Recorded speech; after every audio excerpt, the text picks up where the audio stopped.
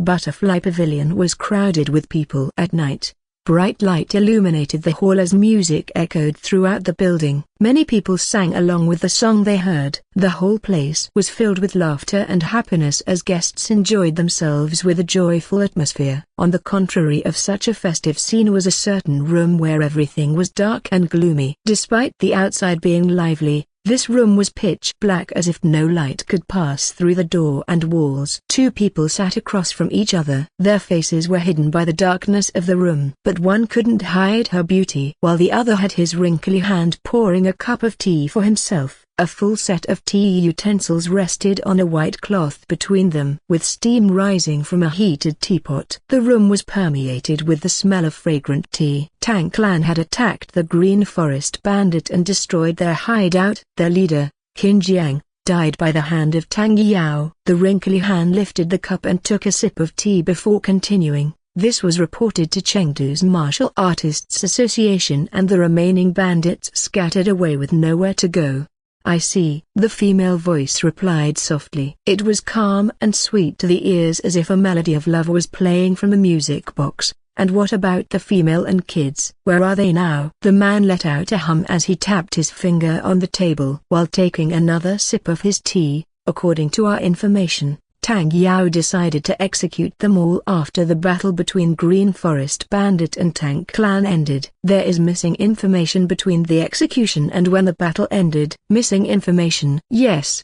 Our informant was killed by someone. No one knows what happened in an hour's span after the battle ended, but Tang Yao and Tang Soso went missing. We managed to spot a strange group. Two people, a man and a woman, someone that came from this city." After saying that, the man took two drawings from his sleeve and placed them on the table. The drawing clearly showed their strange clothes and appearance that seemed different from anyone else in the city. Upon seeing those drawings, the woman's eyes widened in surprise and delight. Her lips curved into a beautiful smile as she took one drawing into her hand. She caressed the figure of a man before touching the edge of the paper. "So they are involved in this?" "Yes. I believe Tang Yao and Tang Soso are in their hands. We saw them arriving with two large barrels into Chengdu an hour ago. They look like they just returned from an expedition." "I see. Very well done." She dropped the drawing back onto the table and looked at the other figure sitting across from her. He was still sipping his tea calmly while having an emotionless face. "Yuan, continue with your task." "Yes, sect leader." The man bowed down in respect while getting up from his seat before departing from the room. Her gaze fell on the drawing on the table again as she thought about something. Well, I didn't think that man would be this famous so soon." The person in the drawing was definitely Leo and Jessica. With their unique appearance, no one would mistake them for someone else, especially Leo with his long hair and suit. His appearance gave off a mysterious vibe. The sect leader picked up the drawing again and caressed it softly. Her face was illuminated by the soft light of a candle. She looked at it with an indescribable gaze before clenching the scroll in her hand and crushing it into pieces. The beautiful drawing became a pile of pieces of paper on her palm before she burned them in a burst of flames conjured using her chi. "I am interested in you, Mr. Leo. What's your true nature? Where did you come from?" Everything is still a mystery. With the scroll burning in her palm, she gazed at the candle flame with an undecipherable gaze. The flames reflected the darkness of her pupils, yet they couldn't reveal a fire within her heart. There was a saying that went around the Murim: when house sect took interest in someone, they would bring that person into their embrace like a butterfly in their web. Their cocoon was warm and full of beauty. But if one day, someone realized it and struggled to get away, they would end up being the most tragic butterfly that house sect ever caught. And Nabi believed in that saying, or maybe it was better to say that she lived by following that saying. As she was the current sect leader of house sect, she put out the candle flame and darkness engulfed the room, leaving only silence. When morning arrived, everyone was wasted. Be it Wandering Sword Saint, Beng Li or even Leo, all of them were sleeping in the lobby. They finished the party late at night, but they still didn't stop drinking. Shui became their personal bartender and made stronger alcohol for them. In the end, the result was chaos. Truly, men are stupid. Kiaki, as the only person who was awake beside Jessica, muttered as she crouched in front of sleeping Leo. She didn't drink much and used nanites to wash away the influence as soon as she felt it. As someone responsible for the base's defense, she couldn't be wasted like everyone else. Chiaki sighed as she looked at the sleeping leader and gently caressed his cheek. A soft smile adorned her usual stoic face. Even you can act stupid sometimes, leader, like when you were like this, or when you tried to save me that day. You really do like saving people from danger. Or maybe you just like girls like me? That's a dream come true for me. She giggled, amused by her own fantasy. She knew it would be impossible for their leader to like her in that way. He liked them all equally, which meant that he had no sexual desire towards anyone in their group. Or maybe not. She knew he slept with Jessica. Are you disgusted with my body? Is it because I am ugly? Chiaki softly asked to his sleeping face before closing her eyes. She couldn't believe her own feelings as she blushed in embarrassment, but she liked him and wanted to be acknowledged by him. At that moment, she heard the door behind her open. Chiaki, don't be stupid. Leader is a good man and won't judge you from your appearance. You know that the best, right? Have faith in him. It was Jessica who spoke to her. Chiaki wanted to say something but decided against it. She believed in Leo and wanted to show herself to him in the future. She wanted him to pat her and acknowledge her strength. I know. She nodded as she looked at him with a fond gaze. But I am still bitter over it. The past a broken bar. I can't help with that. But Leader trusted you a lot, so it's fine. Everyone trusted Leader deeply and Chiaki knew that very well. And that was why she would answer that trust. Are they ready? Yes. The secretary replied calmly. I am sorry for giving the dirty work to you. Know that the leader was proud of your effort. Of course. I'm part of the hallowed insect mercenary group after all. And I know that he actually doesn't want to give me such a job. He had a pained expression every time he asked me to do something like this. With that, Chiaki entered the inner area of the base where the infirmary was located. She looked at two people. One injured heavily and didn't look remotely like a human anymore, while the other one looked healthy on the outside but had no life within her body. Her mind was broken. Both of them were laid on top of an operating table with their bodies secured with straps. Even if they tried to break out, they wouldn't be able to. Many tools were ready to subdue them and inject their bodies with weakening drugs. What they did was unforgivable.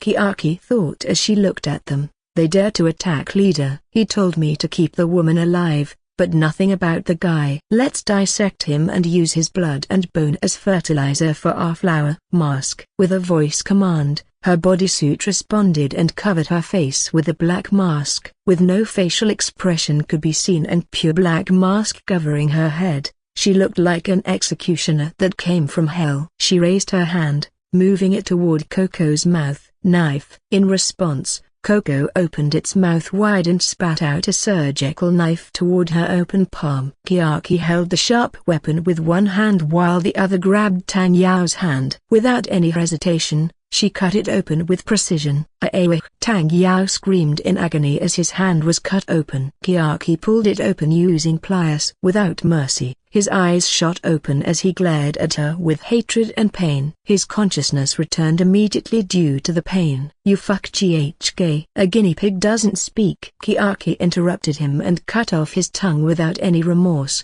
Now, let's discover the secret of Chi. We will meet often. First guinea pig. Screams and cries echoed within the room. Soon, the room was painted red. But Chiaki continued her work without paying any attention to it. Ugh. My head hurts. I drank too much last night. Leo slowly rose from his seat in the lobby as he rubbed his temples and sighed. His clothes were stained with wine and alcohol, but he didn't seem to care about it at all. As a former employee in an office who had a daily commute for about 10 years, he had drunk one too many times. He was used to it. But, here is some water, leader. Oh, thanks. You really saved me there. Jessica appeared from the side of the room with a glass of cold water on her hand.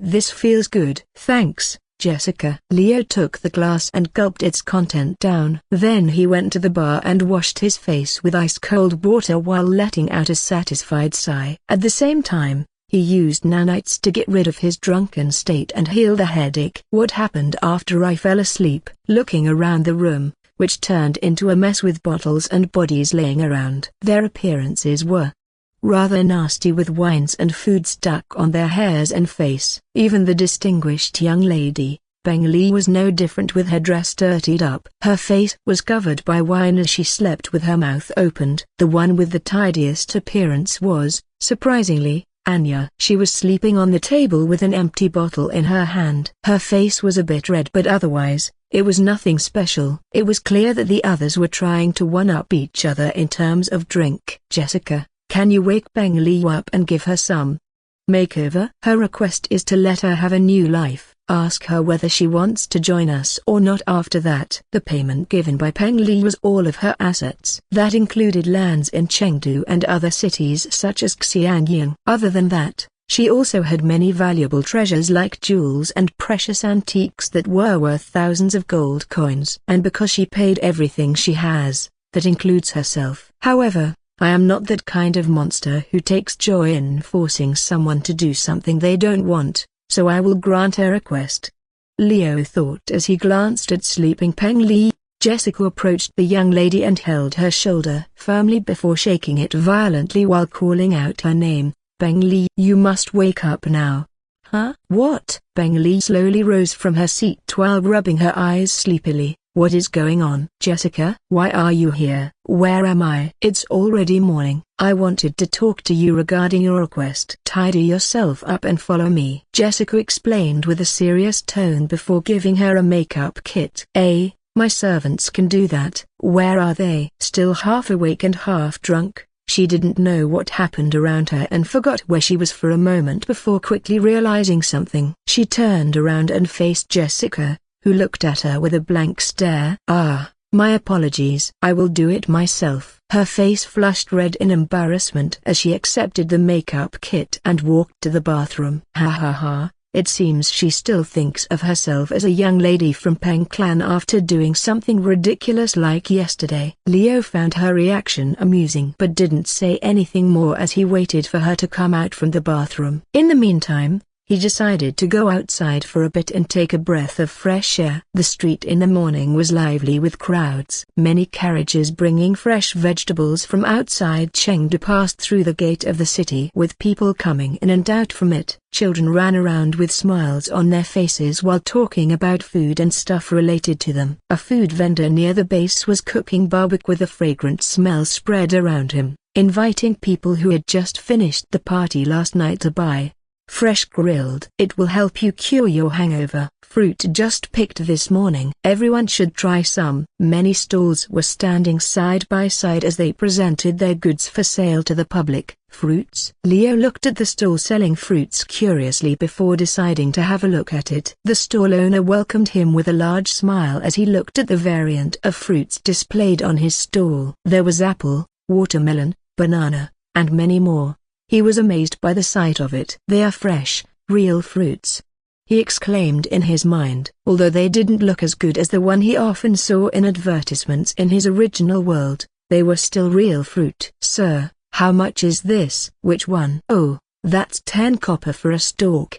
8 if you want a bunch of them." "How about this?" Leo pointed at a watermelon. "Only 7 copper for you." "Ha ha ha, I just picked this one myself this morning. I tell you, it's so sweet and juicy. If you are interested, you can try some before buying it." The stall owner took a knife and cut the watermelon open with an experienced swing before giving it to him on a plate. "Try some." Gulping, Leo looked at the red watermelon with sparkles in his eyes before picking up a slice and eating it. The first thing he felt was refreshingness. The juice filled his mouth as he tasted the freshness of the fruit. It was different from the canned and dried ones he ever had. "This is delicious." "Ha ha ha, of course, I sell only the freshest of fruit." "Go on, buy them all if you like. I'll even give you a discount." "Well then, I will have them all." When Leo said that, the seller blinked in surprise before his face exploded in joy. "Really? Thanks for your patronage, young man. All of them will be 2 silvers. They are surprisingly cheap here."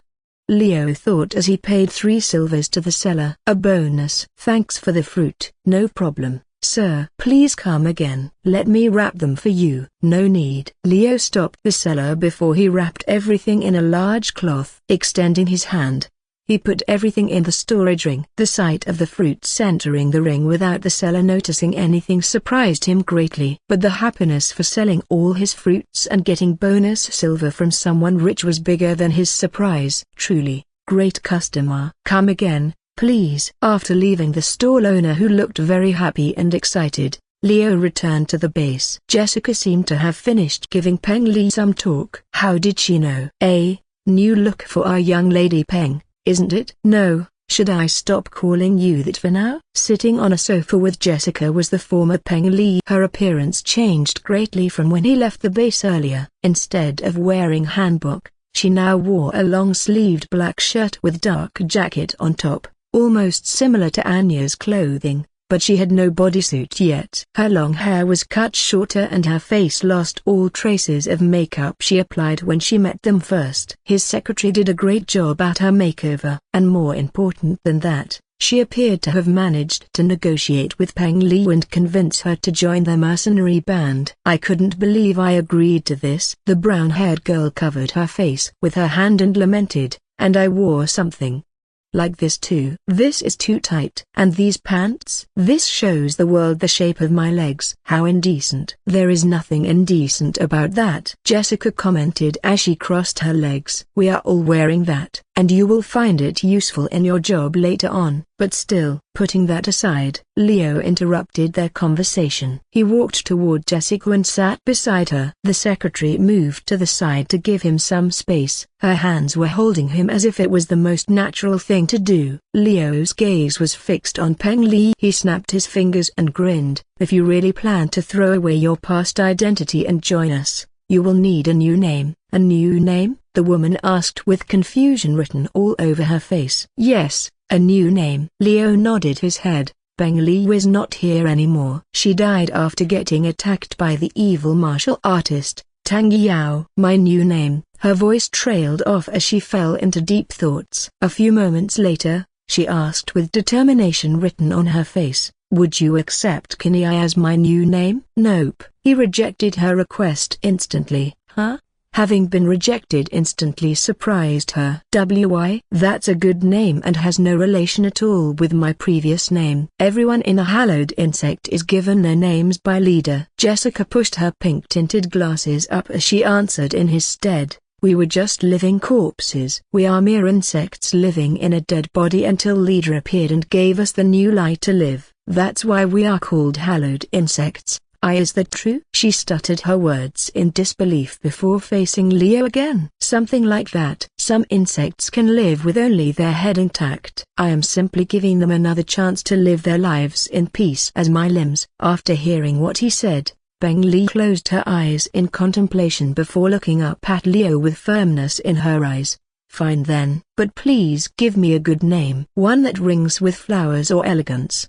Leo hummed as he fell into deep thought while stroking his chin. Many names appeared in his mind. There were some beautiful names fit for her and some that ringed with elegance as she said. However, he already had a perfect name for her in mind. A name that would suit her perfectly. How about Peng Peng? That's just harassment. She yelled in anger. Foo, that suits you well. You know, Anya loves to call you that. Jessica commented with an amused grin on her face. She's just doing that to make fun of me. Please don't make that my name. I will be crazy. Ha ha ha, I was just joking. He laughed loudly before taking a deep breath and stopping. He put on a gentle face and smiled. From now on, you're Astrid. It's a beautiful flower that grew in my hometown. Its other name is Flaming Sword, fitting your chi element. No, a purple flame. Flaming sword. Astrid. Huh.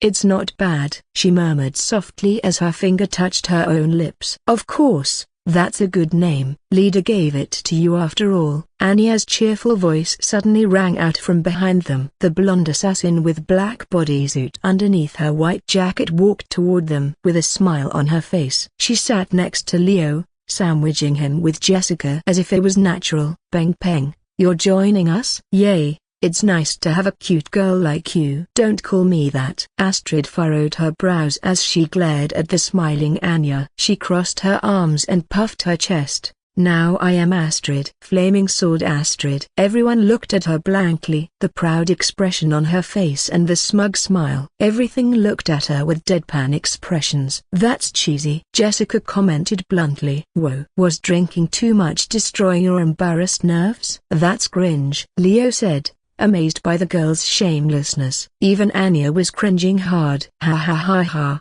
Yeah, bang bang. Let's take a step back with the flaming sword thing. You are not even close to having mastered chi like the gorilla sleeping with the boys over there. Anya pointed at the snoring wandering sword saint on the side. Embarrassment quickly appeared on Astrid's face as she looked away in shame.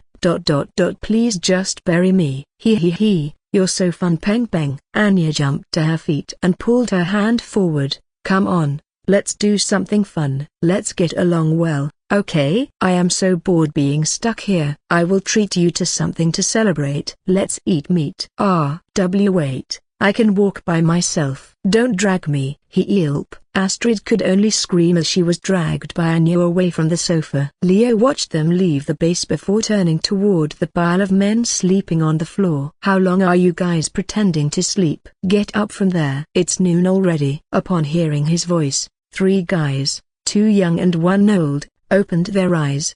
They stood up and stretched their bodies in unison. Ha ha ha ha, how long since you noticed that we just pretended to sleep? The bearded old man, Xiao Artan, laughed as he talked to Leo. Probably since the start. Leader is a monster. His understanding of human psychology and nature is above all of us, Shui commented as he walked toward the bar to prepare drinks for everyone. Exactly. By the way, how did you cure your hangover? Is it using chi? Jack asked Xiao Artan as he took a seat on the couch. Yes, something like that is simple and easy. I just need to throw away the impurities in my body using my chi. What intrigues me is how you did it. I couldn't even feel a speck of chi from you lads' bodies. Yet, your physical abilities are on par with me. No, even stronger. It's really interesting. Xiao Artan curiously glanced at Leo and the others while stroking his beards in thought. His eyes were glued on them as he examined every inch of their bodies. Will you tell me the secret if I join your group?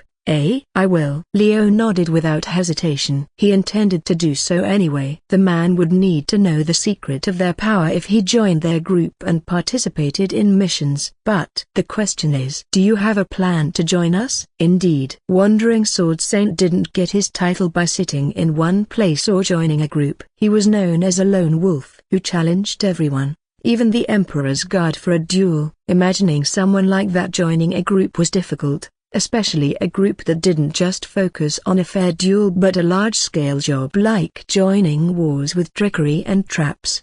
I think the best we can do is have a good relationship with each other and promise not to fight to death if we somehow meet on the battlefield. The Central Plains and the Murim were just hit by turbulence. Many clans will use this chance, when the Tank clan is weak, to try and seize controls. Which means, wars will break out between many clans and sects in the Central Plains. Jessica finished his word in an emotionless voice. We will probably move from one battlefield to another. I doubt you, as a person, are interested in that kind of life, as she said. Leo nodded and looked at Xiao Artan.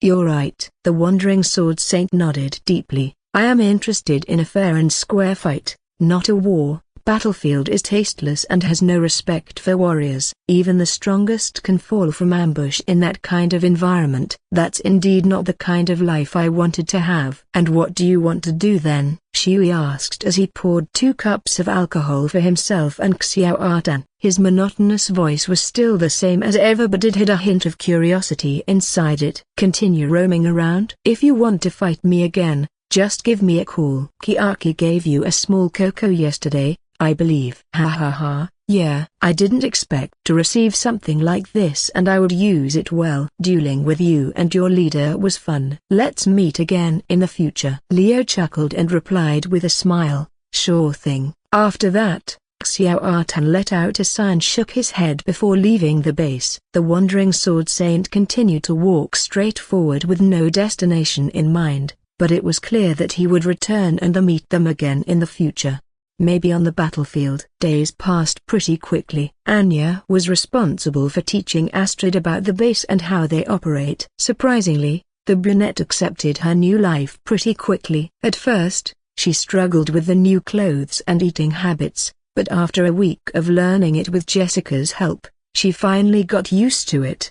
No job came to them during that time, so the gang spent their days enjoying the lavish life without doing anything. This was due to Tang Clan still taking care of the aftermath of their attack. News about the fight had spread far and wide in the Central Plains. Sometimes, the name Thunder God and Hallowed Insect Mercenary were also mentioned in some rumors. Although only a few people knew their faces, it was still a lot more than before. Despite this, no job came to them for the whole time. Everyone focused on tasks at hand. Jessica was focusing on making connections by visiting some places with Jack. Shui protected the base and cooked, while Kiaki was doing research in the infirmary. The bob-haired girl never exited the place since she entered, making Leo worried. Currently, he was laying on his bed, rereading the novel to remember every important detail of the plot and taking notes to prepare for the future.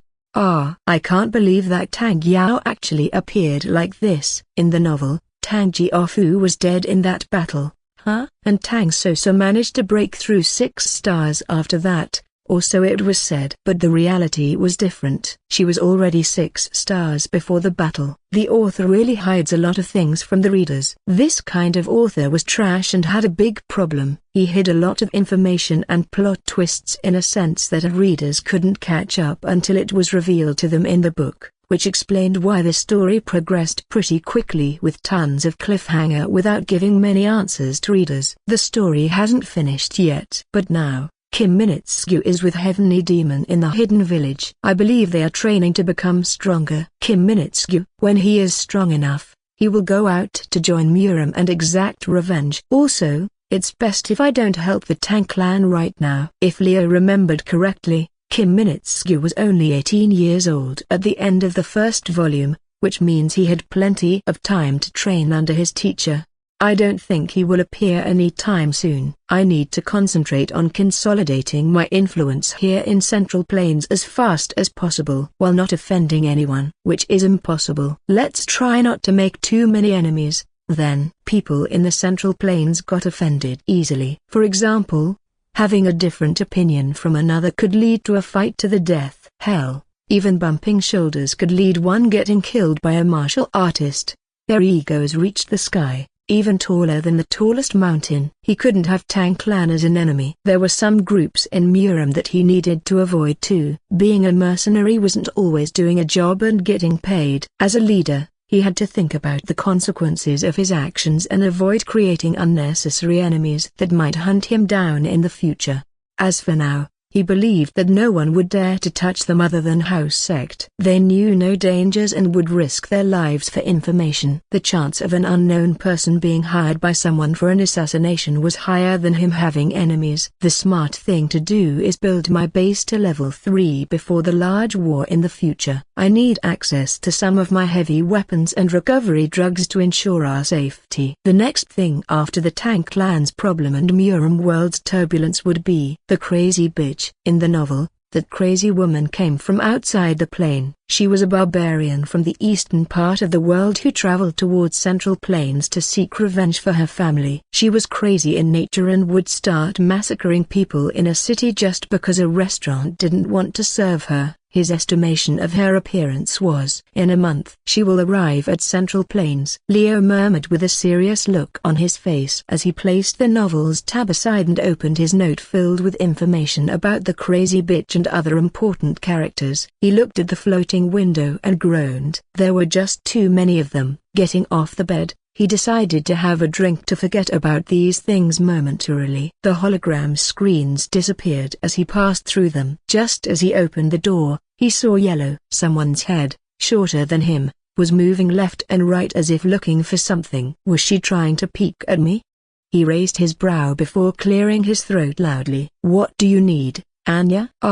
Leader, you found me. She laughed sheepishly before jumping away from the door and looked at him with sparkling eyes. I was looking forward to my reward. Today, no one was at the base, so I thought. He. A mischievous smile appeared on her face as she moved closer to Leo, who furrowed his brows before sighing in defeat. So you planned this? You got me. Anya gave him a playful smile before her face turned serious. But it's true that I want you to give me a reward for being a good girl. I was also satisfied with beating that guy up with Kiaki for a week. Isn't it time already? The blonde girl acted as if she was a pitiful puppy begging for food while looking at him with an upturned gaze. Facing that, no man would be able to say number. He pointed inside with his thumb. Enter. Okay. Leo returned to the room while Anya skipped inside with a bright smile on her face. After reaching his bed, he sat down on it while leaning against the wall. Anna climbed onto the bed and straddled on his lap. A hungry look appeared in her eyes as she fixed her eyes on his face and licked her lips seductively. Her beautiful blue eyes sparkled with desire as she hugged him. Her breasts, which were smaller than Jessica's and had just the right size for Leo to grab and play with,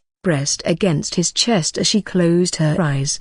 I really love your smell, leader. Your heartbeat is also very steady.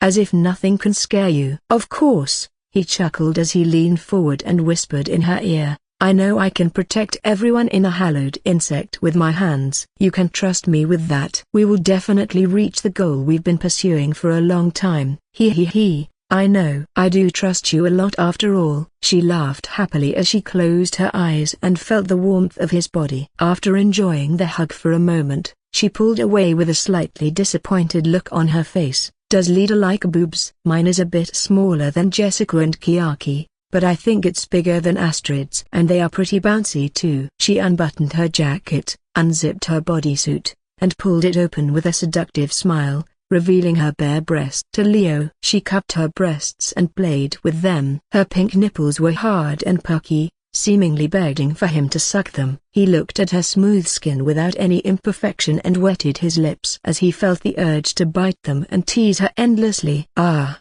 that look. I am happy you're filled with desire when looking at me, leader. This is more like a reward for me rather than you. No, leader. I am happy you are finally letting yourself loose like this. Our bodies area broken bar impure. But you accepted us for how we truly are and are not disgusted. Of course. I love all of you. There is no way I am disgusted. No, rather than disgusted, I am impressed. You are truly beautiful. Leo gave her a smile as he fondled her breast and squeezed it. He kissed her nipple before biting it with his teeth gently as he sucked it with his mouth. Anya let out a gasp of surprise but didn't complain as she felt pleasure running through her body. She could only let out a soft moan as Leo continued to tease her breast in different ways. He, you're like a baby. Anya is happy to see your new side. At the same time, I am jealous of Jessica whom you showed this side of yours often. Don't be jealous about that. I'll also give you special treatment, he responded with a smile. Leo gently pushed her down on the bed before lowering his head down and biting her left nipple gently. His other hand massaged the other one in circular motion while his index finger gently brushed it from time to time,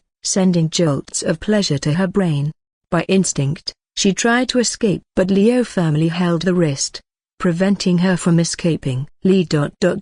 Moans and cries of ecstasy escaped from her lips as Leo continued to torture her with pleasure while going down on her stomach and licking it, then kissing it again.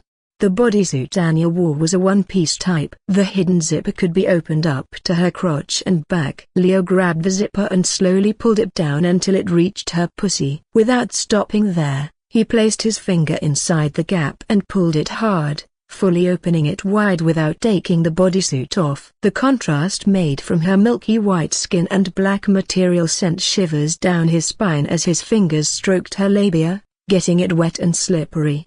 Please, enter me already. Anya begged for it while trembling from his teasing. Her eyes were watery and begging for him to grant her wish. Mess me up. I want to be spanked. Treat me like a bad girl who deserves punishment. Laugh at me and humiliate me. The girl grabbed her thighs and spread them widely, giving him a good view of her pink and wet flower waiting to be plucked. Holy shit. Leo was surprised by her reaction and expression. Normally, Anya was a mood maker. She always teased Astrid and everyone. The gremlin of the group that always initiated some trouble with Shui to alleviate the tension within the base. Never had he seen this side of her before. She was in front of him, naked and begging to be fucked. Just like a masochist. Anya, could it be? Leo asked her with a stern voice. Do you have masochistic tendencies? Yep, that's right. Please treat me like a bad girl and punish me. I love humiliation, so don't worry about doing weird stuff. The energetic answer surprised him. The image of Anya in front of him had changed into someone else in his eyes. Although she was still the cheerful,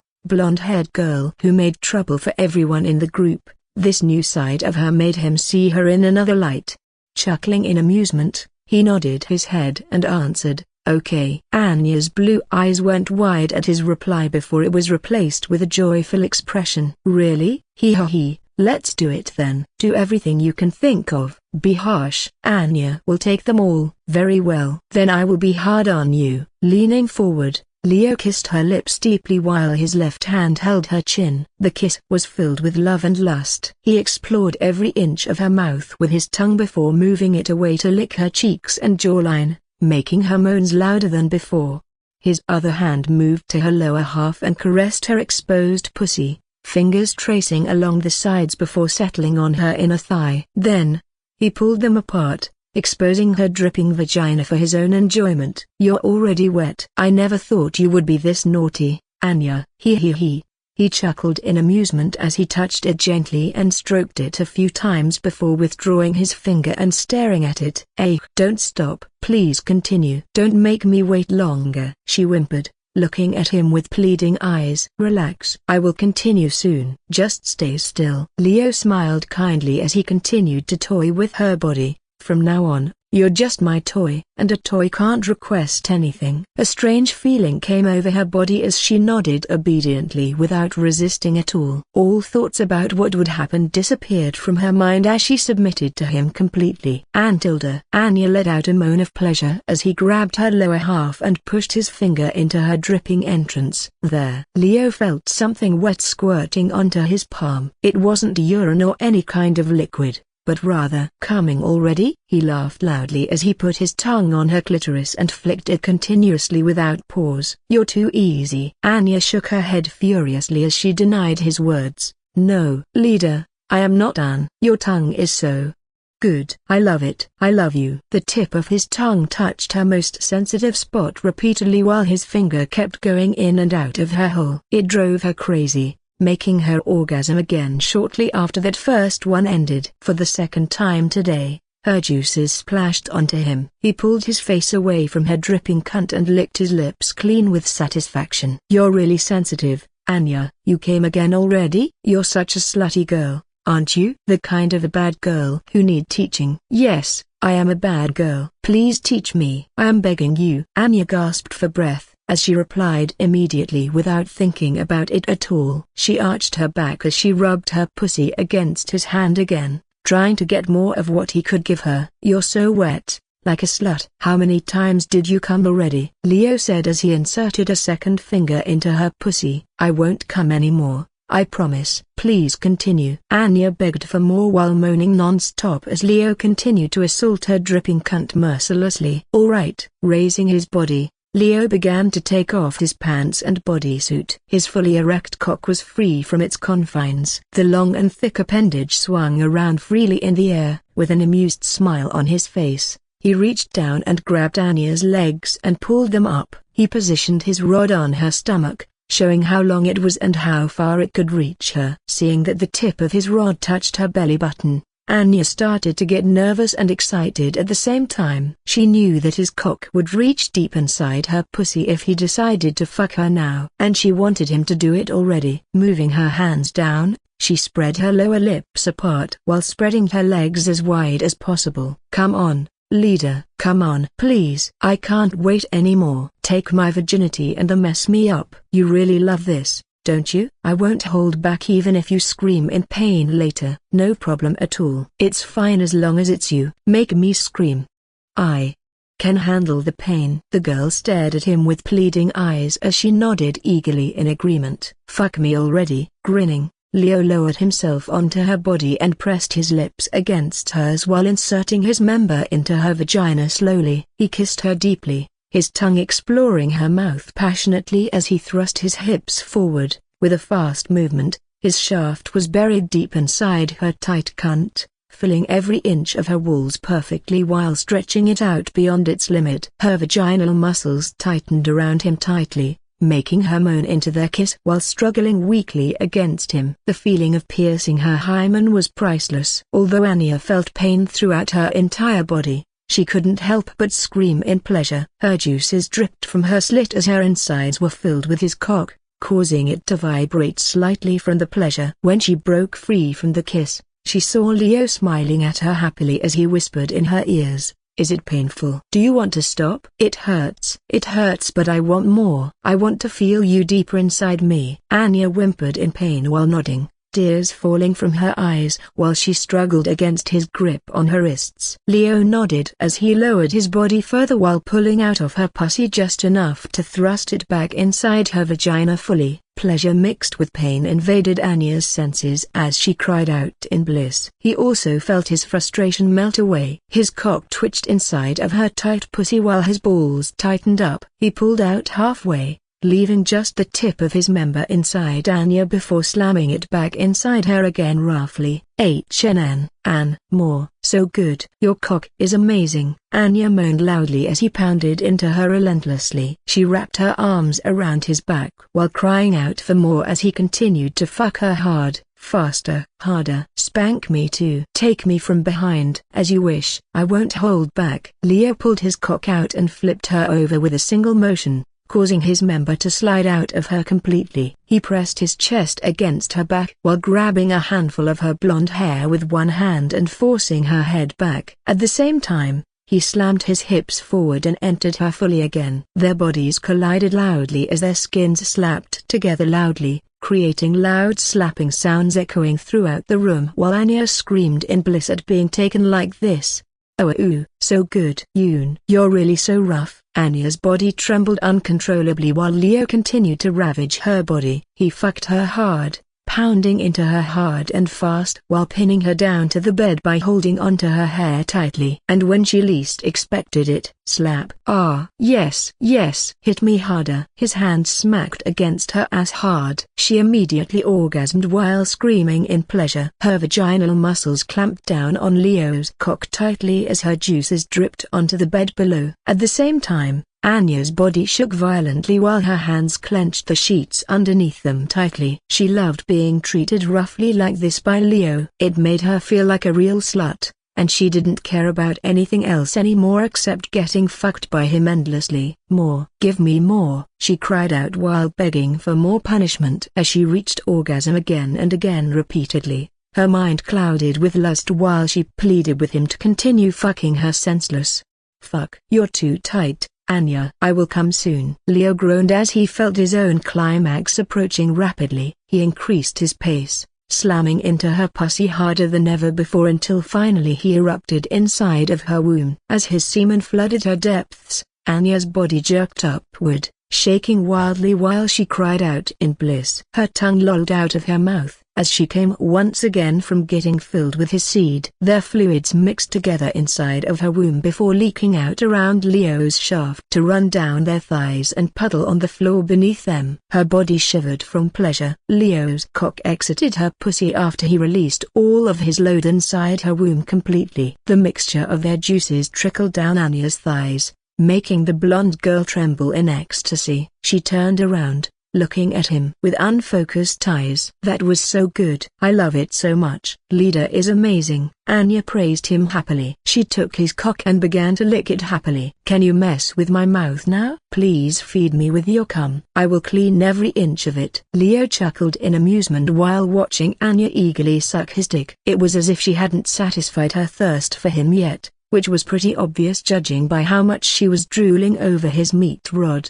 "Since you asked for it nicely." Anya's eyes brightened up as she opened her mouth wide open for him. She looked at him expectantly as she waited for Leo to feed her his cock. While she was doing that, he patted her head. When he fucked her from behind earlier, he pulled her hair with force until she couldn't move. He felt a bit guilty, but he had to admit he felt pleasure for doing that to her. But it wasn't just because Anya let him do everything to her. There was also a hidden reason that made him do that to her without knowing it himself. That reason was, I am unexpectedly a sadist. His sadistic side that he never knew about before surfaced due to that lewd woman who loved humiliation and being treated roughly like a whore. The moment he found out that she was a masochist, his mind went haywire and his instinct took control of his body, dominating his action. Even now, he had the urge to shove his cock deep inside her throat and choke her until she almost fainted from coming from pain instead of pleasure. But that will be too extreme for our first time. And I don't want to hurt her. I need to find a way to control this sadistic tendency of mine. However,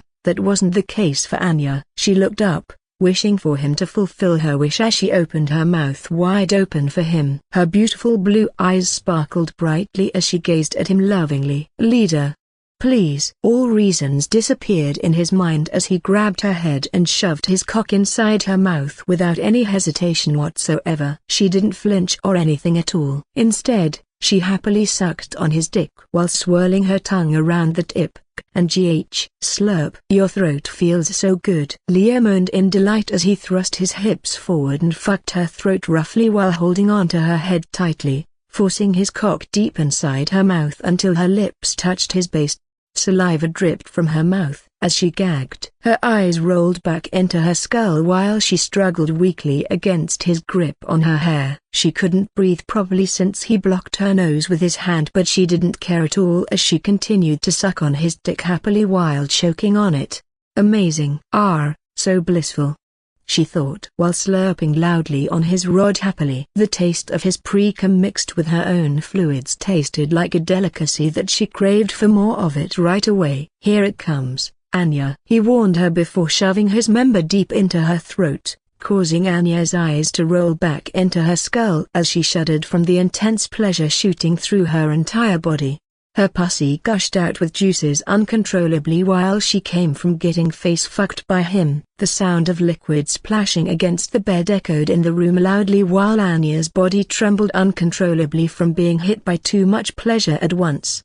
She couldn't help herself anymore as she orgasmed again while sucking on his rod desperately. Her stomach swelled from his massive amount of sperm, but she didn't stop sucking him until she milked every last drop from him. When it was over, she opened her mouth wide for him to see. Ropes of white liquid dripped down from the corners of her lips as she swallowed the rest of his cum hungrily. It tastes so good, Anna mumbled happily while licking her lips clean while looking at him with lust-filled eyes. When faced with that kind of erotic face, Leo lost his reason once again. He grabbed her and flipped her around, grabbed her waist, and buried himself inside her again. He was full of stamina. Anya got spanked on the ass while her head got pushed into the pillow. He fucked her with strong thrusts that rocked both of them forward while she screamed in pleasure into the pillows as Leo relentlessly pounded her from behind. They didn't end until he cummed inside her 5 times. Her stomach was slightly bloated by his excessive semen and she lay on the bed panting heavily while gasping for air after coming down from the high of multiple orgasms. Her ass was red with handprints. Leo's eyes were unfocused and dazed. Satisfaction filled his chest. This is life. Anya is amazing. But that satisfaction disappeared when he saw Anya lying on the bed in an exhausted state. He became worried about her. He pulled his cock out and climbed atop her before flipping her over. She was grinning like an idiot, making him feel relieved. He cock, Anya muttered while twitching her fingers towards his cock as if she wanted to grab it before stopping herself and licking her lips instead. Leader, I love you so much. I love you too. I know, she chuckled before lifting her hands up and hugging him. Leader is kind and also strong. You're also hung like a horse. I want to be impregnated with your babies. You know that's impossible right now. Make sure to use your nanites to keep yourself from being pregnant. Will do. The girl laughed happily as she rubbed her head against his chest affectionately. Her eyes were filled with love and happiness as she gazed at him lovingly. But in the future, maybe, to think of this far ahead is something I didn't consider before. Maybe it will happen. Leo nodded while chuckling quietly to himself as he thought about Anya's words seriously. His vision moved down and saw that Anya had fallen asleep in his arms after exhausting herself from the exercise. Maybe not exhausted, but the satisfaction made even him felt slightly tired. He wanted to sleep right now, but her words from earlier made him think again about the future. Let's start to move seriously. In the end, he was still the leader. He had a responsibility to make that future where they could live happily and peacefully come true, in a place where they belonged, in a world without war or discrimination. Getting off the bed, he got dressed. He made sure his bodysuit was perfect and put on his suit. Before leaving his bedroom, he made sure to put a blanket on Anya's body. He nodded in satisfaction after seeing her peaceful sleeping face. How cute. When he went to the lobby,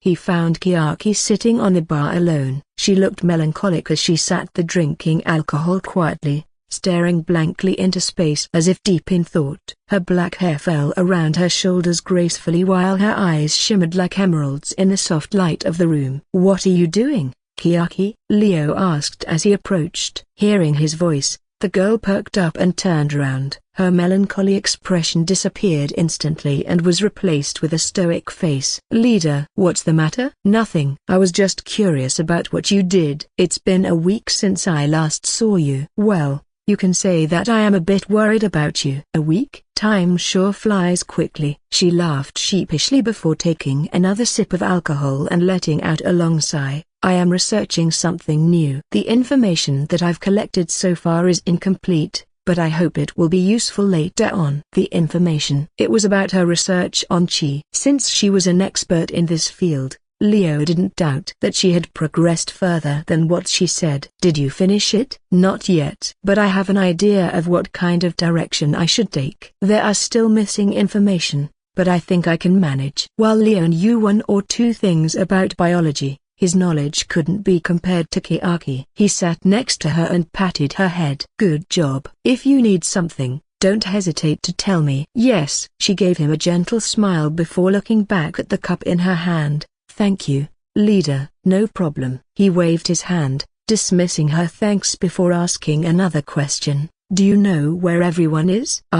Except Anya. "She is in my room right now." "How envious." I mean a broken bar. Jessica and Jack went to do their usual job scouting around town and socializing. Shui is with Astrid to take back all her assets and liquidate them. That's what I know. "I see. Liquidating Astrid. Beng Li's asset, huh?" "That's not going to be easy, with her changing her identity. Making all her assets into gold would be difficult. She would have to be secretive, erasing any trace of herself as she transfers them away from anyone's knowledge. Even then, it could still be traced back to her if someone is persistent enough." Everyone was still busy, so no work could be done. "In that case, want to take a walk with me, Chiaki?" "I haven't gotten the chance to go outside this week." The girl paused briefly as if considering his offer before nodding her head with a smile. "Okay." It was a beautiful twilight outside. The sun was slowly setting behind the horizon, casting orange rays of light across the sky as they walked side by side down the street. A cool breeze blew past them, bringing with it the scent of autumn leaves and flowers. Chiaki, surprised by the sudden invitation, had her face dyed red from embarrassment. Never in her life did she imagine that Leo would invite her out, just the two of them. What should I do?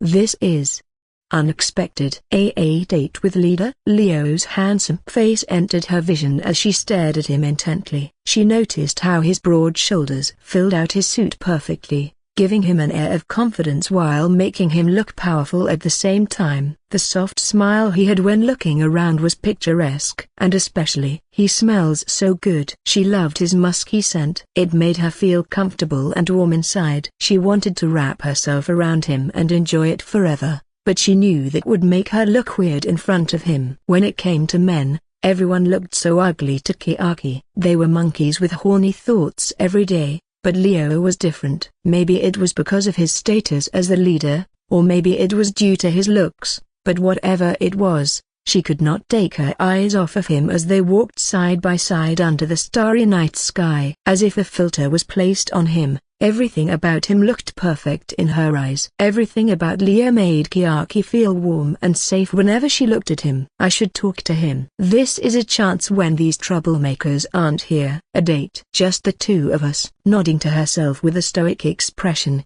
Chiaki gathered her courage and opened her mouth to speak. But before she could get any words out, Leo suddenly turned to her and spoke first. About Astrid, he began with a serious tone. Do you agree with my decision to make her join our group? Hearing that question, Chiaki hesitated for a moment before nodding slowly without saying anything else. I see. Leo chuckled lightly as he rubbed the back of his head awkwardly. He knew that Chiaki wasn't so happy with his decision, as proven by her hesitation earlier. Usually, she would nod without a beat when he asked. So this was pretty clear what she thought about Astrid. Sorry about making that selfish decision. No, that's not what I mean. I know why you did it, but, well, I guess you're right to do it. Chiaki stuttered nervously while averting her gaze away from him shyly, trying her best not to stare at his handsome face too much. She moved her nanites inside her body to control her emotion, and it worked wonderfully. A perfect poker face replaced her flushed one almost immediately. While we need to discover chi, we also need to discover whether we can safely put nanites inside a martial artist's body. Bengali Astrid is a perfect person to undergo nanites surgery. Based on the quick scan,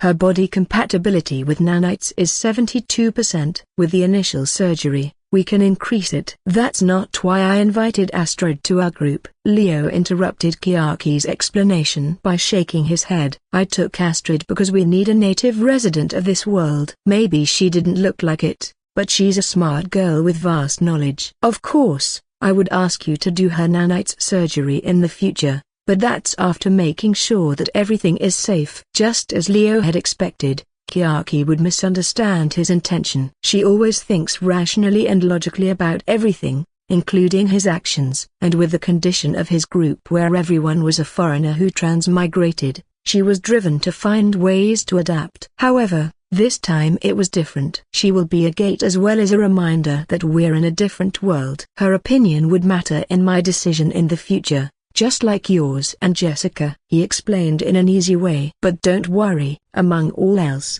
she's still the newest member. I won't treat her the same way I treat you. I will be biased and trust you more than her. So, don't be jealous and support her just like how I support you. Alright? Leader. The girl widened her eyes at him before lowering her head sadly and nodded weakly. I understand. Chiaki understood what Leo meant. In a foreign world where everything was different, they were a group of misfits trying to fit in. To do that, they needed help from other people and resources that only this world could provide them with. And most importantly, they needed to adapt quickly to this new environment if they wanted to survive for long.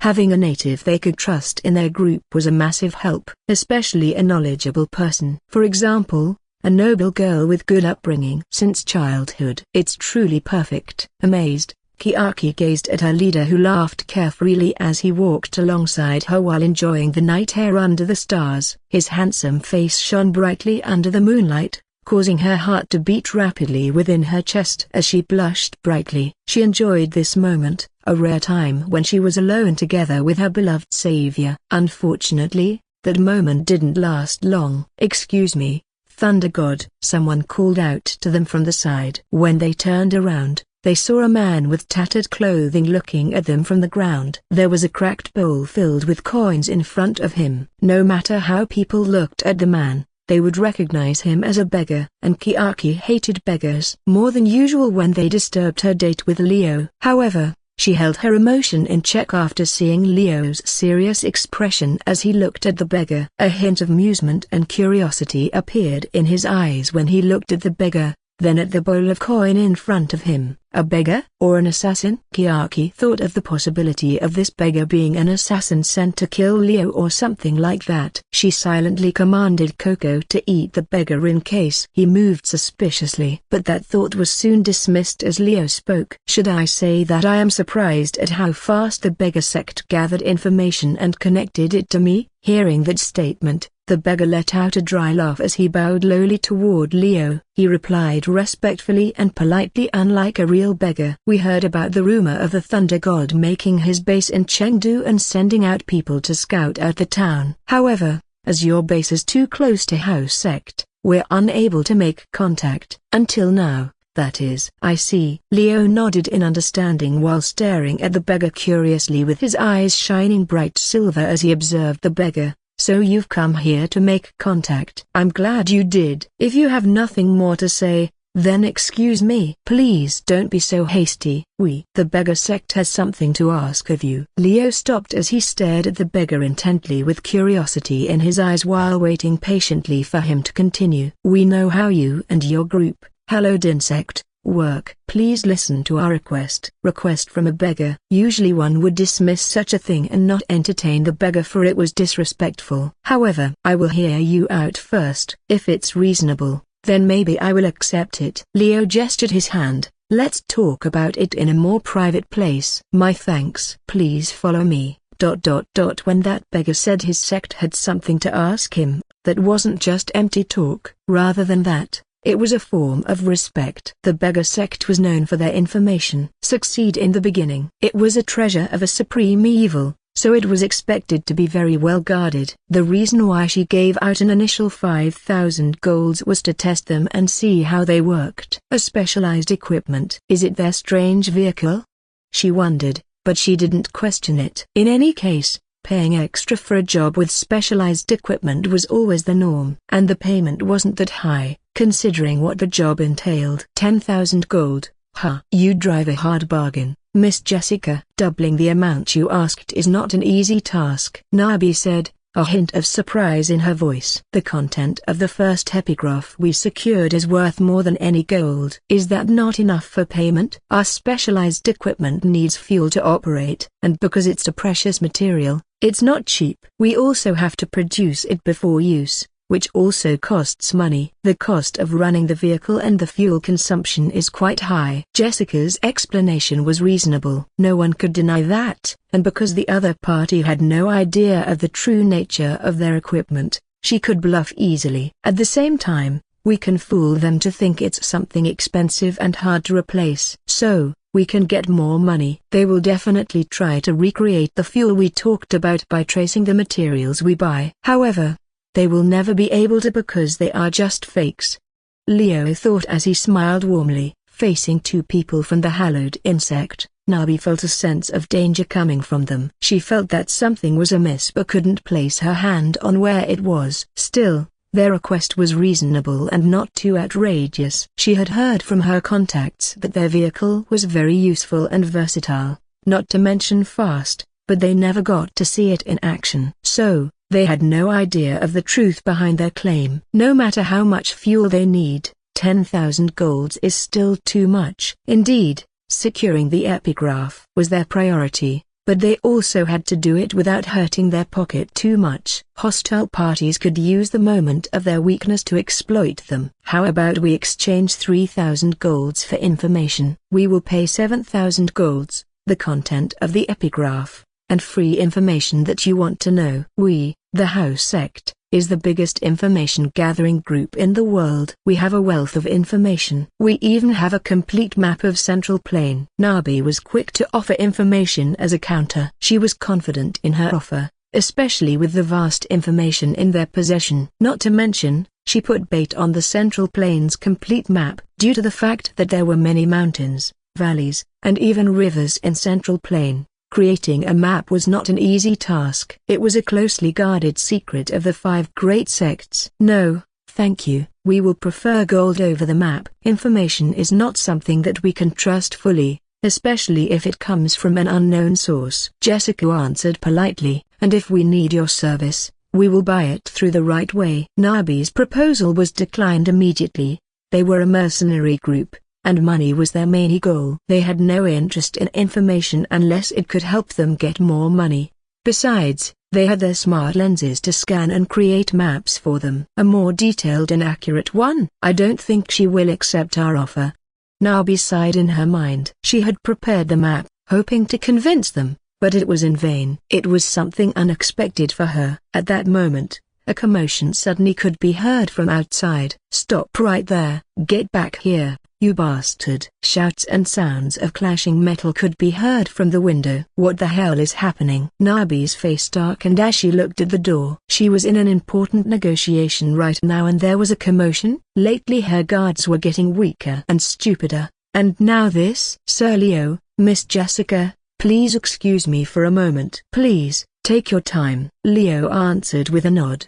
She bowed her head slightly toward the guest before standing up and leaving the room. Her footsteps rang out clearly. Outside, a beggar was being chased by her guards. The beggar was a bit shorter than the average, with a dirty, patched coat and a tattered scarf covering his mouth. Upon seeing him, she narrowed her eyes and moved her hand. Suddenly, blue chi could be seen around her body. Following that, vines began to appear around her hand, growing quickly and shooting out toward the beggar like a snake. The beggar was shocked. His eyes widened as he screamed in fear. Help! Help me!" He was caught off guard and unable to dodge the vines. It wrapped around his body and squeezed him tightly. The vines constricted his body, making it hard for him to breathe. Blood began to drip from his mouth as he struggled weakly. He became like a caterpillar stuck in a spider web. Nabi approached the beggar slowly with a cold gaze. She raised her hand, and the vines lifted him up into the air. "You're bold, aren't you? For a beggar sect member to enter my pavilion. You think you're worthy of my attention?" She didn't seem bothered by the intruder but the fact that the beggar sect was here. If he was bold enough to infiltrate her base, he must have a lot of guts and confidence. And there was only one goal why this beggar was willing to risk his life to talk with her guest. Most probably, they had the same goal as her. "If he doesn't talk, I'll kill him and feed his corpse to the pigs."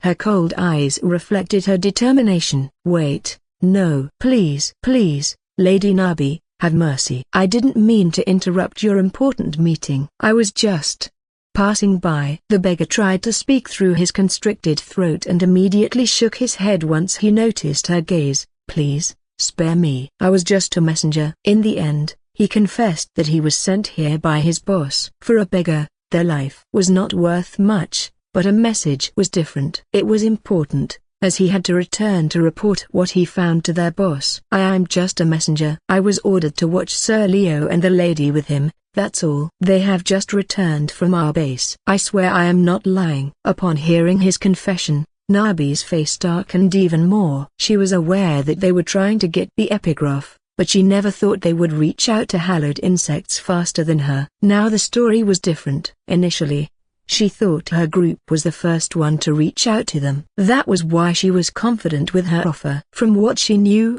they would work for the highest bidder, no matter who they were. But now, there was a new player which would risk her negotiation from the verge of failure. That's why they ask for 10,000 golds. The beggar sect surely gives a better condition than me. Or so she would think. Inside the room, Leo explained to Jack and Kiaki what had happened. The other party that negotiated with them was a smart and cunning person. She would think of every possible outcome and prepare for it. With the appearance of the person that tailed Leo from the slum, Nabi would think that he had negotiated with the beggar sect and received a better condition. Leo had no doubt she would have a misunderstanding of her own accord, because he was also sure the beggar would say everything in the face of danger. "She will come back to me, and she will offer better conditions. That's the perfect scenario. We will be able to get a bigger reward. If we are lucky, maybe she will give us the epigraph and more money." Guessing a smart person's mind is easier than guessing an idiot. The house sect needed hallowed insects. There was a reason why they couldn't move by themselves. Unlike big sects,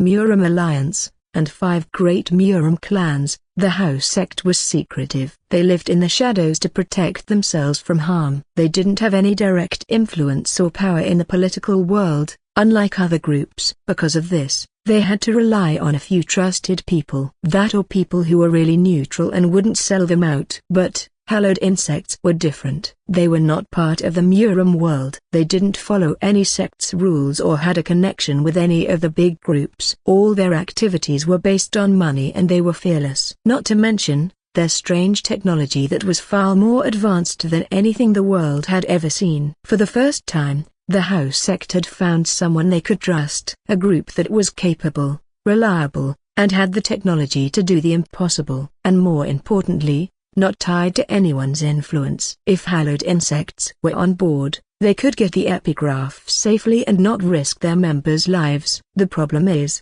their greed is a bit too high. With this, we can cut the source of their confidence and instill fear of losing our cooperation in them. And then, we can have a better deal. As expected, after a few minutes, Nabi returned to the room with a changed expression. She sat down across from the two, her eyes staring at them. "Please excuse me, there is a little bit of a problem." "A problem?" Leo asked as he raised an eyebrow, pretending to be oblivious. This time, he took over the negotiation himself and Jessica knew that, so she stayed silent.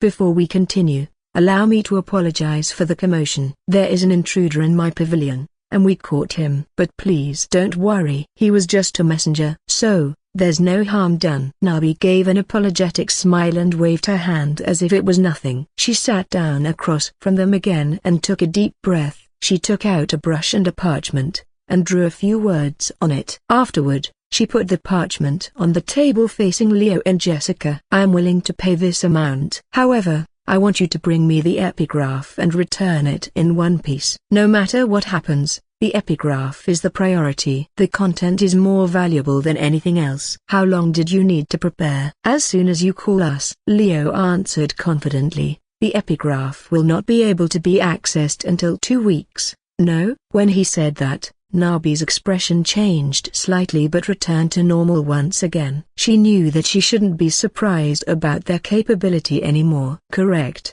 Do you know the location?" "Unfortunately, my knowledge doesn't reach that far yet."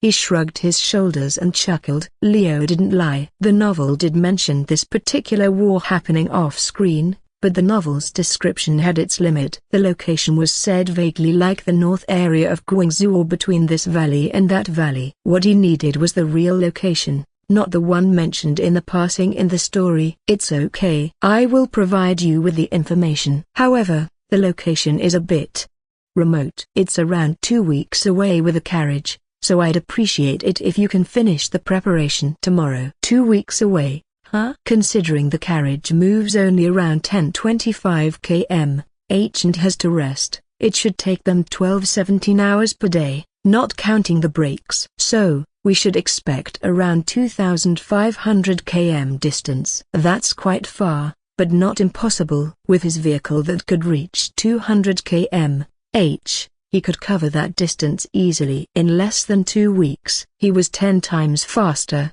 After all, given we ride 6 hours a day and the road conditions, a week should be enough to reach our destination. "Is there someone from your side who will tag along with us in this mission?" "Yes, a member of my group will accompany you. We can't afford to lose the epigraph." Nabi nodded. Understandable. They would need someone to oversee the entire operation, of course.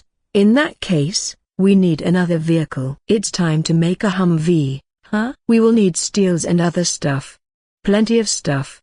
He calculated in his mind. "All right, let's continue the negotiation." Leo was ready to take on the job and secure the epigraph. "We will be the ones who will have the last laugh." The negotiation continued without any problem. They agreed to the price Jessica suggested, and because the payment was high, Nabi would pay half now and half when they return. "Perfect. We will have enough golds to upgrade our base and one of our rooms soon." The materials needed to upgrade the base to level 2 wasn't much, but the price was thrice as the first one. And some of the materials required him to use the armory room to create. After the negotiation was finished, Leo took out the contract paper he prepared, changed a few things, and signed it. Nabi reviewed it and signed her name. "Then, the job is yours, sir. Let's work together, shall we?" "Of course." "Let's work well." Leo nodded his head. His face was serious, but he was smiling in his mind. There was no handshake because the culture here was different. Cupping hands and bowing their heads was the norm. The 4 mercenaries left the building after that,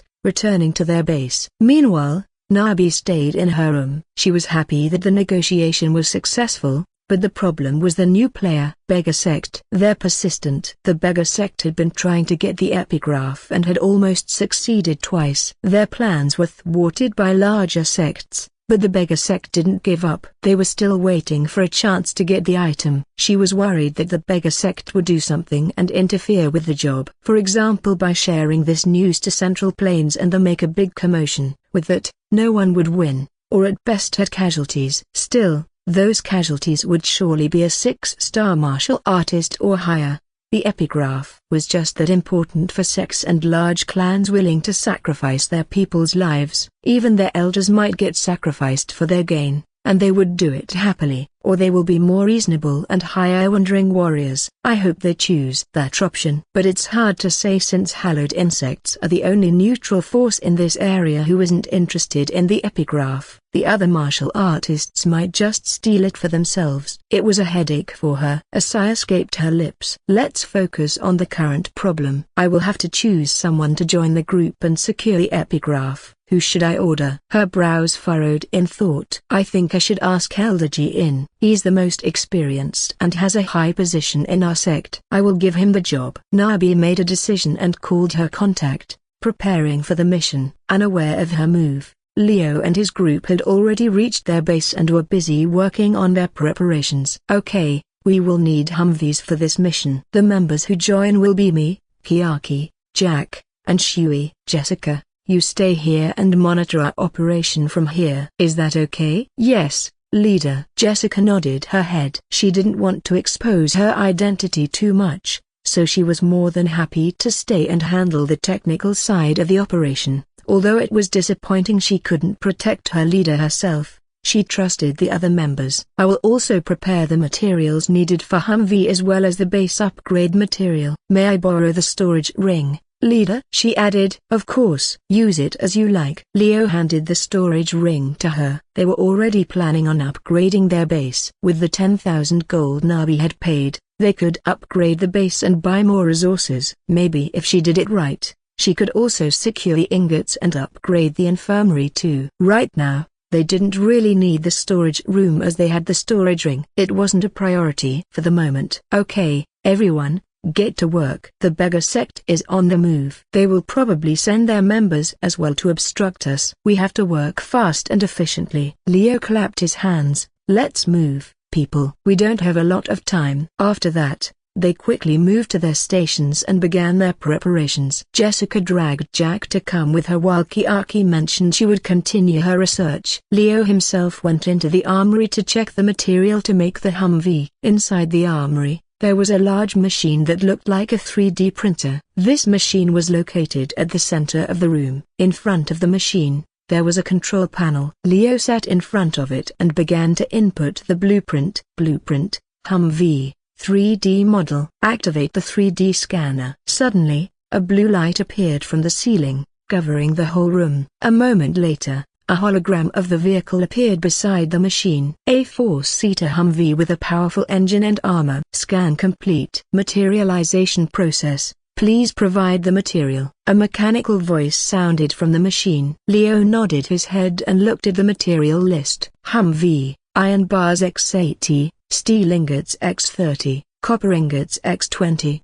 hardened leather X40, wooden planks X60, glass shards X5. Looking at the list, he narrowed his eyes slightly. Creating a vehicle was always expensive, especially for a mercenary group. But it was a necessary cost, especially with the level of technology and martial arts they had. Materialization. Please provide the material. Cancel production. He cancelled the process. He didn't have the material yet as Jessica still secured them. We don't have a lot of money. As expected, we can only upgrade one room on top of getting a Humvee. The higher the room's level, the item choices and the quality of the items became better. Not only that, but the requirement to create a certain item would also be lowered as the machine got better. For example, some of the material needed to build the Humvee would be gone, like the glass shards or wooden planks. Still, He needed this vehicle in this world. All his vehicles in the last base couldn't be used. Just a single bike wouldn't be able to help him and his group anywhere. The gasoline isn't a problem. With the technology we have, even water is a good fuel. So,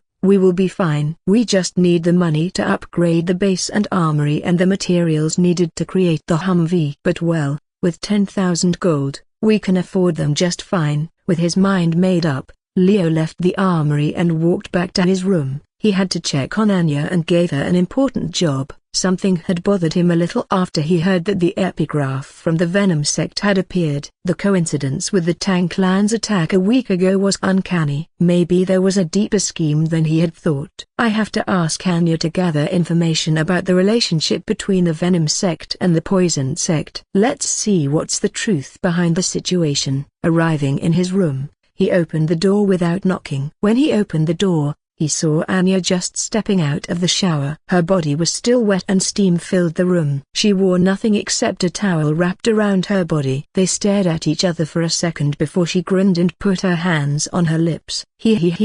Leader, do you like what you see? Ah, sorry, I forgot to knock. Let me just. Leo turned around and was about to leave, but Anya suddenly grabbed his arm. Wait, don't go. Leader, it's fine and all. I'll just get dressed real quick. You have a mission for me, no? So, tell me about it while I'm dressing. Anya had no problem showing her body in front of him. She had nothing to hide in front of him, and he had seen it before, so she didn't care. Besides, her body was his. A little embarrassment from being seen by her leader didn't beat the happiness of being able to make him happy.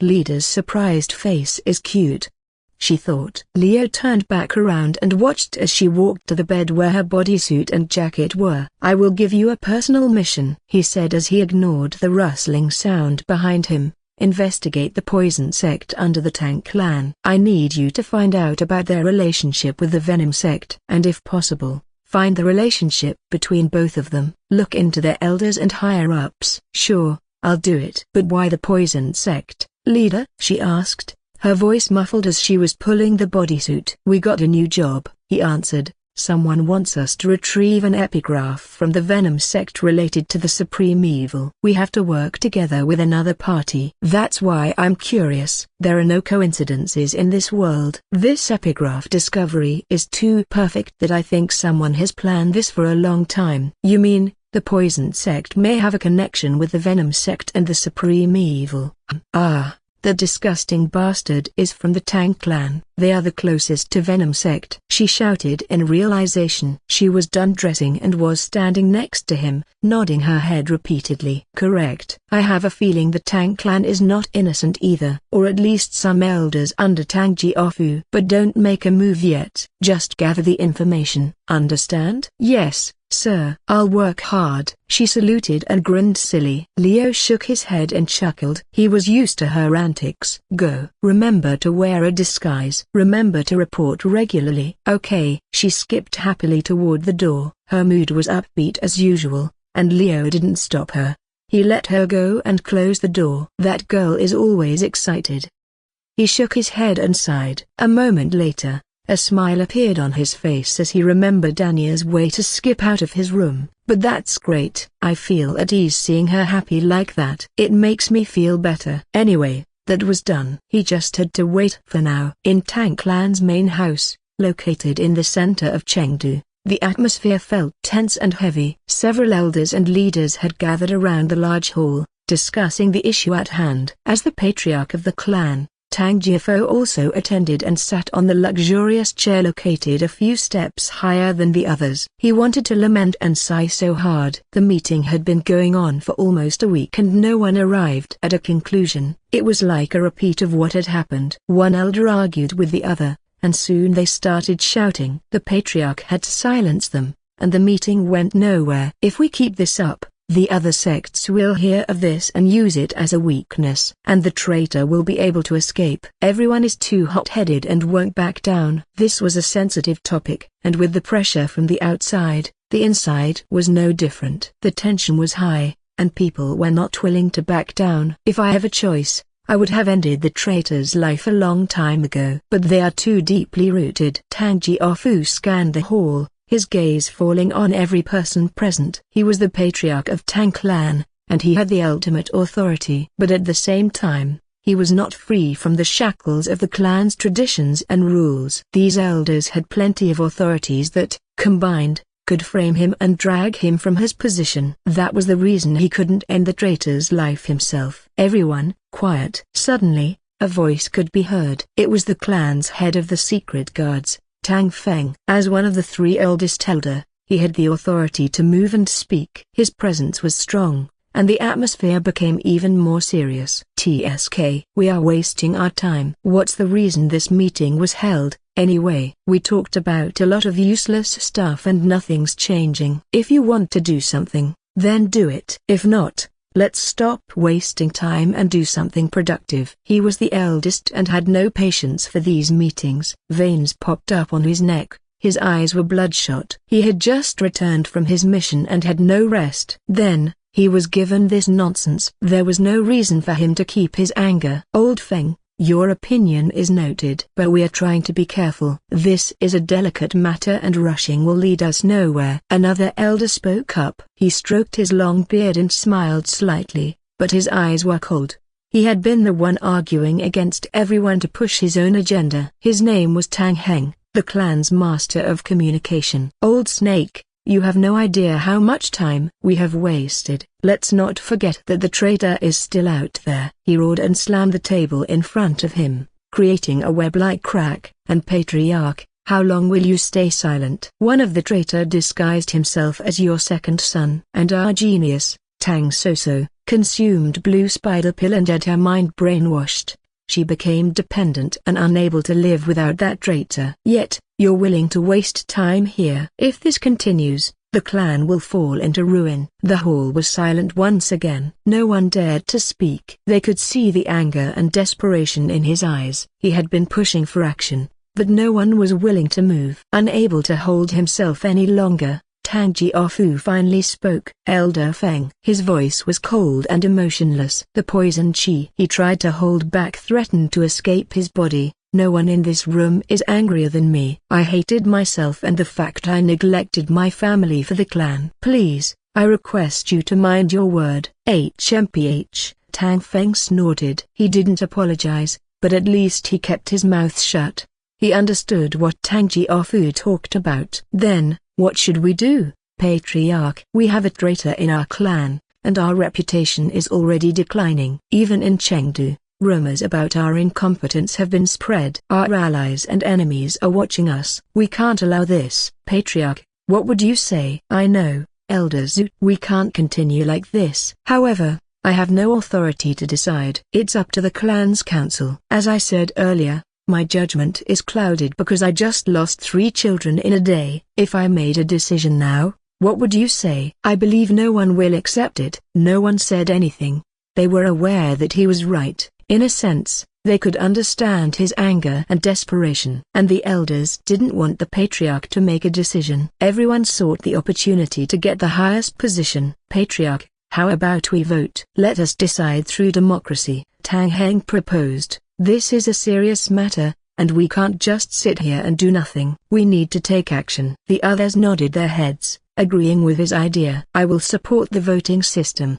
Having no other choice, Tang Jiaofu nodded his head. "All right, then we will start the voting." He waved his hand, and a servant came in with a piece of paper and a brush. "Everyone, write your answer." "What should we do in this situation?" "Find the traitors and execute them or keep searching for more evidence." The hall was filled with the sound of scribbling. After a few minutes, the servants collected the paper and handed it to the patriarch. "Let's tally the result." "Yes, Patriarch." Tang Jiaofu's expression worsened after looking at it one by one. To find the traitors, something had to be sacrificed. And this time, the sacrifice was his reputation. He had a bad feeling about the future. A few minutes later, he cleared his throat and said, "Then, I will announce the result of this meeting." Everyone looked at him, waiting for the result. "As of today, we will not focus on the traitor. We will investigate more thoroughly and find out the source of the problem. But our priority is the clan's reputation and stability. That's all." Majority of elders voted to focus on the clan's reputation. Tang Jiaofu's face became paler and paler,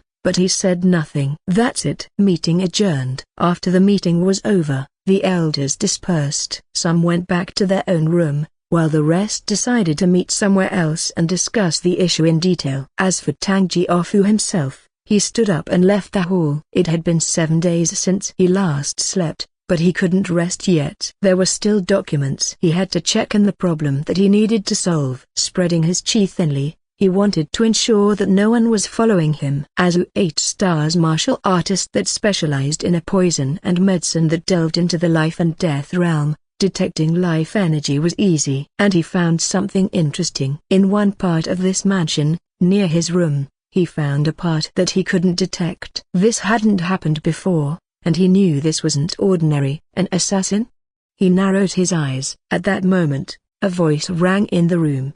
"Oh, you're able to feel my presence? That's strange. I am sure I can't be felt or even be detected by anyone or machine." "Who are you?" Tang Jiaofu roared. His chi began to gather in his hand, creating a green sphere of energy. "Oh, calm down, sir." Suddenly, the space seemed to distort and a figure appeared from thin air. She was a beautiful girl with a blonde hair. Her clothes were skin-tight and strange. But the feature that stood out the most from her was her clawed hands.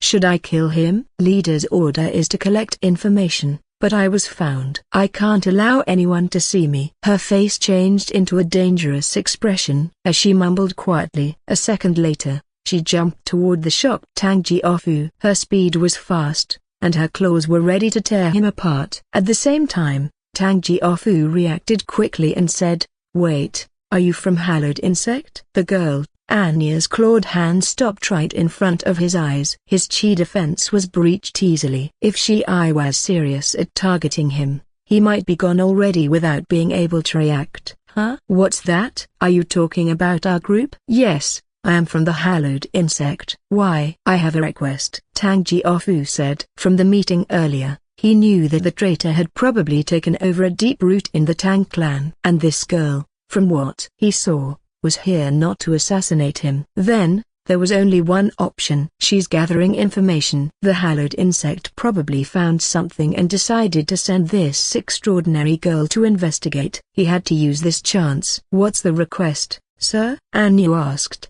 trying to be as polite as possible. But she still didn't retract her claws yet. She might look naive, but she wasn't stupid. Her life had resolved around the battlefield where getting betrayed was normal. But from the information she gathered, this person here might be the patriarch that her leader talked about once before. One of a good person in this world filled with people who only cared about themselves, meaning a potential client. So she would hear him out before deciding what she would do next. "I want to hire you, your group. Please, help me find the traitors who side with supreme evil within our Tang clan." "Traitors?" She blinked her eyes a few times.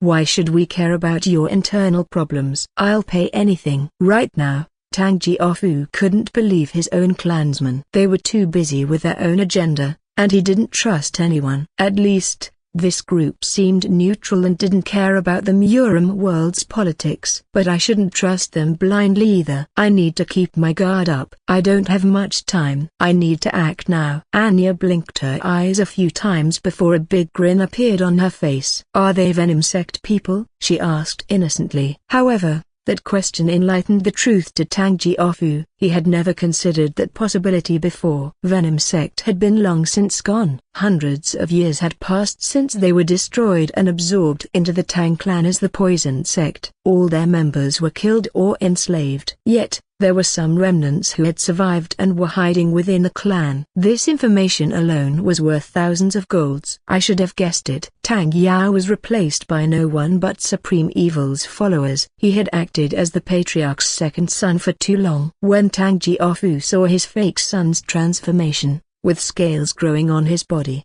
he understood that his son was dead and replaced by an evil entity.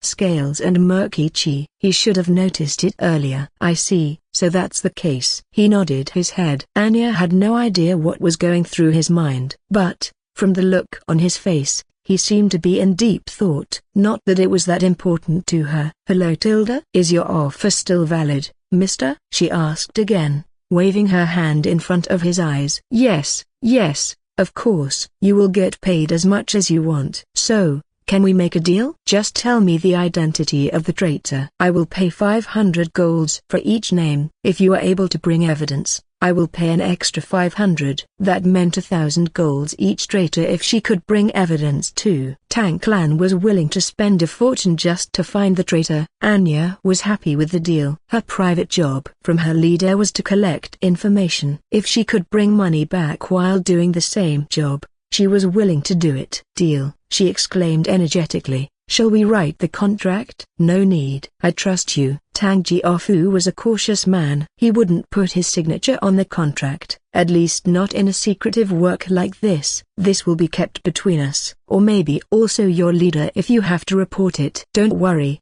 mister. My leader knows about the mission. He's the one who assigned me. Anya didn't say anything else. She didn't know how to explain her leader's genius plan. He surely knew that the Tang clan's patriarch needed to hire them. That was why he sent her to this place to investigate. There is no coincidence in this world.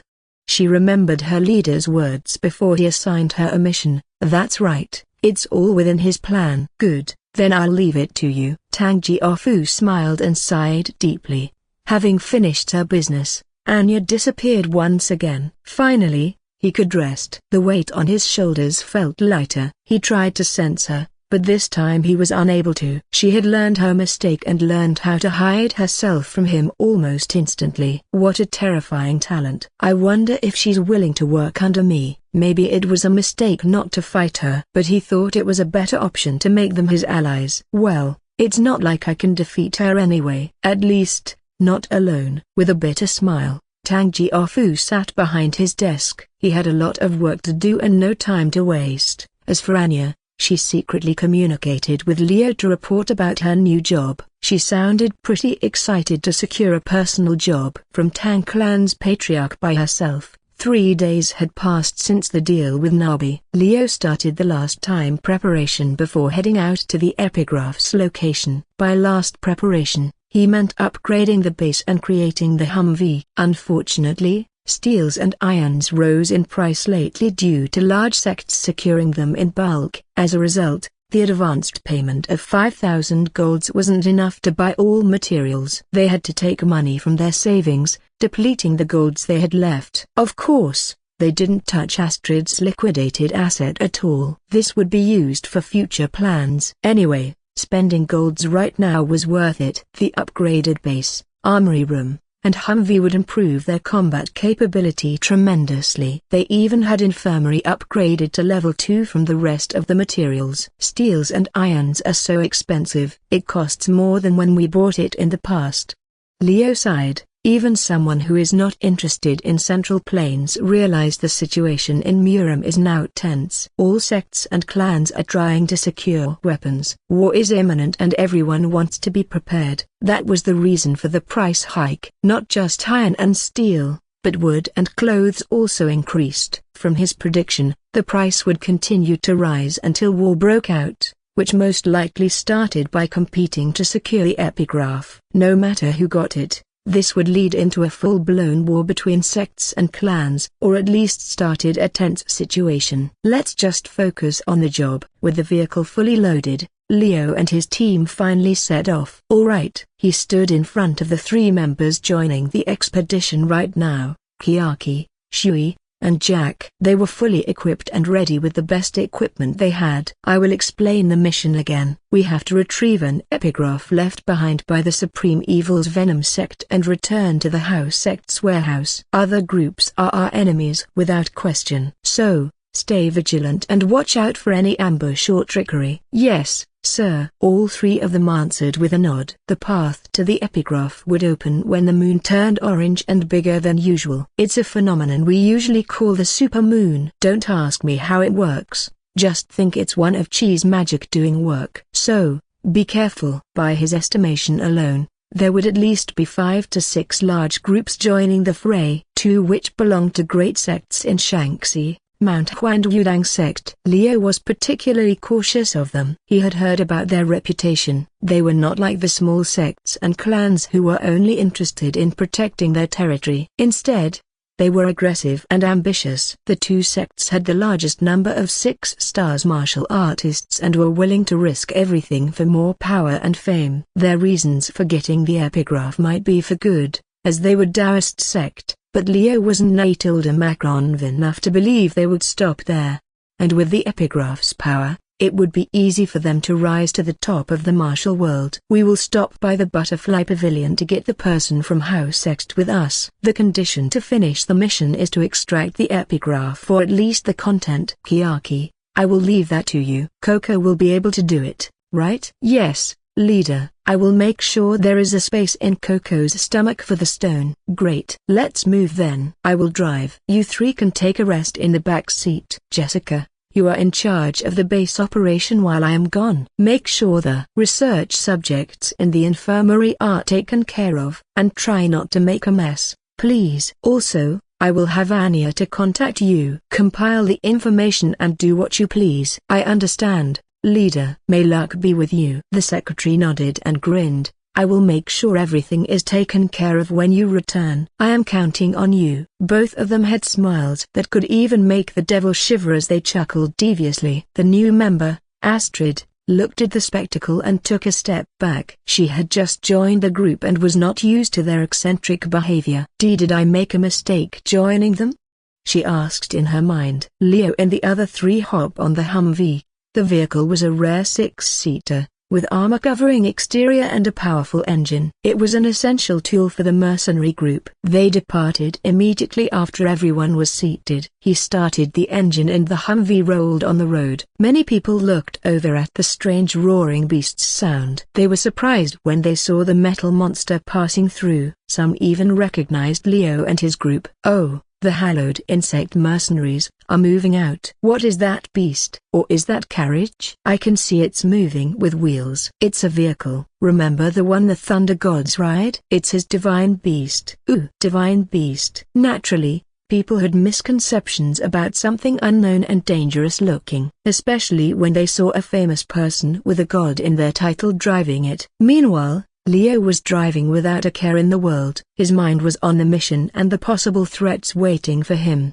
Before long, they had arrived at the Butterfly Pavilion. He could see Nabi standing outside with a middle-aged man beside her. Nabi waved her hand when she saw them approaching. Her expression was a mix of surprise and fear. While she was told by Leo that he would bring specialized equipment, she had never expected something like this, a vehicle that roared like a dangerous beast. Hi, Nabi. Leo stopped the Humvee right in front of her. He and his teammates quickly jumped off and approached her. He looked at the middle-aged man with graying hair next to her and asked. Unfortunately, he couldn't judge how strong the man was, but he was sure he was at least 6-star martial artist from his quick scan. His bone and muscle density was pretty amazing. Is he the person tagging along with us on this mission? Yes, he is. Mr. Leo, this is the House Sect's representative. Please call him Zen. He will accompany you during the mission. She introduced the middle-aged man with a respectful tone and he cupped his hands. Nice to meet you,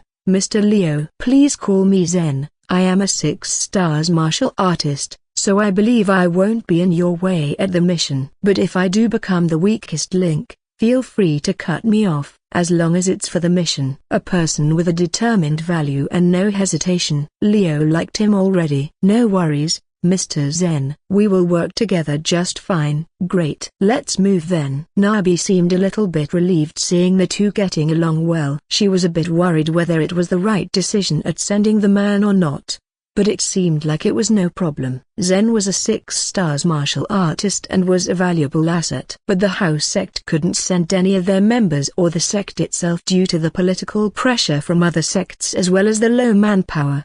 Well then, feel free to hop behind with my subordinates. The one with long hair is Shui and the other one is Jack. The girl who sits beside me is Kiaki. I will call their names a lot in the mission later to give command, so I hope you remember them. Oh, okay, Mr. Leo. I will take note of that. Good. Then we will move out. They returned to the Humvee and set off toward the destination. Jack and Shui introduced themselves to Zen as they drove to the exit gate while Kiaki seemed to be indifferent. The location marked in the map given by Nabi was pretty far away from Chengdu. Not to mention, The map was hard to read. It was all over the place with the distance and the terrain not marked. So, they had to stop by a small village near the destination to gather information. There is no such place as the one in the map, sir. That place is a wasteland and not even a single trace of any life can be found there. You should go around the Green Peak Mountain to reach the next village. I see. Then, can you show me where the Green Peak Mountain is located? Here, sir. The Green Peak Mountain is a tall peak and can be seen from afar. It's around a day's walk from here. Got it. Thank you. With the information, they left the small village and headed toward the Green Peak Mountain. The trip was quiet. Jack and Shui were talking with Zen while Chiaki drove the Humvee this time. Leo had to map the area, so he was moved to the passenger seat. From his smart lenses scan, he realized the difference between what the villager said and the map. He looked at the map once again and raised his hand. Stop, Chiaki. A screeching sound filled the air as the Humvee came to a stop. Leo and the others felt the impact, but the vehicle didn't budge at all. What is it, leader? There is an inconsistency with the map and the villager's word. When he put the scanned map and the drawn map together, there were parts that didn't match. This meant the map was either an error or intentionally misleading. I didn't expect that, he muttered, sharing his findings with Chiaki. What do you think? There are many possibilities, but we can't ignore the fact that someone is trying to trick us. Either the villager or... Her eyes sharpened like a blade as she glanced at the back seat. Suddenly, the atmosphere inside the Humvee changed. Noticing the change of the atmosphere, even the two people beside him, Zen immediately waved his hands. He could feel their suspicion on him and his heart sank. Wait. What is this about? Please, calm down. We understand that making a map in this world is difficult. Leo immediately diffused the situation with a calm word. It was never his intention to put a blame on the house sect who provided the map. Rather, he just mentioned that the map had inconsistency. Based on the map, we should turn left here. But based on what the villager said, that place is a wasteland that we can't cross and we should turn right. Then, based on the scan, we can go straight ahead and find the next village. I can't see another settlement other than that. But, what is this? With the different information, the only logical explanation was that the map was either inaccurate or intentional. The only similarities of the two maps compared to his scanned map was they avoid the settlement located around 5 km in front of them. This can't be a coincidence. Leo had a bad feeling about this. He had the feeling he was being tricked. Leader, look over there. There's smoke coming from a distance. Maybe that's the next village written on the map, Chiaki said, pointing toward the smoke in the distance. He noticed it as well now that she mentioned it. Once again, the map's scale was a little bit different from the real place. One part of the map had 1 to 1000 scale, while the other had 1 to 1500. So, they couldn't exactly judge the distance and size of the place. Maybe we reached the second village faster than expected. Still, he wasn't sure, so he turned to Zen. What do you think, Mr. Zen? From what I read in the map, there should still be around 50 to 60 km before we reach the next settlement. However, there is clearly human settlement right in front of us. Is it the second village we plan to reach or something else? Zen was not a stupid man. Also, as a member of House Sect, his information bank was vast. He knew the Sichuan and Shanxi area like the back of his palm. That was why he was confused right now. I'm not sure, he admitted. From what I know, the next village should be the one located 50 km ahead as you said. Then, how about the one over there? Leo asked, pointing at the smoke. Number. That's definitely not the next village. There are no more settlements around the area, as far as I remember. Suspicious. The smoke he saw and everything around him smelled like a trap. But Leo couldn't figure out the reason. Leader, should I scout outside? Jack suddenly asked. His eyes were sharp, and his body was ready for action. He was always the most eager one for a chance to use his favorite Fosnip. Will you limit yourself to the top of Humvee only? We can't take any risk before reaching the determined location. Yes, sir. Jack jumped out of the vehicle and climbed to the top. With a pair of binoculars, he started to look around the area. With him scouting the area, Leo could rest easy and signaled for Chiaki to go again. They chose the left path, believing in House Sect's information. Seeing this, Zen felt relieved. If there is any inconsistency again, please just tell me. I remember this area like my own backyard, and from what I remember, there is no wasteland in front of us. My information is pretty recent, so I am sure. Thank you,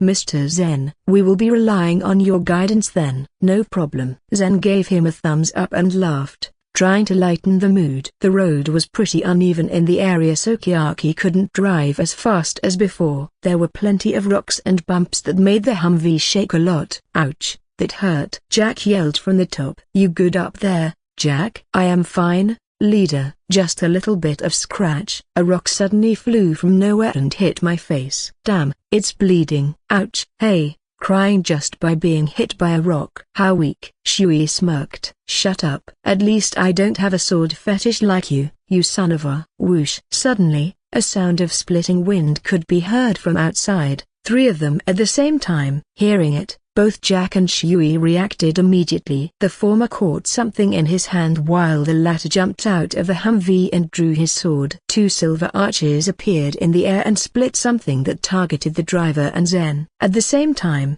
Chiaki stopped the Humvee again with a screeching sound. It rocked for a second before coming to a stop. What the fuck is this? Jack yelled as he realized the attack was from a person. He looked at his hand and saw an arrow. Leader, permission to shoot, granted. Leo nodded and gave the signal, fire away, Jack. Yes, sir. Jack pulled the trigger of his Fosnia and a thunderbolt shot from the tip, aiming at the hidden enemy in the forest. A photon bullet hit the spot where the arrows were fired and created a bright light.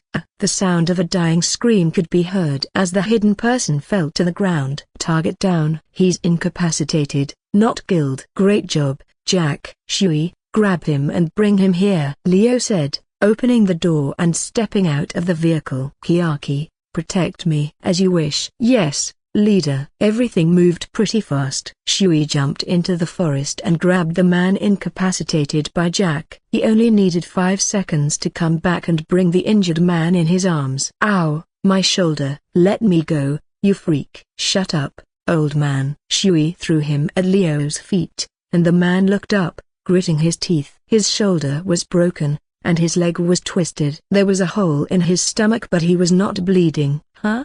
He's not bleeding. Leo realized this man is a martial artist, probably a 4 or 5 stars. If he could survive an attack from Jack's Fosnia and healed it pretty fast. Great. A smile formed on his face as he stared down at the man. He had a feeling this was an ambush, a planned one on top of that. Of course his instinct could be wrong, so he asked questions. Who are you, old man? Fuck you. Don't think you can get away by attacking me. The man was furious and tried to get up, but he couldn't even move a finger. Shui had him immobilized with his feet. Somehow, it was pretty funny seeing an attacker saying that they attacked him first. Leo wanted to laugh so hard that his lips curled up like a crescent moon. The man, who saw that, immediately shut up. Jack stepped away and Shui averted his gaze. Zen didn't know what happened, but he understood it immediately when he saw Leo's smile. The 6 stars martial artist felt like surrendering his life on a plate the first time ever. Only Chiaki was able to stay calm in front of that smile. Now, did I hear that correctly? Leo said, stroking his chin in thought. If my memory serves me right, you attacked us first with 3 arrows. The arrowhead in your quiver and the bow on your back should confirm it. Am I right, Jack? Yes, leader. So, that means you were the one who ambushed us, am I right, old man? He crouched and smiled. The smile was no longer the gentle and charming one. It was the kind of smile that could make anyone piss their pants in fear. Now, I ask again, who are you, old man? This is a question and a confirmation. If you don't answer, we will erase the settlement inside that forest. And if you lie, we will torture you slowly and painfully. Leo was a mercenary, and he didn't mind torturing someone to get his way. It was just his job. Dealing with this problem right here right now would be better for his job too.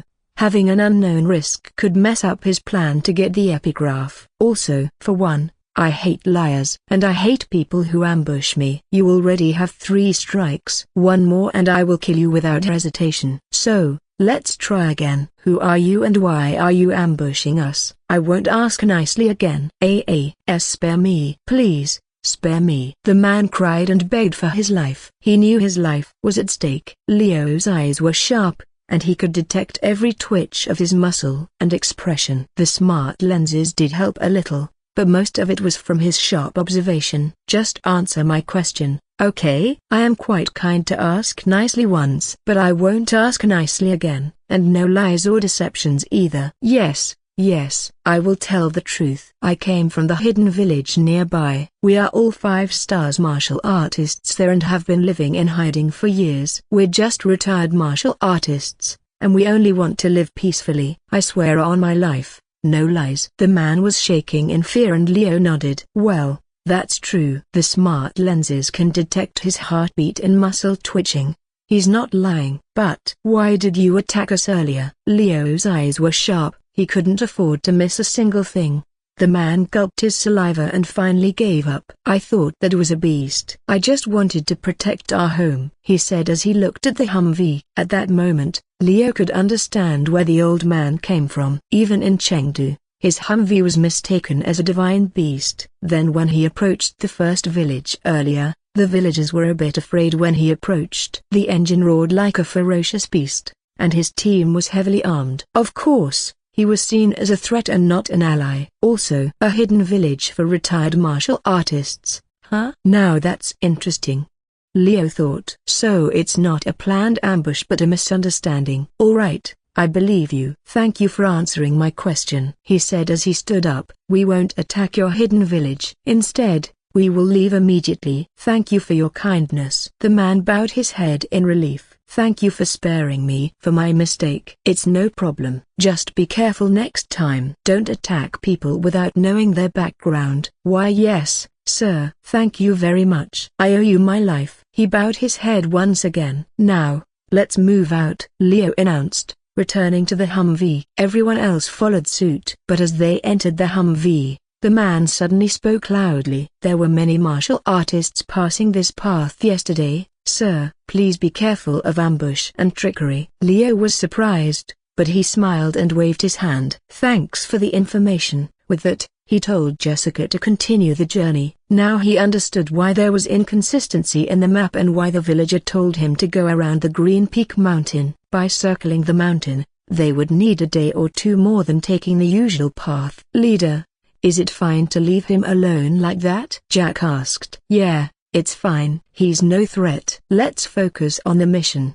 Beside us a broken bar. I am pretty interested in that hidden village. All right. Leo smiled as he sat on the passenger seat. Retired martial artists? I've read about it in the novel once. Many martial artists who were declared dead or missing gathered to create a hidden village. In the novel, it's mentioned that it's just a rumor. To think that I stumbled upon it. And so close to Chengdu at that, he had to visit this village. In the future, maybe after the mission was over. If only he didn't have a mission, he would stop by right now. Expanding his force in this world would be good. Even in the game, he had many branches of subordinates for smaller or large-scale missions. But with his current base, it was impossible to recruit the retired martial artists. It will take some time and effort. Maybe I should focus on that later. Let's see how the mission turns out first.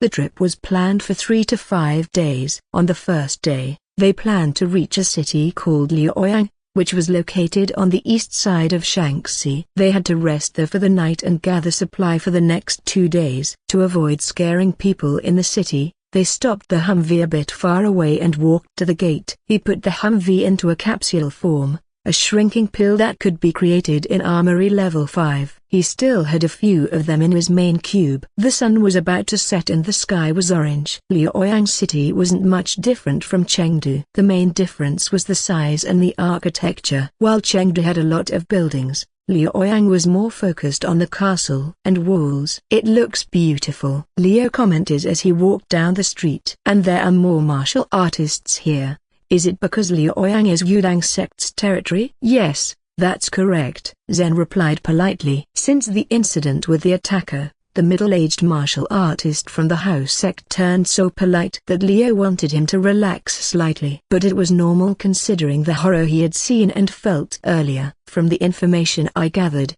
The Wudang sect is currently recruiting new disciples. Most of the martial artists gathering here are just 1-star or an apprentice who can't even feel chi yet. But they want the opportunity to get stronger by joining the Wudang sect. I see. Leo nodded. Then, shall we find an inn and rest for the night? Can we act freely, leader? I want to have some drinks. Jack made a drinking motion with his hand and grinned. Yes, of course. Just don't get drunk. We can't waste time tomorrow. The supermoon will appear in 10 days and we need to be ready. I will watch over this gun maniac, so you don't have to worry, Shui said, patting his comrade's shoulder. Hey, you just want to drink with me? Jack retorted. Ha ha. I'll join you too. Zen smiled as he joined the conversation. The three of them seemed close and comfortable with each other. The group separated after agreeing to stay in a place called the White Horse Inn. It was a simple name, but Leo knew better than to judge the establishment from its name. After all,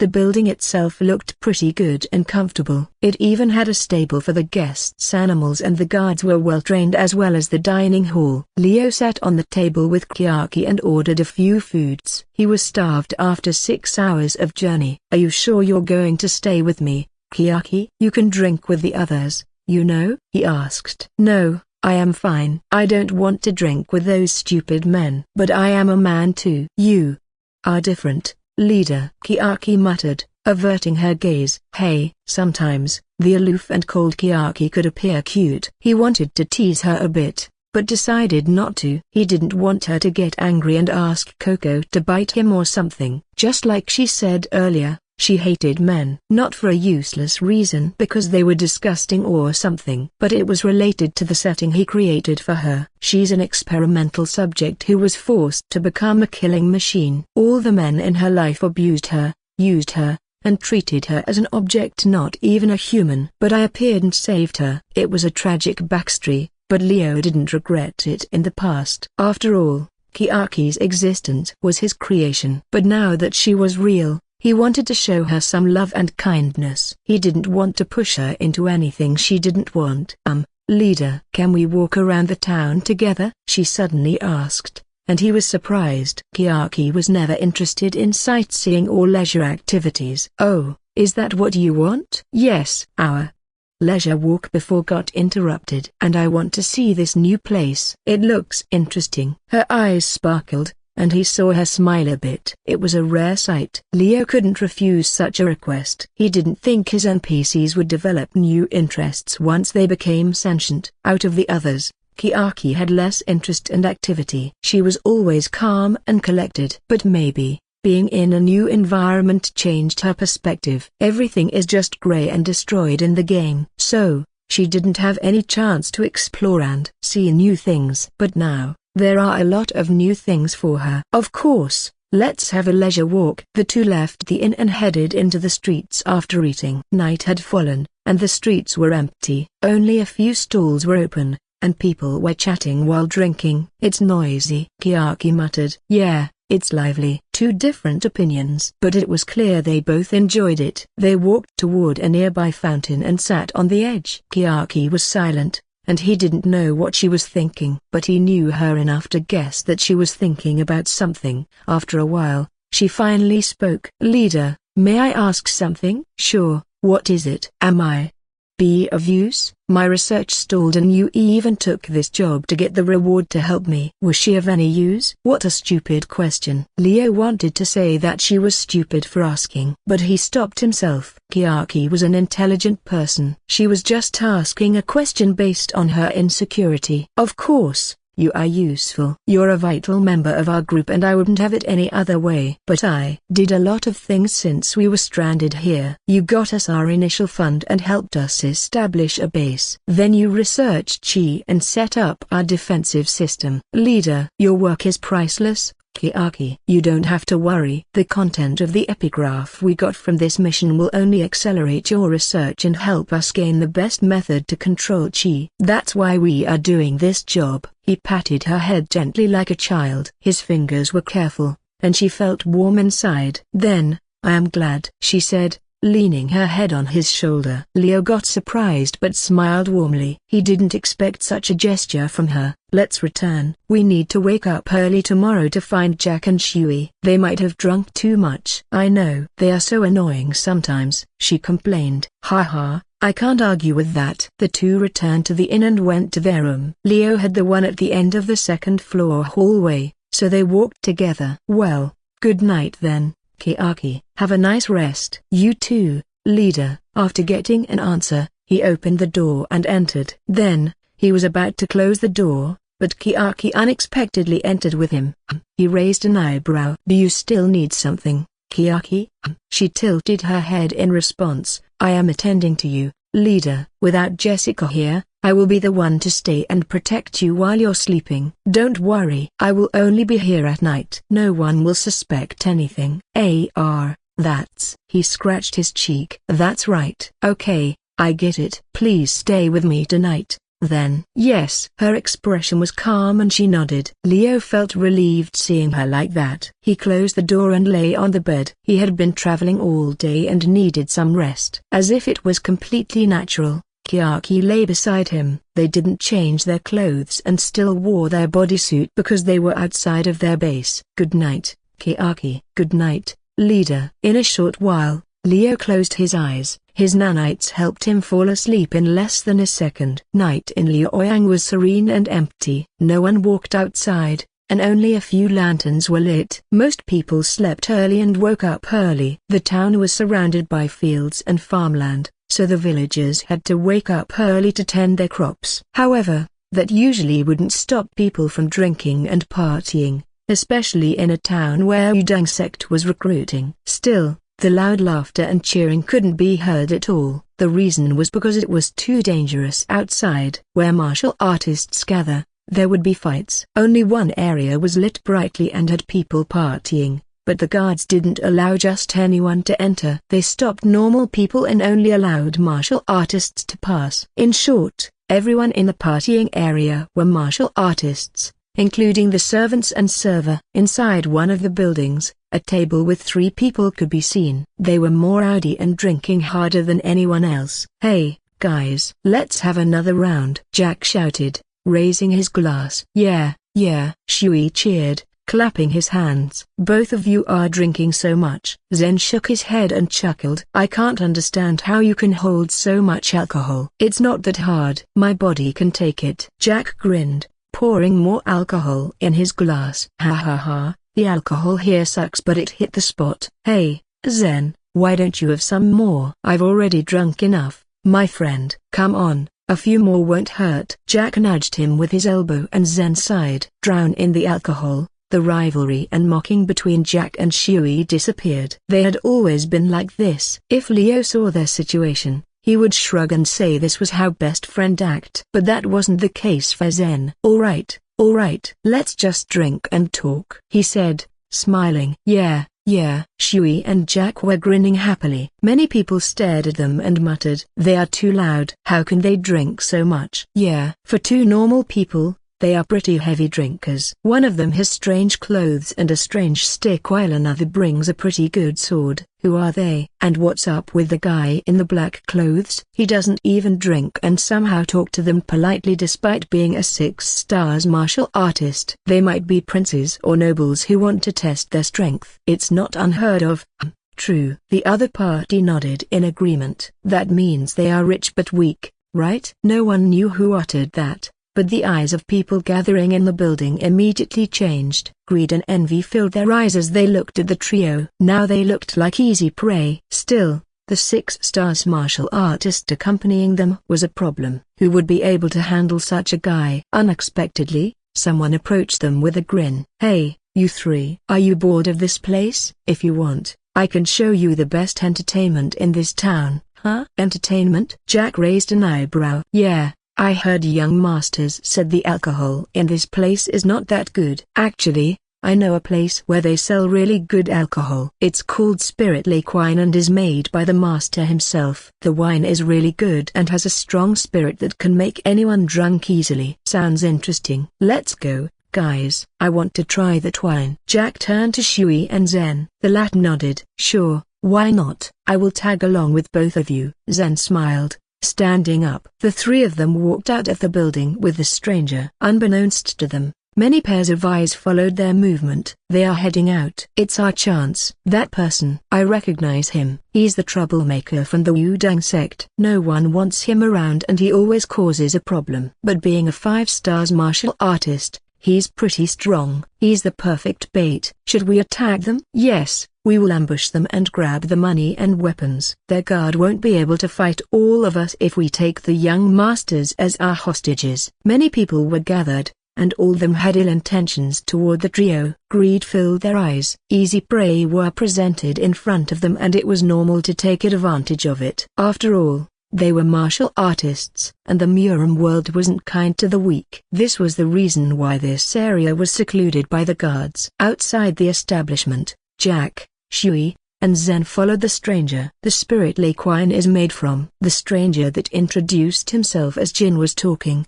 but the three were no longer listening. Something felt wrong. Jack and Shui had noticed they were led into a dead end. Even when they went drinking, they didn't forget an important task given by their leader. Every time they went to a new city, they had to map the area and mark any potential danger or resources. They knew the surrounding area pretty well, so they immediately recognized the dead end. And that's why the two of them were prepared for the ambush while pretending to be a fool. Where is the store, Jin? Jack asked, tilting his head. It's located right after this intersection. Please follow me, young master. The location is pretty hidden and only a few know where it is. Oh, then let's hurry up. Jack acted ignorant and pretended to rush forward, but in fact, he was waiting for the trap to be sprung. Shui's right hand rested on his photon sword. Zen wasn't oblivious either. He could sense the danger and his hand was ready to grab his dagger at any moment. Sensing that the three people tensed up, Jin knew they had noticed his ambush plan. He clicked his tongue and turned around. Since when did you notice, young masters? HMPH, I should have known you're not an ordinary person. It's pretty obvious, Jack replied, shrugging his shoulders. From the start, it's clear that you're up to no good. You don't even need to be a martial artist to notice. Then, why didn't you run away? Why should we? Shui took out his photon sword. The blade hummed and the sound was intimidating. We were having a nice conversation, but you tried to lure us here. We were curious about your intention and now, well, you're just a petty thief who's aiming at our wealth. We shouldn't expect anything more from them. Jack mused. He was holding two handguns, pointing at the ambushers. Silently, Zen took out his dagger. Blue chi rose from his body. The ambushers showed one after another. At first, Jack thought there might be around 5 to 6 ambushers. However, wow, there are so many of them. From behind houses to the roof, many shadows emerged. Even from afar, he could see them clearly. In total, 20 martial artists appeared to try their luck. Leader won't be happy if he found out I was careless and got ambushed. So, let's end this quickly, Shui said. Let's see who kills more, shall we? Jack grinned, twirling his gun. Hey, I am always the fastest. Zen didn't say anything. He was tense and focused on his surroundings. The closest ambushers were 10 meters away. They were 5-star martial artists. This situation was pretty common in Murim,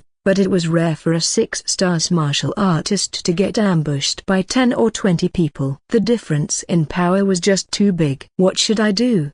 He thought. If he got injured here, the mission would be in danger. Should we run? Before anyone could make a move, a huge boulder flew out of nowhere toward them. Zen was unable to react to the sudden attack. But surprisingly, it didn't hit them. Shui jumped forward and swung his photon sword. With a burst of white light, the boulder was sliced into pieces. What the hell? Zen and the others were shocked. Following that, Jack grinned and aimed his handgun. He pulled the triggers and the bullets flew. You all are nothing, he yelled. One of the ambushers was shot in the leg and fell to the ground. Majority of them got bullets straight to their brains. Without stopping, Shui immediately leapt toward the nearest enemies. Once he landed, he was faster than a bullet and his sword was no longer white. It was blue and his move became a blur. In a moment, he cut 5 enemies. The others were shocked and realized that the 3 of them weren't just a normal group of young masters. What they faced were monsters. Only 5 ambushers were left,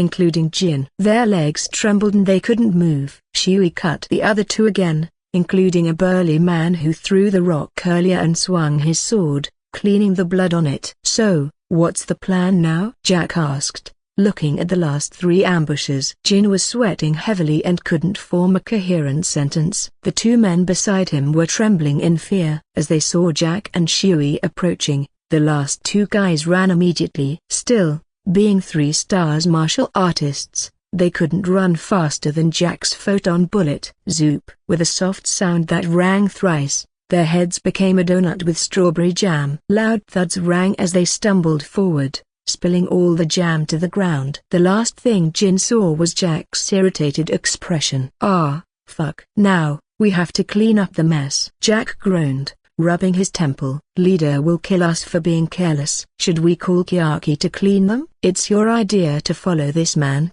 so I will not help, and if you bother her right now, she will probably have cocoa to eat you." "Arg, you're useless." "Zen, can you clean them up?" The gun maniac looked at the dumbfounded house sect elder. "Hello? Can you hear me?" "Oh, sure." Zen got pulled out of his surprise. His cheek calmed down and he put away his dagger. "House sect has members in this city. I will tell them to clean them up." "Sweat. So you offer a cleaning job as well?" "I will call you when I need to clean up in the future." Jack laughed loudly and Shui shook his head, sighing. They argued once again as the alcohol already left their system, making Zen wonder whether they had a good relationship or not. In another part of the city, people dressed in official robes and a few in black clothes could be seen gathering in front of a gate. It was the Yudang sect's gates, and a group of people who didn't wear their sect's uniform came, claiming to be recruits. A man with an impressive mustache stood in front of them, looking bored and indifferent. He was wearing a white robe with blue Yudang sect's symbol etched on his left chest. All right, calm down, all of you," he said. His words were soft and gentle, but the authority was clear. "All of you have been chosen as the mighty Yudang sect's new disciples. Be proud and work hard." "Yes, sect leader," the young martial artists shouted in unison.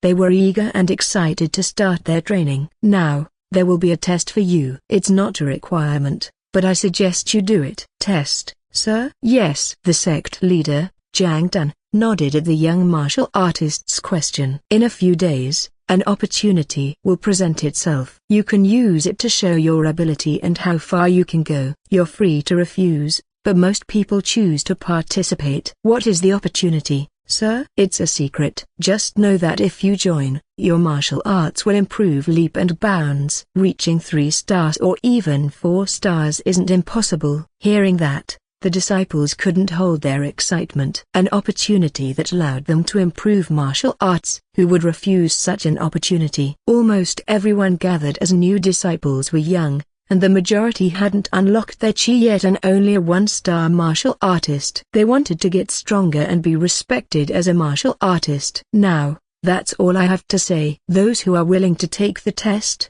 stay and register at the gate. Elder G, or you might know him as the Righteous Sword, will accompany you to the test. Those who don't want to, can return to their dorm. No one will judge you. After he finished speaking, the crowd split into 2 groups. One group was leaving the gate and the other stayed, registering their names and age, while a minority of them returned to their dorm. Those who returned never had intention to join in the first place. That and people who understood the underlying danger in this test. There are 3 new disciples who returned without hesitation. An elderly man standing beside Jiang Tan whispered. He was Elder Ji, the Righteous Sword from Yudang sect, a renowned 7 stars martial artist and a genuine powerhouse. I understand, Elder Ji. Jiang Tan nodded, glancing at the young man who didn't dare to look him in the eye. They are disciples who we can nurture into the future. Of course, but not all of them. We should pay attention to those who chose to stay. There are a few that show promise. The boy in the brown clothes,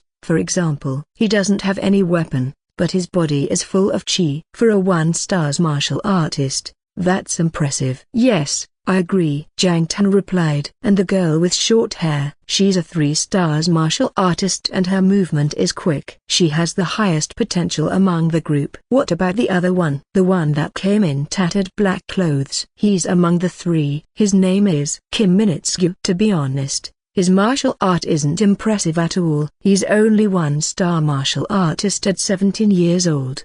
He's not talented in martial art, but he's smart. We can nurture him to be a scholar in the future." If Leo heard that, he would probably be rolling on the floor right now. The protagonist of this story wasn't talented, the young boy that Heavenly Demon nurtured and praised as the greatest genius under heaven. However, Jiang Tan and Jiang Ji didn't know that. They continued talking about their plans and left after saying something in a low voice. "We will be the one who obtains that epigraph, even at the cost of these new disciples." Morning arrived. Leo woke up and exited the room with Kiaki after washing his face. He felt really great and fresh. That was until he listened to what Jack and Shui did last night. "I won't ask why you two did something so stupid," he said, frowning. "But you will drive today, understood?" Yes, no problem." Jack bowed his head in apology. "Sorry, leader." "Good." Leo nodded and patted his shoulder. Kiaki looked at the two guys and clicked her tongue. "They waste a fine specimen," she whispered quietly as she followed Leo, and he pretended that he didn't hear that. "What specimen?"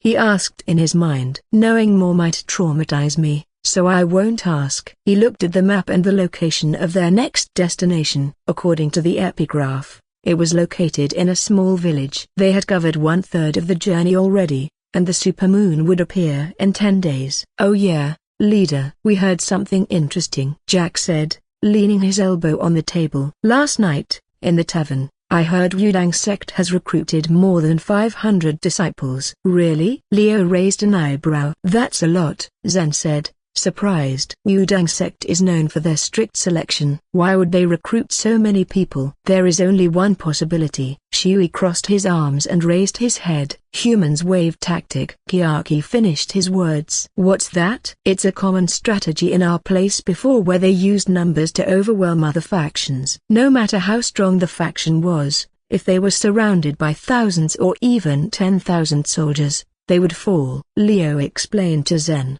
who seemed to be confused. "This tactic wasn't used in Central Plains because it was disrespectful, cowardly, and considered inhuman. Disciples were important and family members. No matter how weak or strong the sect was, no sect would ever use human wave tactics, except for the demonic faction. If that's true, then Yudang sect's position would be threatened. There is a chance the sect might fall or be severely weakened." "But why would the sect do that?" Zen asked. "To obtain the epigraph," Leo replied. "It was the only reason why the sect would recruit so many people and risk their own.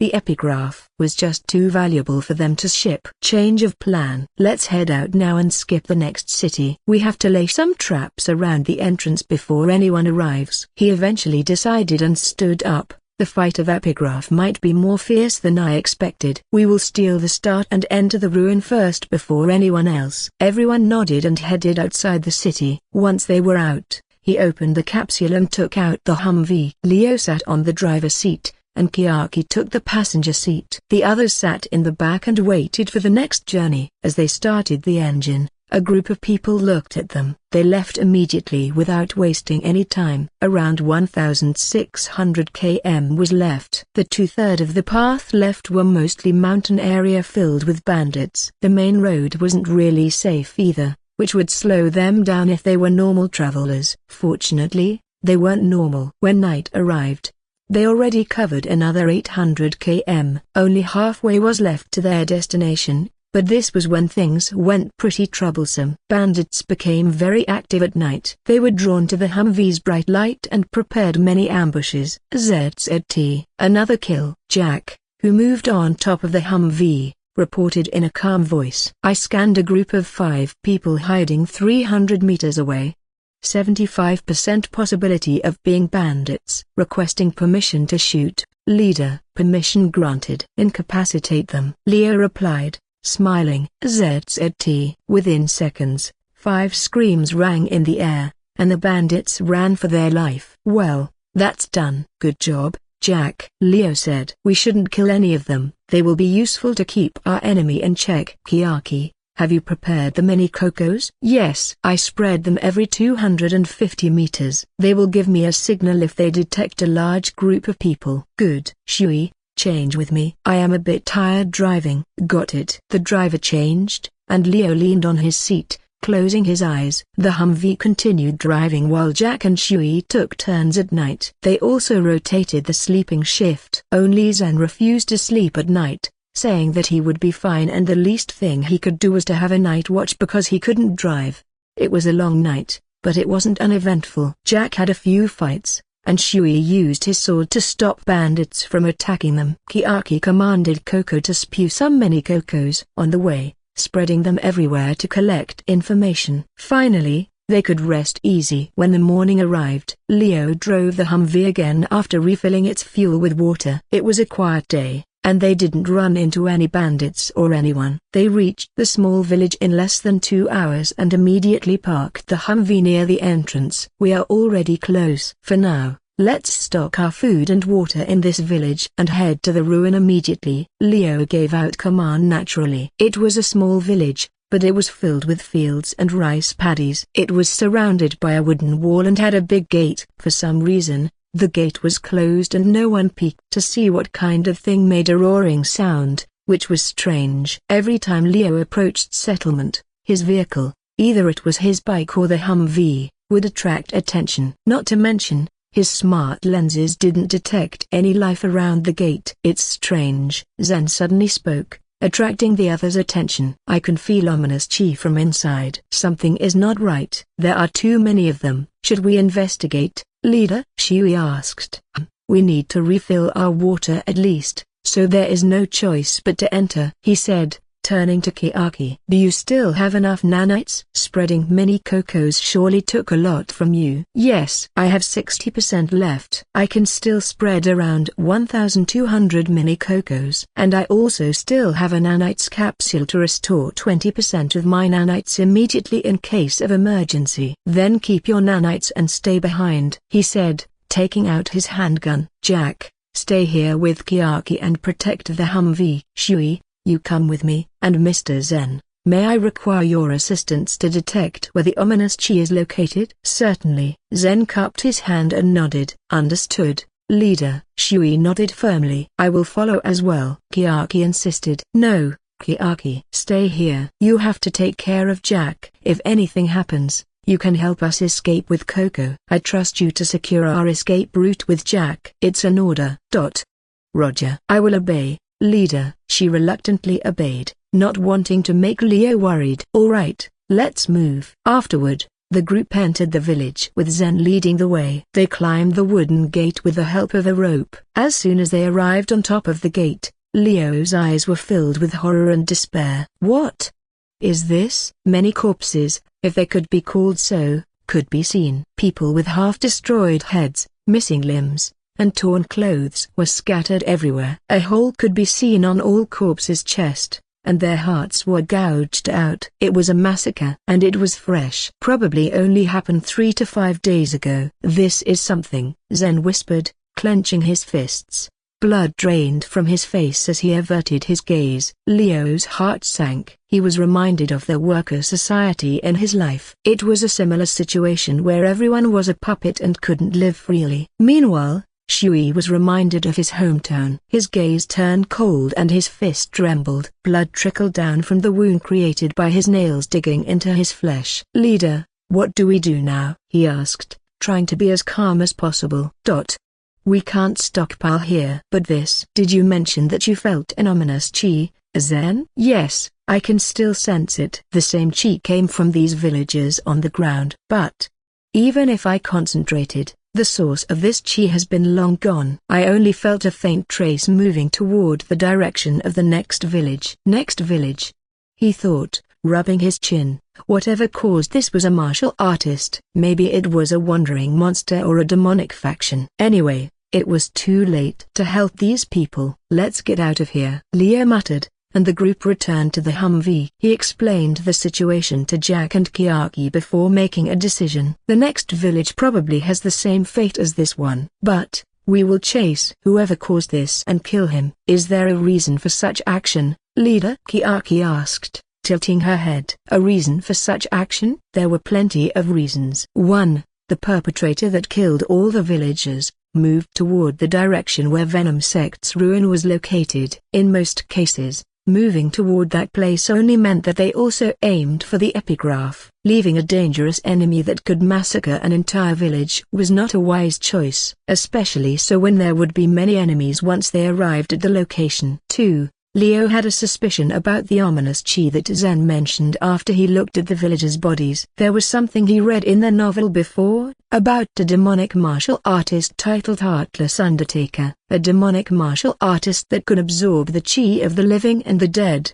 turning them into puppets. If it was him, then Leo couldn't ignore him, because, if he reached the epigraph, the result would be a disaster. Many martial artists' corpses would become his plaything and would grow stronger with every victim. Leo had to stop him before he reached the epigraph. Heartless Undertaker. If it's him, then it's possible, Zen muttered after hearing Leo's deduction. We have to hurry. If he's given enough time, then no one will be able to stop him. I know. Leo nodded. Kiaki, call back all the mini-cocos and recover your nanites to 100%. This will be a race against time. We have to stop him before he reach the ruin. Reconnaissance is the last thing we need. If that guy creates an army, we will need Coco at full strength to fight him. Kiaki obeyed and took back all the mini-cocos she planted all over the place. Roger. Mini-cocos will return in 3 hours at the fastest, she reported. That's okay. Based on the corpses, I believe the man has gone far from this place.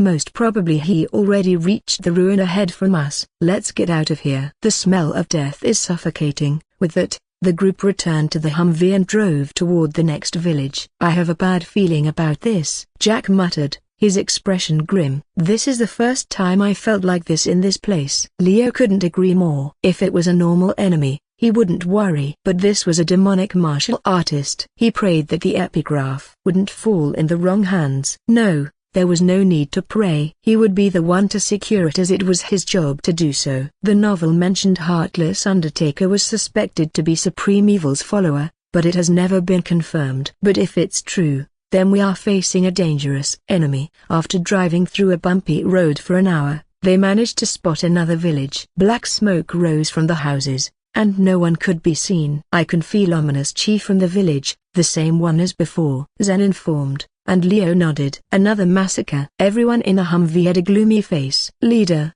let's get off and check the situation, Shui suggested. I can go alone if needed. Who knows, there is a lucky survivor among them. Leo thought about it a little and nodded, letting the swordsman check the village alone. Being a mercenary sometimes required one to be heartless. However, that didn't mean they stop being humans. After waiting for a while, Shui returned from a village while holding something in his hand. A small long creature with scale and sharp fangs. A snake. This is the only survivor, Shui said, showing the snake in his hands. I found it slithering inside one of the bodies, eating the corpse's heart. It's a pretty fierce creature and has a strange body. Let me see it. Zen leaned forward and observed the snake. He was an expert in identifying animals, so he could tell what it was. Upon looking at it closely, his expression changed. This snake is a mutant. It has a strange body and a different genetic structure than normal snakes.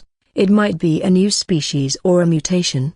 The scale is something you often find in green swamp snake, a dangerous creature that lives in the swamp and attacks its prey by spitting poison. However, this one seems different and has a stronger venom. It's not something you find around here. It's a weird snake, Kiaki added, using her specialty as the infirmary nurse and the smart lenses to scan it. Its genetic structure is unstable and mutated. It's not something a normal snake can do. It has a different brain and eyeball. The brain is larger and the eyeball can detect heat. Leo fell silent, staring at the snake. He opened his notes secretly, making only him able to see the hologram screen through his smart lenses. If he remembered correctly, he took a note about this snake in the novel. It was called Green Poisonous Mutant and was a dangerous creature that lived in the swamp. However, the snake that Shui held was different. Its skin was black and didn't look like the one that was described in his note. Kill and burn it, Leo said.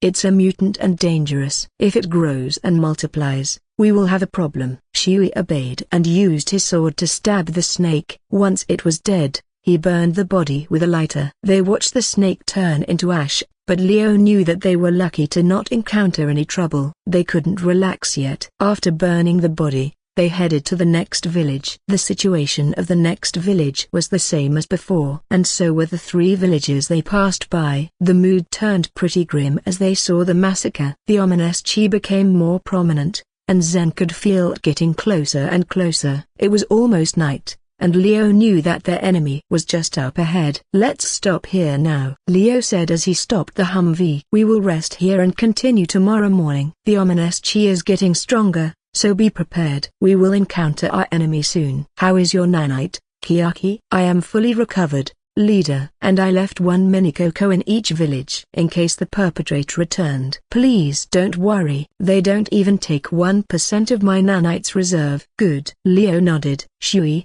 can you cut some branches for our fire?" "Ha ha ha, yeah." "Use your sword and gather the firewood, sword maniac." Jack laughed, teasing Shui. But the swordsman didn't take it too kindly. "Hey, at least I am useful rather than becoming an extra baggage in the group," he sneered back. "You fucking asshole. Come here and fight," Jack yelled, ready to jump at him. But Leo interrupted their quarrel. "Enough. Don't fight here." "Jack, go and help Shui gather the firewood. Start the fire too. And Mr. Zen, can you help me set the tent? I will teach you how to do it." "Understood." "Leader, I can help you with that," Kiaki offered. "No, Kiaki. You are to set a defensive alarm around the area. I am counting on you." "Yes, leader." After a few minutes, everyone was busy setting their camp and preparing for the night. The man from House Sect was surprised when he saw the modern tent Leo took out from the Humvee's trunk. He was impressed with how comfortable the tent was and even asked for the price. Unfortunately, Leo couldn't mass-produce these tents yet, so he only laughed and didn't answer. Once the sun started to set, the night came. The sound of wood burning was the only noise around them, and it was the most peaceful night they had so far. Leo talked a few random things with Jack and Shui. They also retold their stories from the past. While the 2 guys talked, Leo glanced at Zen. The middle-aged man was lost in his thoughts, looking at the fire without blinking. It was obvious that the situation was getting to him. "Mr. Zen, let me be clear." Leo's voice rang clearly in the air, attracting everyone's attention. "Your purpose in this journey is to watch over us and ensure the epigraph reached House Sect's warehouse safely. And our job is to secure the epigraph and transport it. To be honest, your safety is none of our concern." Facing Leo's cold words, Zen frowned. "However, you are a 6-star martial artist. I believe you are skilled enough to defend yourself." He continued, "That's why, leave the fight to us. Stay near the Humvee with Jack. He will be hidden from a safe distance. And you can focus on protecting the vehicle. That's your job. Understand?"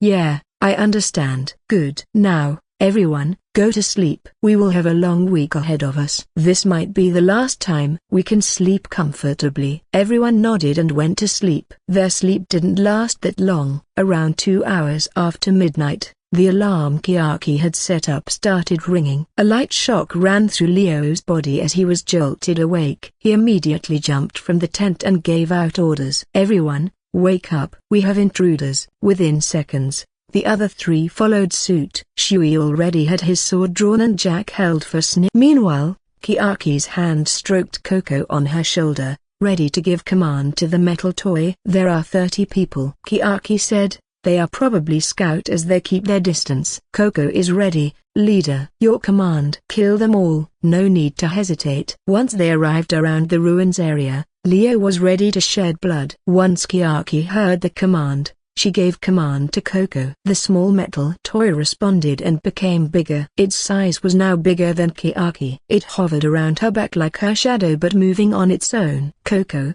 eat them." G-R-A-G-R-G-R-G-R-Ra-Ra-Ra. The metal toy growled and rushed forward. Its sharp claw tore through the trees and tearing them down. Nothing could stop its advance. It was like a road roller that rolled everything in its path. What the hell is that?" one of the ambushers shouted in surprise, alerting his friends. Many people in dark clothes got surprised when a monster suddenly appeared in front of them. It's a beast. Prepare to attack. Don't let it get close. They were quick to respond and drew their weapons. All of them were martial artists and had high potential. Their chi was like a raging storm and they were ready to unleash their technique. Sword Rain, 9 Sky Piercer, Blazing Fist of Fire. All of them launched their most powerful technique at the metal toy. Fire Fist, Wind Sword, and every kind of attack were thrown toward Coco, but it didn't budge an inch. What? How can it take so much damage? They were shocked and confused, wondering what kind of monster it was. Coco was not weak enough to be affected by such an attack. Its body was made from the strongest nanoalloy, and the energy shield surrounding its body could withstand a nuclear explosion. Besides, it also had a self-regenerative function. There. Ugh! The monster rushed toward them and started ripping them apart. One by one, their heads were torn off their body and the ground was filled with blood. While they were focused on Coco, Jack sniped the one standing behind. A zapping sound rang and a human figure fell to the ground. Following that, a blurry shadow suddenly approached. The man in black separated from the group. A silver arch appeared and the head of the man fell to the ground. Oh, that it was impressive for a sword maniac. Hey, it's the least I can do. Don't get distracted. There are still enemies around. The two men who were arguing a second ago were now focused on the battle. After Leo spoke, Coco was still rampaging and took down 20 people while Jack and Shui fought the rest. It was the definition of a one-sided fight. In the middle of the chaos, Zen was watching from afar. His eyes were filled with surprise and respect. These mercenaries were not simple. Their combat ability was impressive and their teamwork was smooth. Even the way they divided their role was well thought out. Their enemies weren't simple ambushers. Most of them were 4 stars and even 5 stars martial artists. They were probably hiding power from some sect, assassins trained to kill the strong. However, these mercenaries didn't show any hesitation and fought with all they had. Not only did they detect the ambush from so far away in their sleep, their reaction was fast and their action was smooth. They were truly a top-notch team. Even Zen himself wasn't confident in dealing with such an ambush alone. He was also late, only waking up due to Leo's voice. It was truly a humbling experience for him. If he could add them to his sect, then the future would be bright. But he knew that would be impossible. They were too strong. And their leader, the man called Leo, was one big mystery. The woman who took care of our back is actually a puppet master. The swordsman is as strong as Wandering Sword Saint, or even stronger. And this flirtatious man wielding a strange stick can kill any enemies from afar. As for their leader, I can't imagine his strength. He's surely stronger than them. Zen, real name Elder Mingjian, shuddered when he remembered Leo's smile from before. Such a man who gained respect from these monster-like individuals surely couldn't be simple. Yeah, Broken Bar, we better stay on his good side. Forget the epigraph. If we manage to make ties with them, then our future will be secured. The fight ended with Coco strolling back to Kiaki. Blood dripped from its mouth, with the remains of people it ripped apart stuck between its teeth. Kiaki gently cleaned Coco as she praised it for a job well done. Shui also returned. He didn't have a single scratch on his body. Heck, even his clothes were spotless without any drop of mud or blood on him. Good job, everyone, Leo said, looking at his members. I never thought they would ambush us this fast even though we're still far from the ruin. I guess that shows their desperation to get that epigraph. They are also strong martial artists, Shui commented. Their movements are trained. If not for Coco breaking through their ranks and making them confused, and Jack's timely support, I would probably be a little bit overwhelmed. Hey, I am the best. You should just be honest and say that Fosun is the MVP in this bat. No, I was just kidding, Kiaki. Of course Coco is the MVP. Jack immediately stopped what he saw once he saw Kiaki raise her chin. She almost ordered Coco, still in its large form, to eat him whole. I was just joking, Kiaki. Don't get angry. I was just messing with you, he said, sweating bullets. Don't try to joke. I won't be so nice next time, the woman replied, frowning. Jack immediately shut up, not wanting to provoke her. Leo clapped his hands to get attention and everyone turned to him. Then, he spoke. Anyway, This confirms that other parties have arrived at the unopened ruin. He said, we have to move fast. Another change of plan. We won't lay any trap. We will go all out and use brute force. I will take the front line with Shui. Jack, support me, and Kiaki. He turned to her. You and Coco will be our secret weapon. We will need you to surprise the enemy when they gather. Don't reveal yourself until the right moment. Understood. Then let's move. Follow us closely,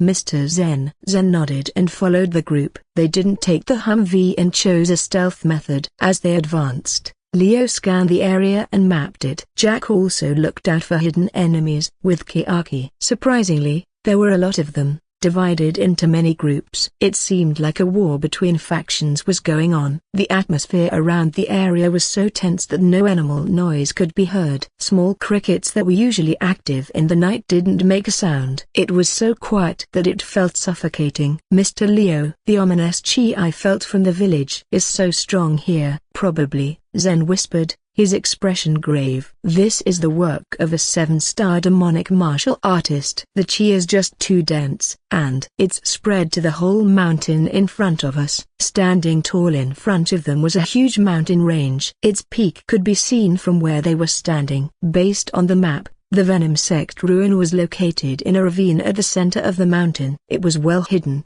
but the problem was that Chi-Zen felt it was blocking the only way to enter the ravine. That's not a good thing. Can you estimate how far it is, Mr. Zen? It's not far. If we take the shortest path, we can reach the center of this ominous chi before sunrise. Then we have to move. Darkness is our friend in this kind of situation. We will estimate the numbers of the corpses this heartless undertaker controlled. If there are more than 2,000, then we have to be extra careful. The group moved quickly. Leo led the front with Shui, while Jack covered their back. The atmosphere around the mountain was thick with ominous chi, making them unable to see the sky or the moon. Even Leo and the others who couldn't feel chi could see the chi's effect. The mountain was shrouded with darkness, and the air was so thick with chi that they had a hard time breathing. It was suffocating. Normal people wouldn't be able to stay in this place for a prolonged time. Thankfully, they had nanites and their bodysuit to help their circulation and increase their oxygen intake. Something like this wouldn't harm them. I can't believe a single person could control and change the atmosphere of such a huge area with just chi alone, Jack commented, his voice muffled. They are crazy. This is a level of a biochemical weapon already. I wonder if we will be able to do it too if we learn chi. I am also interested. Xiao art and sword technique is pretty strange. He only swings it once, but there are 3 shadows attacking at the same time. It's like a 3-on-1 battle. The technique is too hard to grasp, Shui added. Hey, that's not surprising. You are a sword maniac. Of course you will be the one who gets excited at learning those martial artists' chi. Their light-hearted conversation didn't fit this kind of situation at all. No surprise there. Over the years since they joined Hallowed Insects, they had done plenty of dangerous missions that faced unknown enemies and trains. One time, a poison cloud suddenly filled the camp and they were forced to survive for 3 days in a swamp filled with venomous snakes and insects. And it was just one of many experiences. As they talked, Leo noticed that the ground suddenly changed. The brown soil turned black and sticky. It was like tar and had a weird smell. Are we getting close? Yes, we are near the place. The chi is very dense. Be prepared, everyone. Zen warned. I can detect many people in the vicinity. Jack, whose bodysuit covered his whole head like a helmet, reported. His equipment was a specialized tool for surveillance. There are 300 people. No, 378. It's not a small group. In the north, another group is approaching. There are around 100 people. Just a kilometer on our right, and there are a few individuals scattered around. It seems the group from the north detected us. Leader, they must have detected me, Zen said, narrowing his eyes. I can't hide my chi signature completely in this situation while your group has no chi at all, so these martial artists won't be able to detect you unless they seek for a life essence. I think it's better if I split up for now. I trust you to recover the epigraph for me. Let's meet again after a few days. Let's do that. Wait for us in the camp from before. One of our tents is still there. Good. I will leave the rest to you, Mr. Leo. Go, Mr. Zen. And remember, Don't do anything stupid and get yourself killed. We will need your help to transport the epigraph. I will do my best to hide." The middle-aged man smiled wryly and ran back to the tent. It was the best choice in this situation. Martial artists relied on their chi signature, so once he was separated from the group, he would be easier to track. It would put Zen in danger of getting pursued, but that would also make the mercenary invisible from other martial artists. Not only did they not have any chi signature, but their weapons and equipment were designed to be low profile. They didn't want to attract any attention, so they only brought their main weapons and necessary equipment. Activate the stealth. They are blind to us, but the same could also be said for us. We have no one to detect their chi, so we will completely rely on our bodysuit and senses now. I trust you to look out for me." Leo nodded to Jack, who was their eyes and ears. He nodded back and their bodysuit morphed. On top of the mask they wore, the bodysuit now covered their whole head and put on an optical illusion. With a slight distortion, they disappeared from each other's eyes. Now, they could move freely without being detected. Back in Chengdu, Anya hid on the ceiling of a certain room like a ninja. Her optical illusion and her specialty at controlling her presence allowed her to move undetected. So good, Master. Your technique is amazing. No one can resist you. Get on your knees, pig. You're not a martial artist but an animal. Yes, I am just an animal. A man moaned in pleasure, his face buried in the pillow. Behind him was a beautiful woman with long black hair, thrusting her hips. There was a rod attached to her hip and it entered the man's back door. Upon seeing it, Anya plugged her ear and moved on. Something like this unexpectedly happened a lot in this place. After all, she was in one of the Red District establishments where masochistic men sought a dom-sub relationship. The woman was a professional dominatrix and her skill was the best. She could satisfy anyone and bring them the most extreme pleasure. Anya wasn't here to watch the scene, though. She was here to finish her job, finding the last traitor of the Tang clan. In the last few days, she managed to gather information and evidence of the traitors and informed Tang Jiaofu, Tang clan's patriarch. When investigating them, she found out that there was a place where they gathered every month, a week before the full month, to discuss their plan.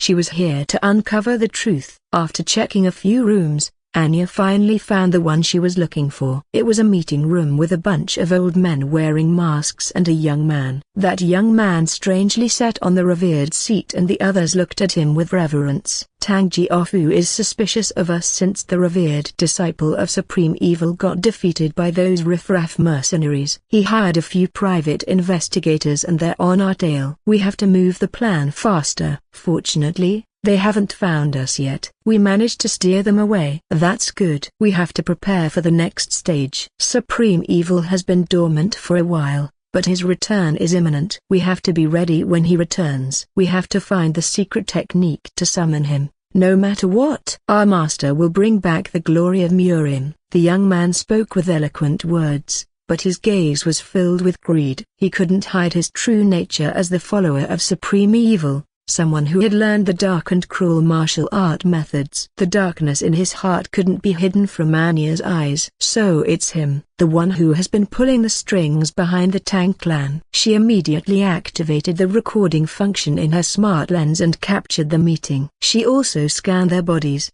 getting the data to send to her leader later. Once she finished, Anna quickly left the building. She couldn't stay long or her presence would be detected. She knew that those martial artists had a strange way to detect her, and their methods were different to each other, so one method might not work for the others. Still, when she escaped from the building, she found something interesting. She stopped by one of the rooms and looked at the shelves filled with toys. Adult toys. Her eyes widened and her cheeks turned red. She quickly looked away and left the building with a mischievous grin. When she disappeared, one of the items displayed on the shelf was gone. The staff would try to find it, but the item would never be found. A howling ravine received its name due to the howling wind that always blew through it. It was a natural formation and the wind was strong, making it difficult to enter and leave the area. The ravine was located at the center of the mountain range and was well hidden. Usually, wildlife avoided the area due to the high amount of ominous chi, and the human couldn't approach the place without getting lost or dying. But for those who dared to enter, They had to be ready to face the darkness and its army. Heartless Undertaker, the 7-star demonic martial artist, was hiding in the ravine. His chi was so dense that it affected the air and the sky above him. He was sitting in front of a large gate made from stone, hidden behind a waterfall. The gate was closed and its inscriptions were ancient. The demonic cultivator had been researching it for a while, trying to find the secret inside. And he was so close to unlocking it before the time. Soon, a low growl escaped a man's lips. His appearance could be described as a walking corpse. His skin was pale, and his face was filled with cracks like broken glass. He was wearing a ragged cloak, and his hands were covered with sharp nails. Around him, a few corpses were standing still. Their robes indicated they were martial artists, and their chi was still present in their body. Their chests moved up and down as if they were breathing. True enough, their hearts could be seen through the hole on their chest,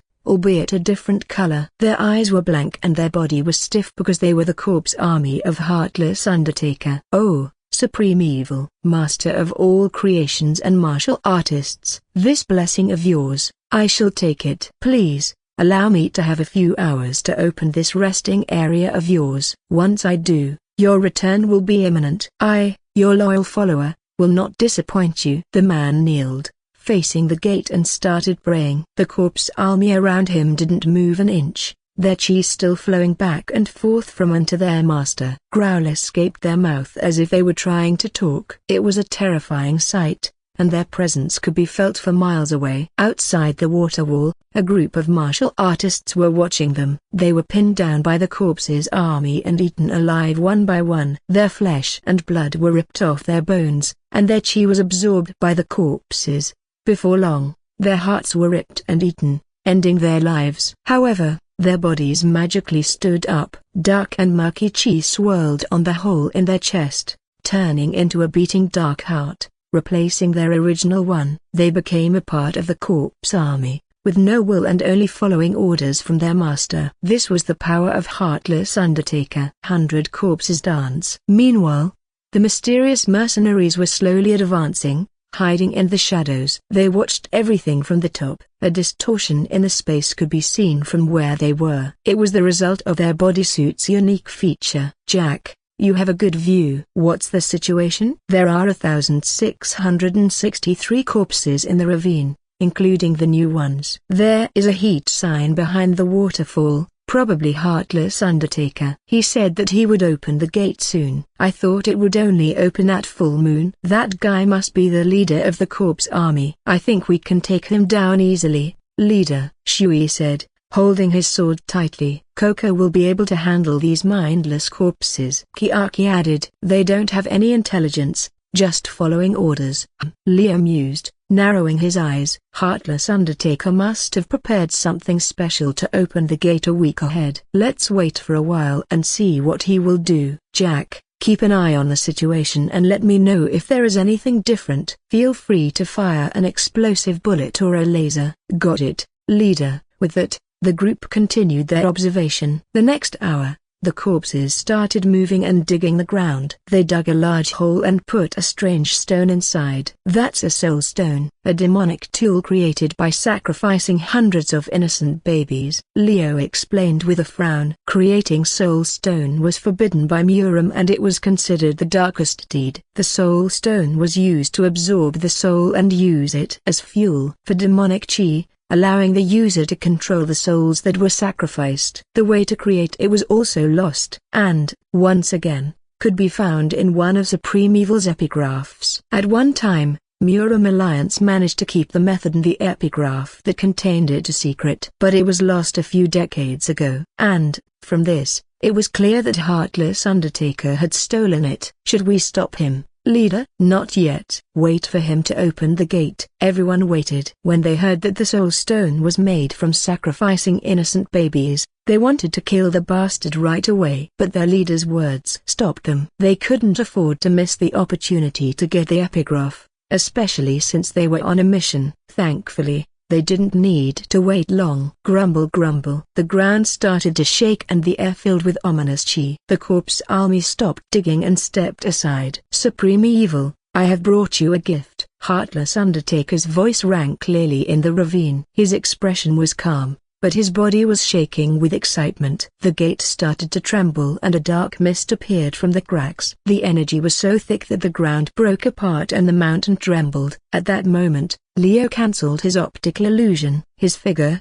clad in black suit, appeared on top of the mountain. He was holding a large rifle crackled with electricity. Following him were 3 other people. 2 of them squatted, while Jack was in a prone position. One of his eyes looked through Photon Sniper's scope. Without any warning or hesitation, Leo pulled the trigger. A laser, crackled with electricity, shot through the air and hit Heartless Undertaker right on his chest. The man screamed in pain and stumbled back. He didn't die yet, but that should be enough to incapacitate him for a few seconds. Go! With a simple command, Kiaki and Shui jumped to the ravine. Coco turned into a giant alien toy and put Kiaki on its shoulder before running down the ravine. They headed straight toward the corpse army and began to fight. The corpses were slow and clumsy, but they had great strength and durability. Not to mention, they had no fear of death and fought with all they had. But that was no match for Kiaki and Shui. Coco had a natural shield that covered its body in a sphere shape. The corpse army couldn't hurt it and were thrown away instead. Kiaki and Shui had no problem defeating them. On the other side,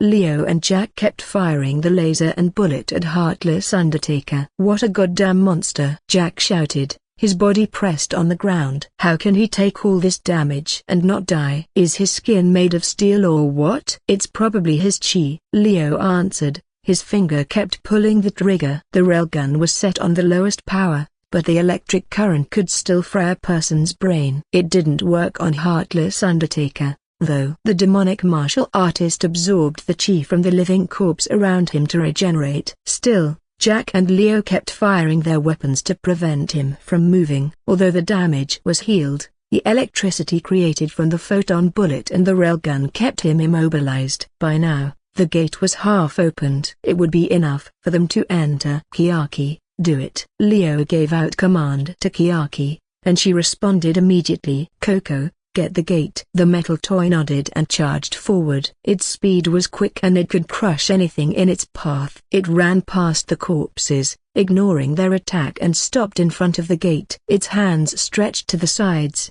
holding the gate together. Seeing that, Leo grinned and set the railgun to the highest setting. Protect yourself, Kiaki. She immediately put a barrier around her, blocking the light that shone from the railgun. Bang! A bright light exploded from the weapon, and a massive shockwave spread throughout the area. A laser larger than before shot forward, straight to the immobilized Undertaker, whose expression twisted into something resembling demon rather than human.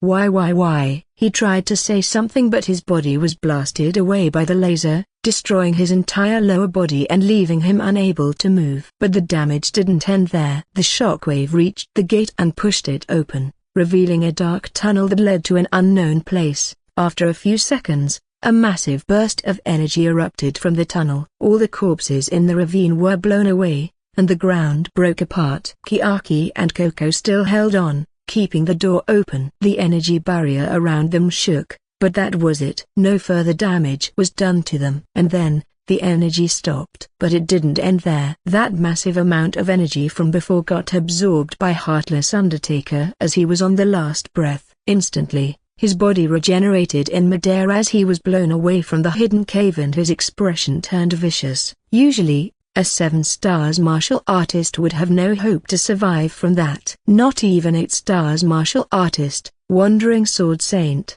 would survive against the railgun at highest power. However, Leo miscalculated. He didn't think the energy from the ruin would heal the Heartless Undertaker from the verge of death. He was like a cockroach, unable to die even when he was killed. How dare you? He was furious. His body was filled with dark and ominous chi, and he roared like a monster. How dare you interrupt me? The air around him became thick with dark chi, and he rushed forward. His body turned blurry, and he appeared right in front of Kiaki and Coco. Move! His hand, covered with dark claws, extended forward, ready to tear them apart. Before he could reach them, Leo shot another beam of energy from his railgun. The laser tore through the air and hit Heartless Undertaker, throwing him back. Heartless Undertaker's body got destroyed, burned from the high temperature and electricity, and his chi scattered. Still, he somehow survived. The thick, Ominous chi in the vicinity kept him alive, as if something wanted him to reach the end of the cave. He regenerated once again, albeit slower than before. Seeing it, Leo gave out another command. Shui, enter the cave and secure the epigraph with Kiaki. Put it inside the compressing capsule. Leave Coco to hold the gate for you. Roger. Yes, leader. Shui nodded and entered the tunnel, his sword and his bodysuit protecting him from any danger. He was confident that he could defeat anything inside, as long as he could keep his sword. Kiaki followed suit right after, leaving behind Coco to guard the gate. Even without the toy, she still had ways to fight and shouldn't be underestimated. Meanwhile, Leo took away his railgun, returning it to its capsule form and cracked his hands. Jack, govern me. I will take care of that guy personally. Getting spirited today, leader. Leave the moving corpses to me and get wild. Jack laughed, his eyes glowing from the helmet. Leo grinned hearing his subordinate's answer. Full release. As soon as he said that word, his bodysuit morphed into a black armor and covered his body. Only his head was visible, and his expression was serious. Electricity crackled from his hands and feet, and his eyes shone with bright blue light. He leapt forward, leaving behind a blue trail like lightning, and punched Heartless Undertaker in the face. His fist, coated with a special material, was reinforced and could pierce a diamond. Bang! There was a loud bang and Heartless Undertaker's head was crushed. But he didn't die. It soon regenerated as if time was rewinding. Quite tough for a demonic martial artist. But that's it. Compared to that monster Wandering Sword Saint, you only excel in regeneration and army control. Nothing else. Leo said, his voice low and menacing. He punched him again, and his hand glowed with electricity. It spread to Heartless Undertaker, electrocuting him from the inside and destroying his body once more. Ugh! He screamed in pain. His body got burned from the electricity. The name Heartless Undertaker came from his killing style where he dug corpses' hearts and brought back the dead to fight for him. His technique wasn't something he invented. It was a lost art that Supreme Evil created, and because this person only focused on that power, his martial art capability was low. I can do this all day. After saying that, Leo raised his leg and stomped his chest.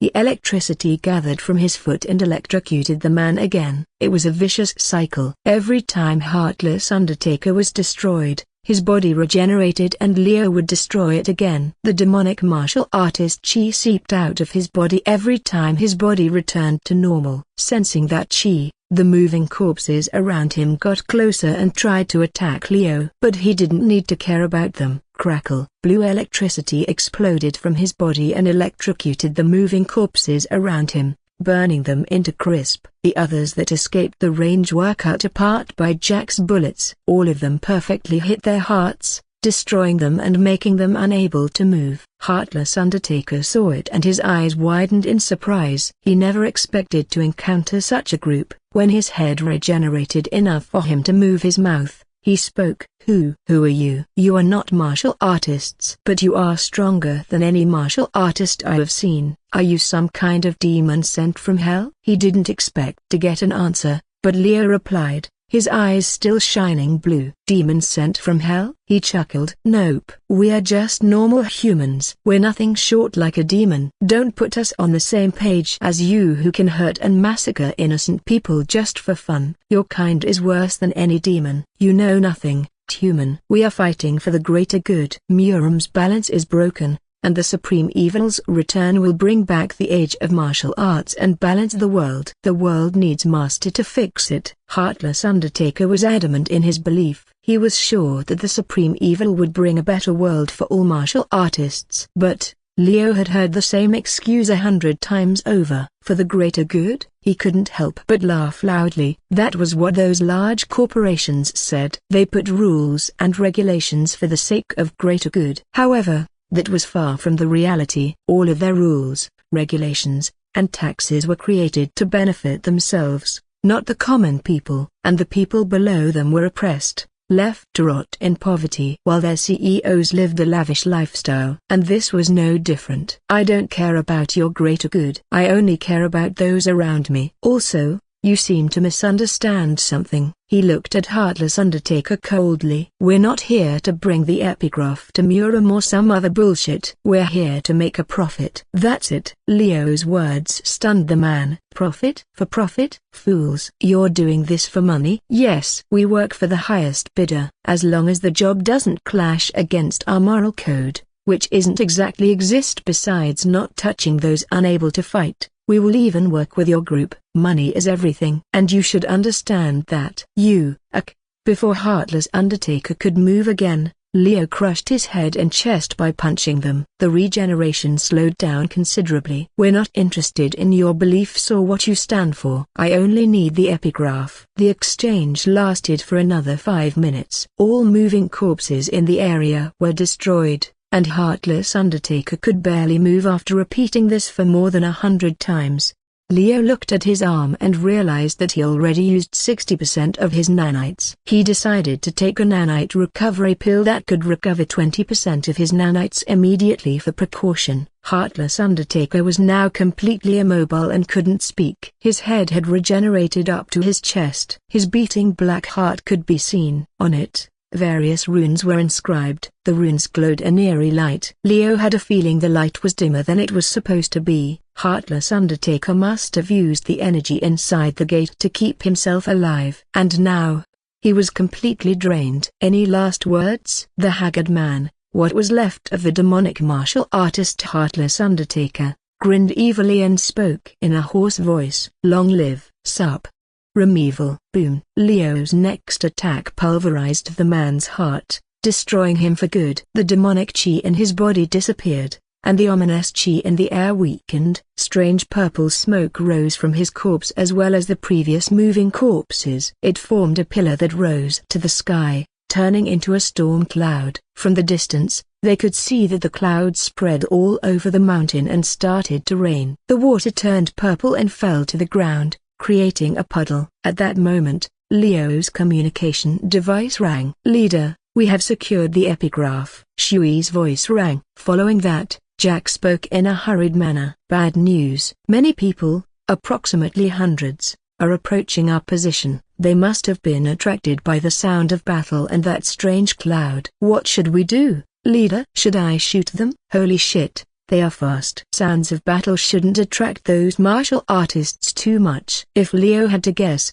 they must have connected the strange purple cloud with the opening of the gate. And now, they were coming to investigate. Leo sighed and replied, Shui, how long do you need to finish securing the epigraph? A minute. Kiaki is helping me, and Coco is still guarding the entrance. I think we will be done before those guys arrive. Make it 30 seconds. Run as fast as possible and enhance your body with nanites. I will hold them off with Jack. Yes, leader. There was no other way. They needed to finish the job. With that said, Leo looked at the corpse under his feet and sighed. He left such a troublesome gift behind. The cloud must be Heartless Undertaker's last effort to drag Leo down to hell with him. Well, at least we're getting paid handsomely for this job. He could only hope that he didn't regret it. Boss, there's another group approaching from the south. They are starting to fight each other as they approach. I don't know how many they are, but their numbers are increasing. Leo narrowed his eyes. Another group? That's perfect. I will go to your location now, he said,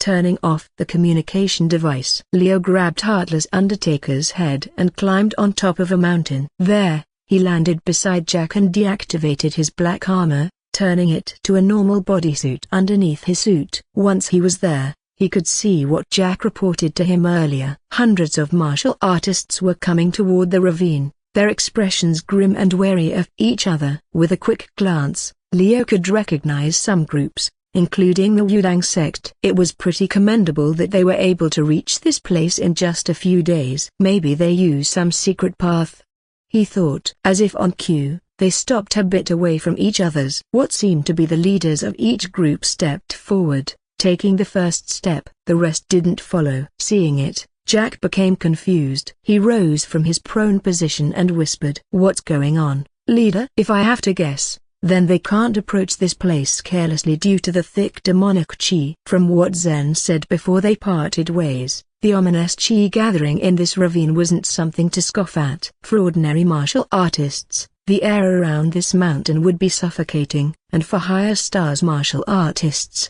they would feel pressure beyond their capabilities. No one would be able to get closer easily. They would need to cover their bodies with chi and create armor to withstand the demonic chi. Leo's deduction was proved to be right as the people in the frontmost rows began to struggle. Their expressions were pale, and their breathing was rough. They couldn't breathe easily. Still, they didn't give up. They flared their chi and created armor around their body. The ominous chi around them was pushed away, allowing them to breathe easier and advance. Leo was impressed, and for one, he felt grateful for not being able to feel chi. The reason why we're fine is because we have strong bodies enhanced by nanites. Our antibodies are also strong, allowing us to withstand and adapt to any area easier. More importantly, our mental state isn't affected because we can't feel chi. This was their biggest advantage. While the martial artists struggled to advance, Leo stepped forward and said, "Stop right there." His voice rang clear, and everyone's attention turned to him. "If you advance any closer, I won't guarantee your safety. Your fate will become like this guy over here." With that, he threw the head he had been holding toward them to see. It curved through the air and landed at their feet, making their expression twisted in horror. This is Heartless Undertaker. One of the leaders of the group recognized the head and stuttered. "If you continue to come, I will blast all of you. I won't go easy like with him. My weapons and ability are capable of doing it." Leo was confident in his words. His railgun could kill anyone without leaving any trace. He could easily destroy the body and leave no trace. He was like a death god. The group trembled at his words. They weren't stupid enough to underestimate him. At that moment, Shui and Kiaki arrived. They landed beside Leo and bowed in greeting. "Leader, the epigraph is secured. It's already inside the compressing capsule." Leo nodded at Kiaki and praised her. "Good job. We will try to escape now. Prepare Coco to fight. Go as wild as you want." "Yes," she answered. One of the leaders that originated from Sichuan recognized Leo and Shui. He took a step back and raised his voice. "Thunder God and Black Sword Saint." "No. We can't fight them. We must return." "That man is as strong as Wandering Sword Saint." And his subordinate, Black Sword Saint, even defeated the Sword Saint and usurped his title. Going against them are just suicide. "Let's withdraw. The epigraph is as good as theirs now." "Thunder God and Black Sword Saint, who are they?" The other group didn't know about Leo and Shui's real identities because the rumors of their capabilities only reached Sichuan and some other parts of Central Plain. They were still unknown to the majority of Murim. Hearing the leader's words, the group retreated. But that didn't make any differences. Only tens of people disappeared. The others didn't retreat, only stepping back a bit. It was obvious they wanted to snatch the epigraph. They thought that with numbers, they would be able to defeat 4 people. "It seems they don't want to retreat," Shui murmured. Leo nodded, his expression cold and unreadable. "I will open the path toward our camp. After that, we will run at our full speed. Got it?" "Roger." "Yes, leader." All of them answered simultaneously. Leo took out his railgun once again and pointed at the crowd. He cranked the setting to the highest. At this setting, the beam shot out from this weapon could reach 2 km and obliterate anything on its path. The martial artists didn't understand what was happening, but they quickly reacted and scattered when the beam came out. "Run, dodge it." Unfortunately, Leo had no mercy for anyone who was in his way. He didn't care if they were innocent or not. Once they bared their hostility toward them, he had no mercy. ZZT. The beam of electricity shot out and hit a group of people who were unable to, burning them into crisp. Not only them, the ones behind the group were also hit, turning them into ashes. The ground it passed was scorched and the air smelled of burnt flesh. Static electricity ran through the atmosphere, electrocuting anyone nearby. "Go, now!" Leo's command was the signal for them to start running. Kiaki, Jack, and Shui were already running, their legs enhanced with nanites, and they were faster than even the Humvee they used before. Leo followed right behind them after putting his railgun away. As they ran, Kiaki took Coco off her shoulder and the toy enlarged. It became even larger than before, standing over 5 meters tall. Its foreign appearance, with sharp teeth and poisonous saliva dripping out inside its mouth, terrified the martial artists.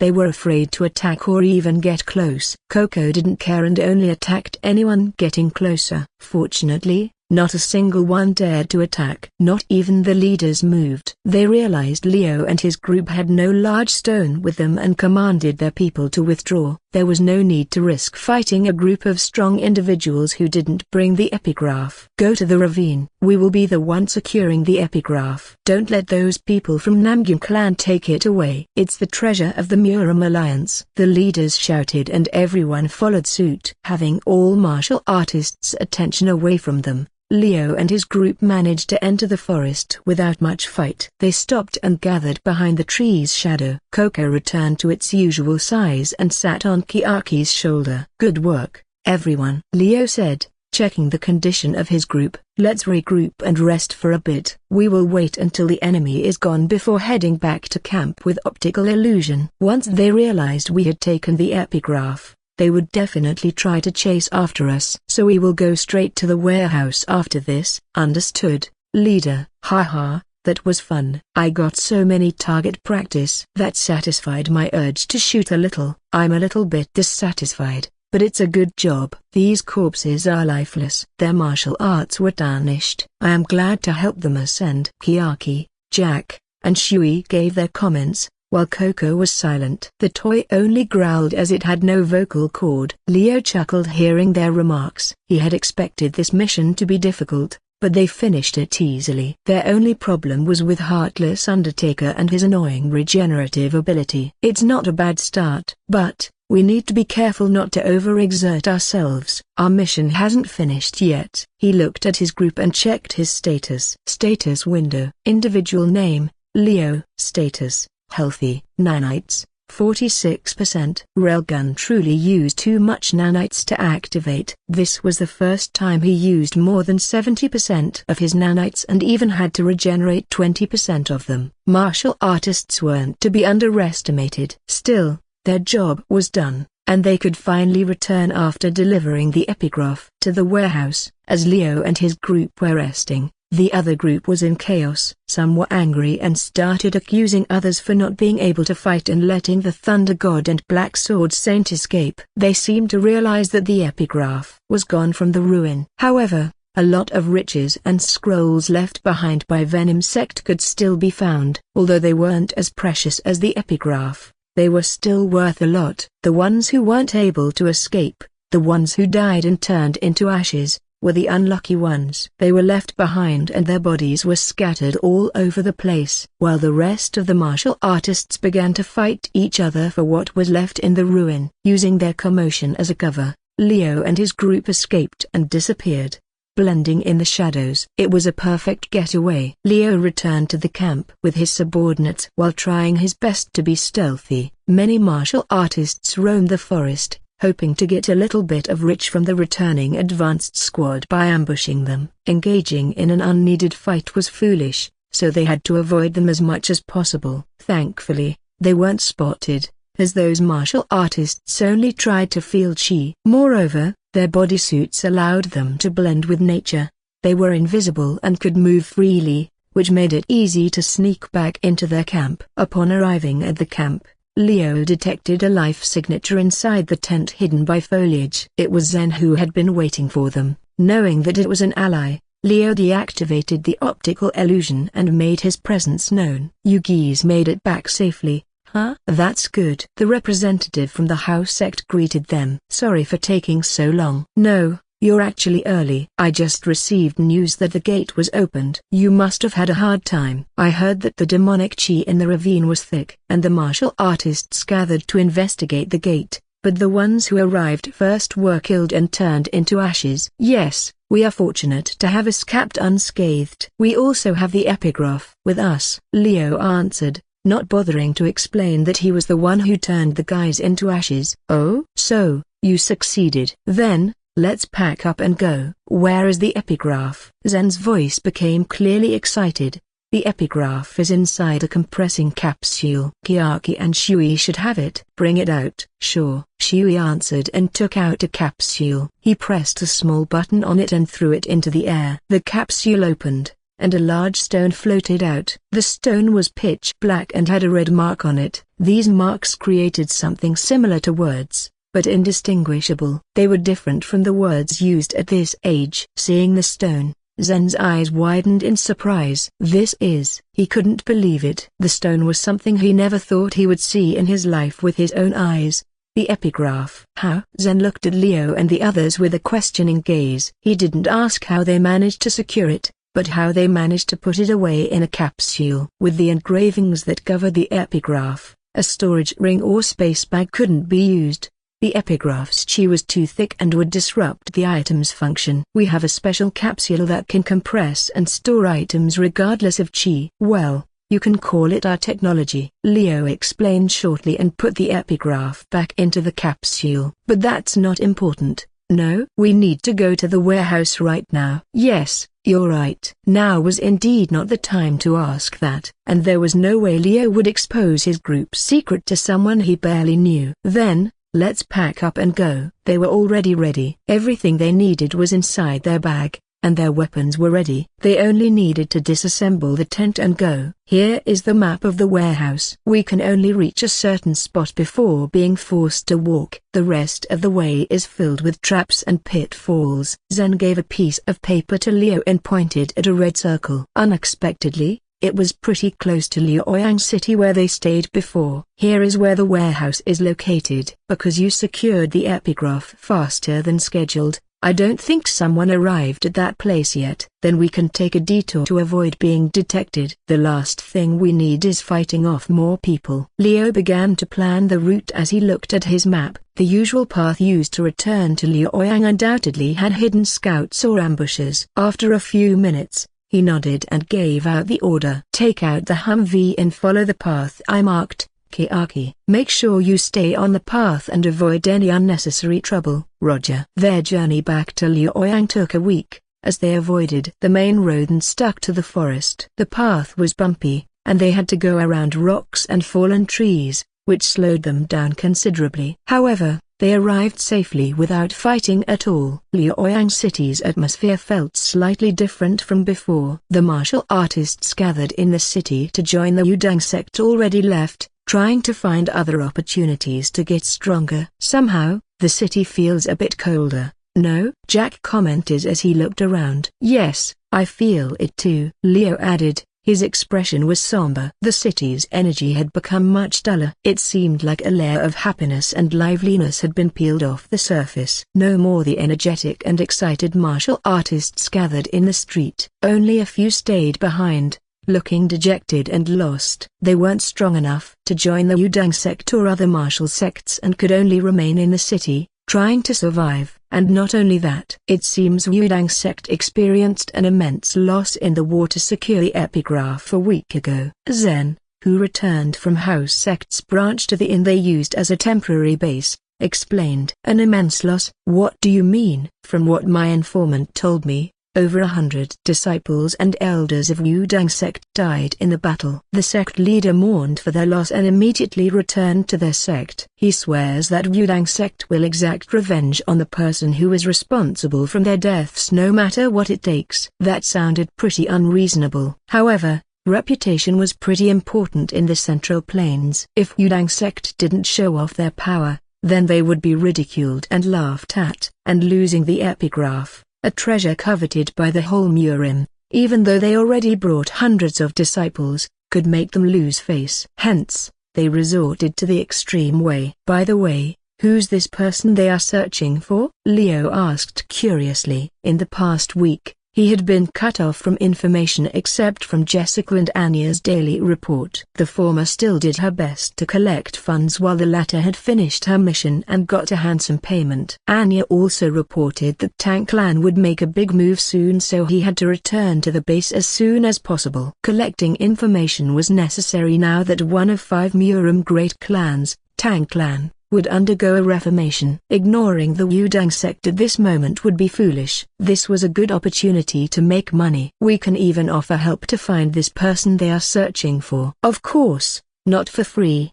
Liu thought as he waited for Zen's answer. It seems there is someone who can control lightning. He single-handedly annihilated Wudang sect's disciples among any other factions in just a single attack. They described him as a devil incarnate with a strange artifact. No one knows his identity or background, only that he was a young man with blue eyes and strange clothes. Zen didn't know the truth behind the battle. He only heard the rumor that a demon appeared and wiped out everyone. But those present then knew who it was. Jack and Shui only looked at each other and laughed. Meanwhile, Kiaki looked at Leo with an amused gaze. They could never forget the image of Leo obliterating everything in his path. The thundercloud and lightning that struck the ground and burned everyone was a scene that would forever etched in their memories. As expected of their leaders, they collectively thought. Leo pretended to be oblivious and said, "I wonder who the demon is." "We only fought Heartless Undertaker after he opened the ruin ahead of time. Maybe it appeared after we left." No more was said after that,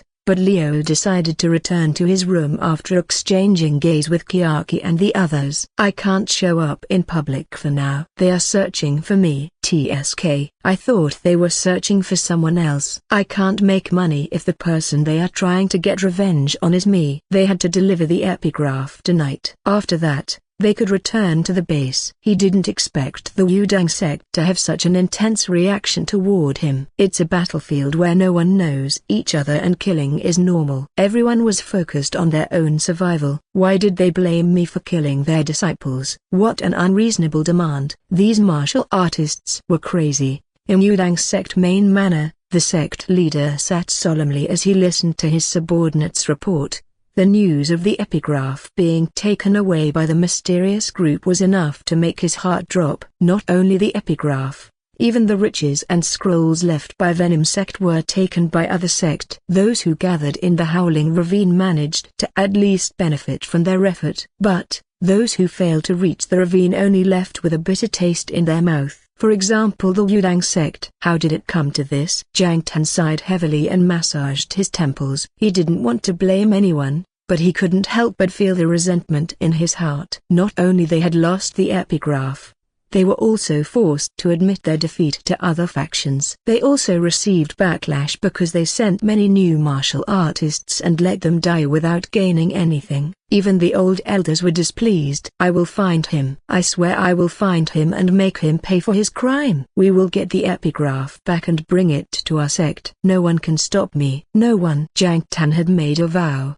Blood dripped down from his clenched fist. His chi raged uncontrollably. The atmosphere in the hall was heavy. No one dared to speak. Just at that moment, a servant entered and whispered something in the sect leader's ear. "What? The beggar sect has information about that man?" "Why yes, sect leader. The representative of the beggar sect is here. He said he's a branch leader from Chengdu City." "Bring him here." "Yes, sect leader." The servant quickly left. And a few minutes later, he returned with a middle-aged man whose clothes were tattered and he looked haggard.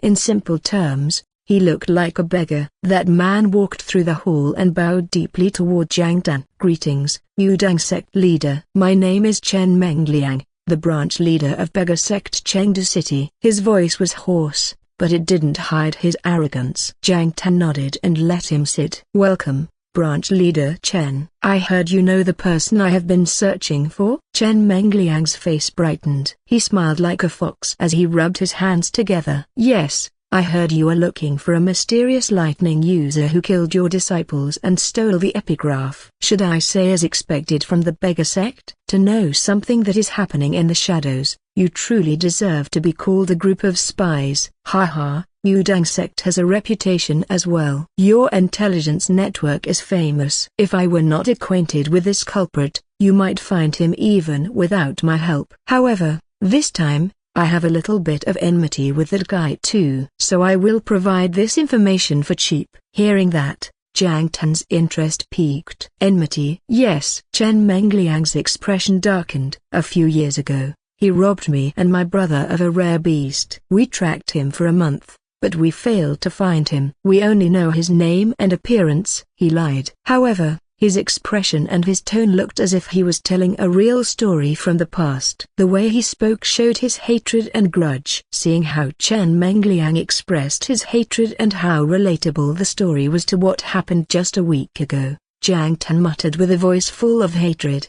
Scum! That demon deserves to die. He will never escape. I will catch him and tear him apart limb by limb. Jiang Tan had not a shred of doubt or hesitation. Tell me, who's that man? I will pay you handsomely and help you with your revenge. Yes, please do. Chen Mengliang replied eagerly. He bowed deeply and raised his cupped hands. Under the shadow, the beggar sect's branch leader was smiling widely. He couldn't hide his joy and excitement. Everything is going according to plan. How dare that guy choose the house sect and ignore the beggar sect? He didn't realize that ignoring a powerful organization like the beggar sect was a grave mistake. In the shadows, the beggar sect had connections with many organizations. As proof, the leader of the Wudang sect trusted his words without a shred of doubt. Being greedy in Murim would lead to their downfall. That's why Chen Mengliang would use any means necessary to achieve his goal. To make sure that Guy and his group pay the price. Their ability is just exaggerated. Against a true 8 stars martial artist, leader of Wudang sect,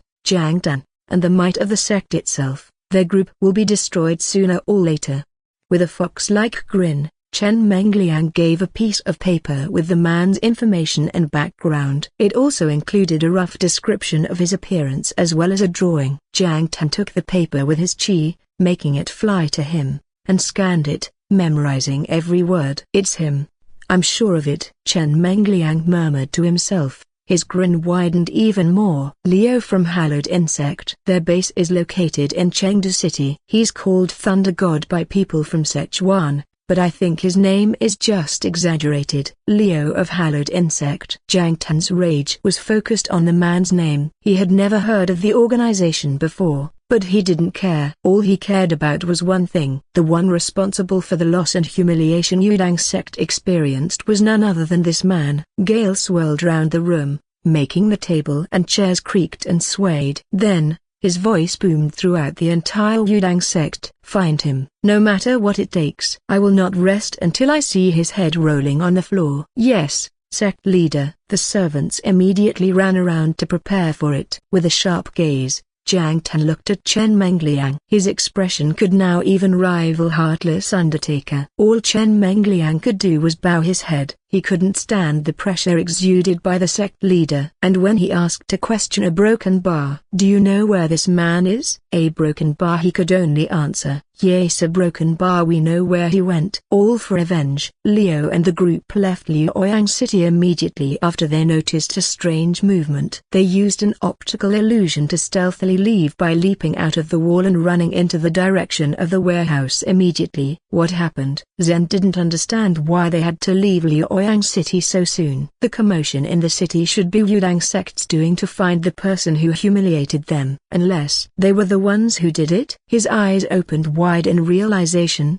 realizing the situation by connecting the dot. I need to inform the sect leader about this. We apparently still underestimated their strength by too much. The fact that they were able to steal the epigraph was already impressive. However, the fact that they were also capable of massacring a group of martial artists from the Wudang sect like they were rats. Not that it was important. As they moved closer to the house sect's hidden warehouse, the trees became sparse and the land flattened. There were a few houses and farms here and there, but the place was far from crowded. At that point, Leo deactivated his optical illusion and asked his group to stop running. He looked at Zen and asked, "Is this the place?" "Yes." Zen nodded in confirmation. "This is the fake village to hide our warehouse entrance. From here on, there will be many traps waiting for us. We can't deactivate some of them for countermeasures against intruders and betrayal. However, I know all of their locations,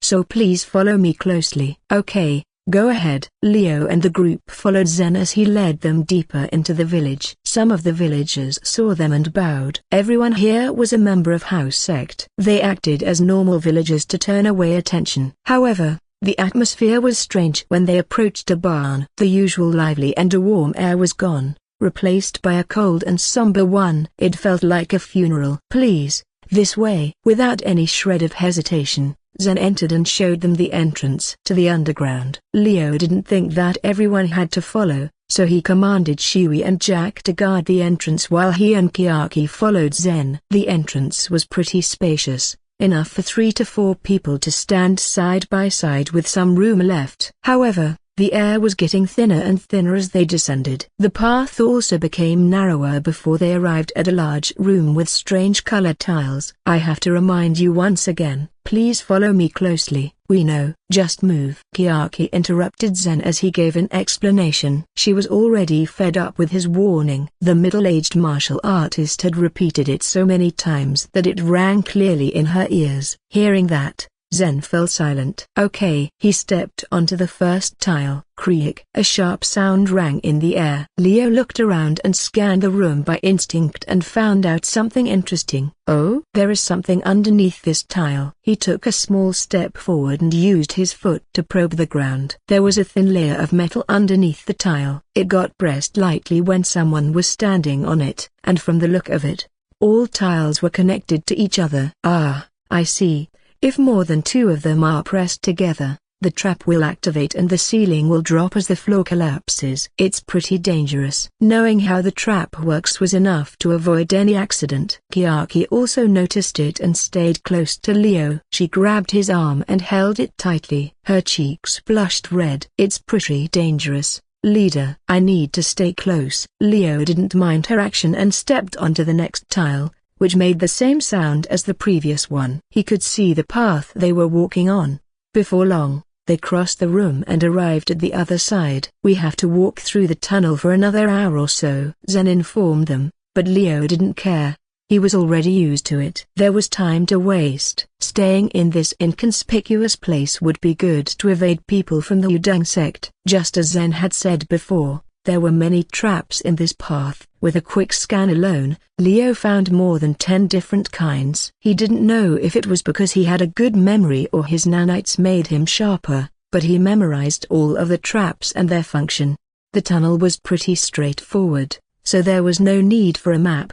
Before long, they arrived at a place with a rough wall surface. This is the hidden warehouse. It's a bit small compared to our headquarters, but it should be enough for the epigraph, Zen explained. Warehouse. This? It didn't seem like there was an item here. Yes, we had a fake entrance before. The real one is in the middle. As he finished his sentence, Zen pressed his palm on the wall and released his chi. The wall trembled slightly and began to shift. Sounds of rocks scraping against each other could be heard, and the wall split into 2. Behind it was a spacious room filled with various items and treasures. This is quite a nice hiding place, Leo thought as he saw the room. It was well lit, and the ceiling was pretty high. The epigraph should be stored here. But there was still one question left. Is the person inside that room friendly or hostile? Leo asked, pointing at the room behind the fake wall. Huh? Friendly, of course, Zen replied, a bit surprised. Come on out, old man Bao. They are my companions and here to deliver the epigraph. His voice echoed throughout the room. As he finished his sentence, a gray-haired man with a hunched back emerged from the room. He wore a tattered robe and his face was full of wrinkles. People in the modern world might have thought this man was an old beggar, but people from Murim would think differently. The aura he emitted was stronger than any normal martial artist. He had a strong chi, indicating his prowess and power. Even when old, Leo could feel his power and how dangerous he could be. He is strong. That was a fact. Even Kiaki pulled his sleeve and narrowed her eyes. Predators could recognize each other. What a dangerous fellow. The one called Old Man Bao spoke as he opened his eyes. Leo from Hallowed Insect,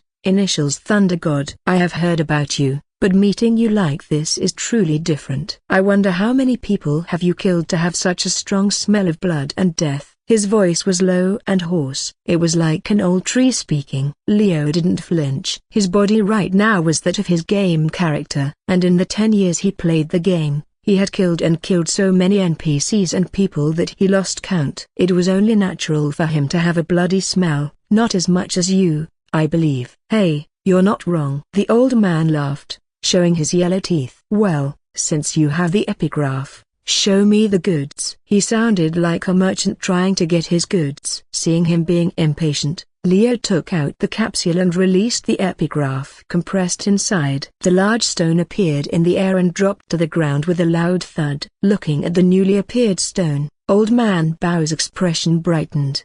The epigraph. Finally, he looked at the engraving on the stone and mumbled, "Yes, this is genuine. The contract is over with this," he said, turning to Leo. "Wait a little. I will fetch the promised reward." "Please, take your time." Leo smiled as he saw Old Man Bao enter the hidden warehouse. Soon, the old man returned with a scroll. That scroll looked brand new and was sealed with a golden rope. "Here you go. The promised content of the first epigraph we found." I copied the content exactly as it's described and put the translation to today's language under it. As for the rest of the payment, sect leader will personally deliver it to your base. Old Man Bao handed the scroll to Leo, who received it carefully. "Thank you for your cooperation. Let's meet again in the future." "Sure. We will gladly do business with you in case you need us again." After receiving the payment, Leo put it inside his storage ring and left again with Zen, who saw him off and guided him through the traps again.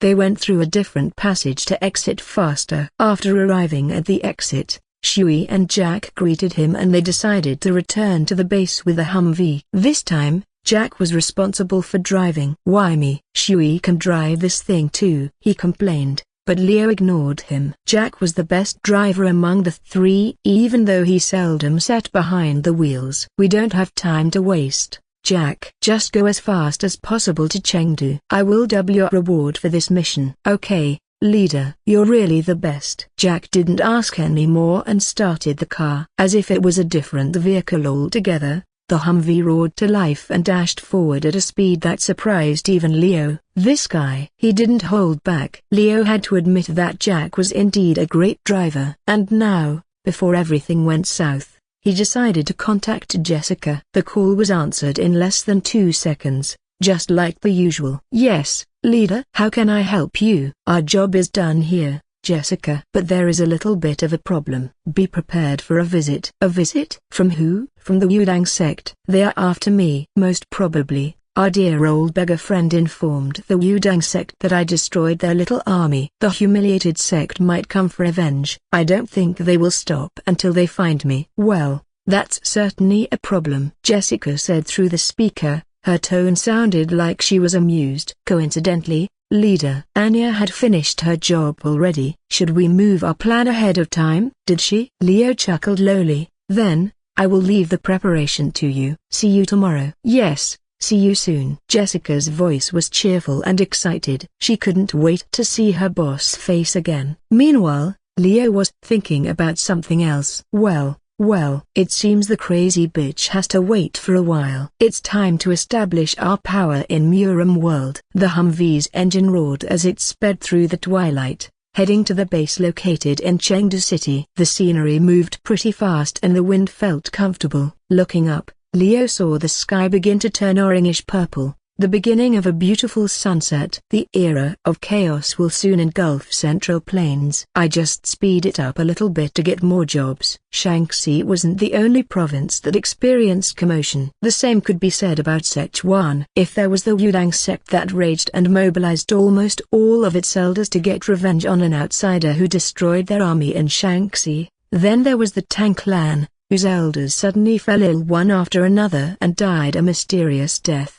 No one knew what happened besides those responsible. However, the commotion in Sichuan only lasted for a while as new elders were appointed pretty quickly. The clan's patriarch, Tang Jiaofu, sat in front of 2 old elders and drank tea calmly. These 2 people were Tang Heng and Tang Feng, the clan's master of communication and the leader of secret guards. While the former was called Old Snake by the latter, he unexpectedly was one of the most loyal people in the clan. His loyalty was also confirmed by Anya, who found proof that he investigated the traitors behind the scene. "The mastermind managed to slither away before we caught him," Tang Heng said bitterly. "That guy was truly dangerous and smart. It was like a snake, always elusive and cunning. I can't believe that someone could control so many elders and even kill some from our side." "Ha! I will crush his head when I meet him," Tang Feng replied with rage. His face was red. How dare he dare to meddle with our clan? I will make sure he regrets it. Calm down,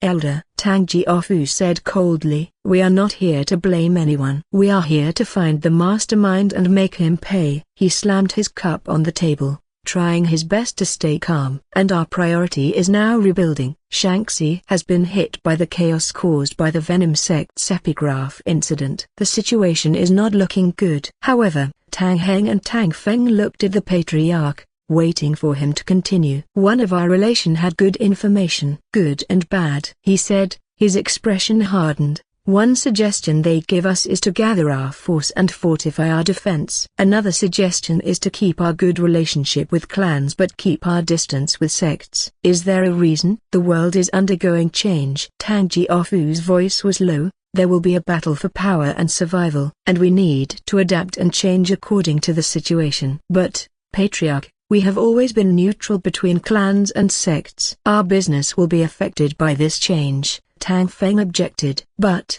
what if the sects are trying to covet our riches? Both of them were silent. Was Murim's situation that bad? It's too early to decide. But we can't afford to be weak. Tang Jiaofu sighed. I hope you will trust me. We need to lay low for a while. I will try my best to gather more information and prepare for the worst. For now, let's focus on recruiting talented disciples. Yes, Patriarch. Liu arrived at Chengdu early in the morning. They drove all night and didn't stop at all, because almost everyone in Chengdu was used to seeing them. The Humvee wasn't stopped by the guard around the gate and let them pass. We are finally home. Leo smiled widely as he got out of the car and stretched his back. The base was located near the Red District. There was nothing different from when they left, except that there were more stalls around here now. The air was slightly cold and chilly, a sign that winter would arrive soon. Jack and Shui immediately entered the base while Kiaki put the Humvee in the compressed capsule. Leader, you're not going to enter? Kiaki asked, but Leo shook his head. You go ahead. I need to take care of something first. Okay. After seeing her subordinate disappear into the building, Leo looked around and found an alleyway. He walked there and met Jessica, who was waiting for him. They had scheduled this meeting beforehand. Leader, are you ready? Yes. Let's go. Leo nodded at Kiaki and followed her. While he was away, he left the preparation and decision-making to Jessica and trusted her fully. As they walked slowly side by side, he asked about the progress and she explained. I have collected all the necessary material to upgrade everything to level 2, and from the rest of the golds we have, I secure some land for our plan. We just need the final pieces, which requires your presence, leader. Great. Then, let's begin. Their destination was an abandoned building at the edge of the city. The place was a mess, but Leo didn't care. It was only a temporary meeting place, anyway. As this plan could mess with the balance Murim currently have, it was necessary to do it far from the center and prying eyes. They entered the building and climbed the stairs to the roof. As they walked, Leo could see two robed people inside. Anya was standing guard near the entrance,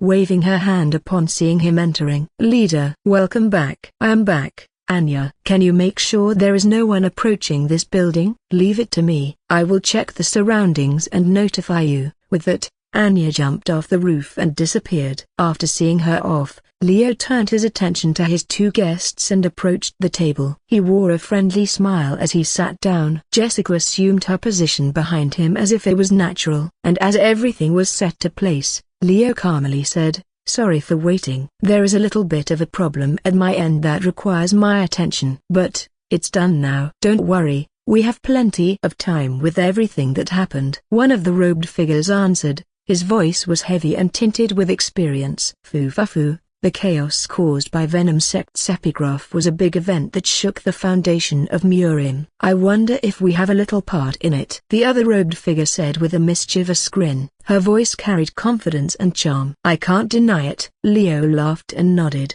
I hope my little act won't create any problem between us. Of course not. We don't care about the small stuff, anyway, she replied. What we care about is the business you will bring us. Your ability and power have caught our interest, Mr. Leo. Indeed. To be honest, when I heard about your proposal, I thought you were a bit crazy. However, That news did reach us. Udang sect. You have begun to establish yourself as a powerhouse. And that's good for business. Fufafu. This incident allowed us to drive out our competitors from this city. I bet they are the ones who spread the news about your presence and what you did to that sect. These robed figures weren't someone to be underestimated. Leo grinned and put his hands together on the table. Everything was just as calculated, although the events didn't happen exactly as he had planned. So, we have heard about the proposal. The man leaned forward slightly. A curiosity flashed in his eyes. Tell me, will this really work? With both of your cooperation,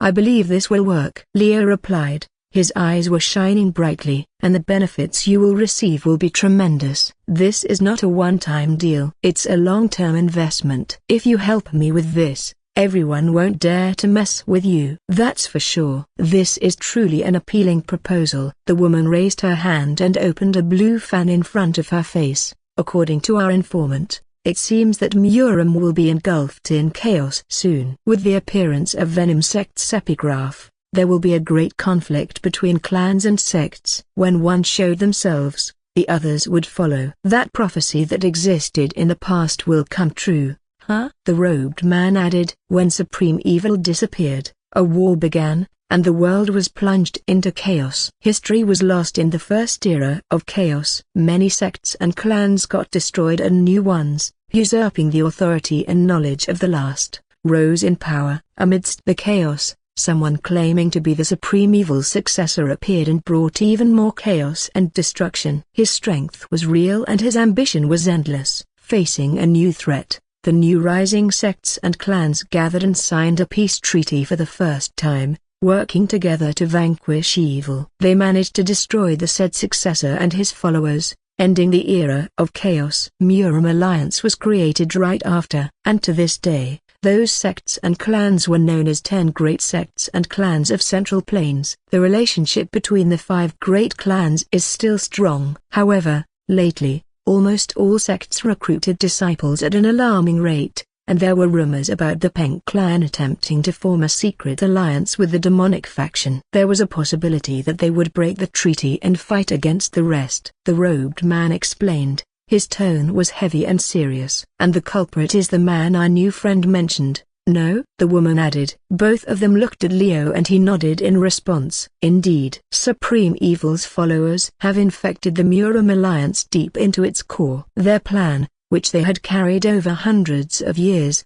finally bore fruit. There were plenty of their ranks having the rank of elders or even the sect leader and patriarch himself. They were patient and cunning, manipulating the events from behind the scenes. Leo paused for a moment and continued, Murim Alliance is not to be trusted either. There might even be worse from an unorthodox sect such as the Demon Sect by now. So, that's why you are gathering forces outside of the Murim Alliance. Yes, this is a necessary step. Leo replied. His tone was low and grave. The system I created is fundamentally different from any factions, either they are clans or sects. This will ensure individuality, so corruption will be minimalized. Also, our rule will be pretty simple but unforgiving. That's interesting. But, we need more details about this proposal. The robed man said. Sure, let me explain. Leo took a deep breath and began his explanation. He described how this new faction, or rather organization, worked. He took inspiration from the same organization that existed in the game. Firstly, the organization would be composed of many smaller groups called teams. Everyone could register to this organization and be a part of it. Secondly, the organizer or staff of this organization would be chosen directly by Leo or the higher-ups, composed of normal staff that had no relationship with Murim. This way, it also opened new job opportunities for citizens. All staff members and their families would be provided housing that got protected to ensure their safety. Public order would improve if this could be implemented in many cities. Thirdly, there were only 3 rules for those joining this organization. 1. Respect and don't fight each other. Second, first come first serve. Jobs were limited, so team that arrived earlier would be given the priority to claim it. And the last, betrayer would face the entire organization's wrath. That included the clients or the organization members itself. They are indeed pretty simple. But how could you manage the last? The man asked Leo. In the vast Central Plains,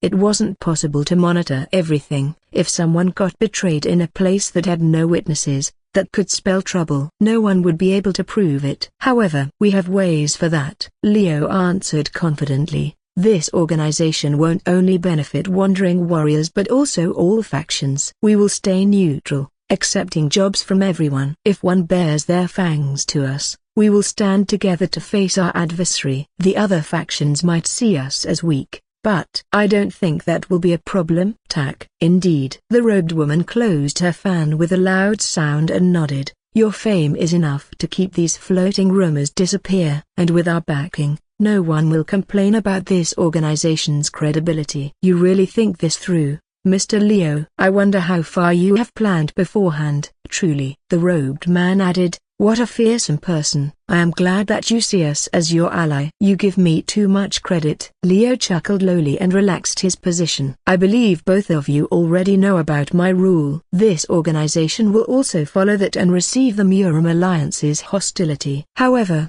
if both of you are still willing to join me, please stay in this place. If you don't want to join me in this journey, I won't say anything. I want to maintain a friendly relationship with both of you. Silence followed after Leo's statement. It was a risky deal, but necessary to expand their force. However, their silence was an answer itself. They relaxed their sitting positions and looked him straight in the eyes. Leo grinned and crossed his legs. Very well. Now, Jessica, tell our friends the details of our plan. Yes, leader. Jessica replied with a professional tone. With a nod, she began to explain the plan, showing a small hologram screen in front of her, surprising the guests. But they were already used to their technology, so they quickly got used to it. As the two robed figures heard the plan, their expression slowly changed. They saw a chance, a big one. With this, the chance to establish their own power would increase. And their eyes, hidden by their robes, shone brightly with ambition. They were already in. We accept your proposal. Investors secured.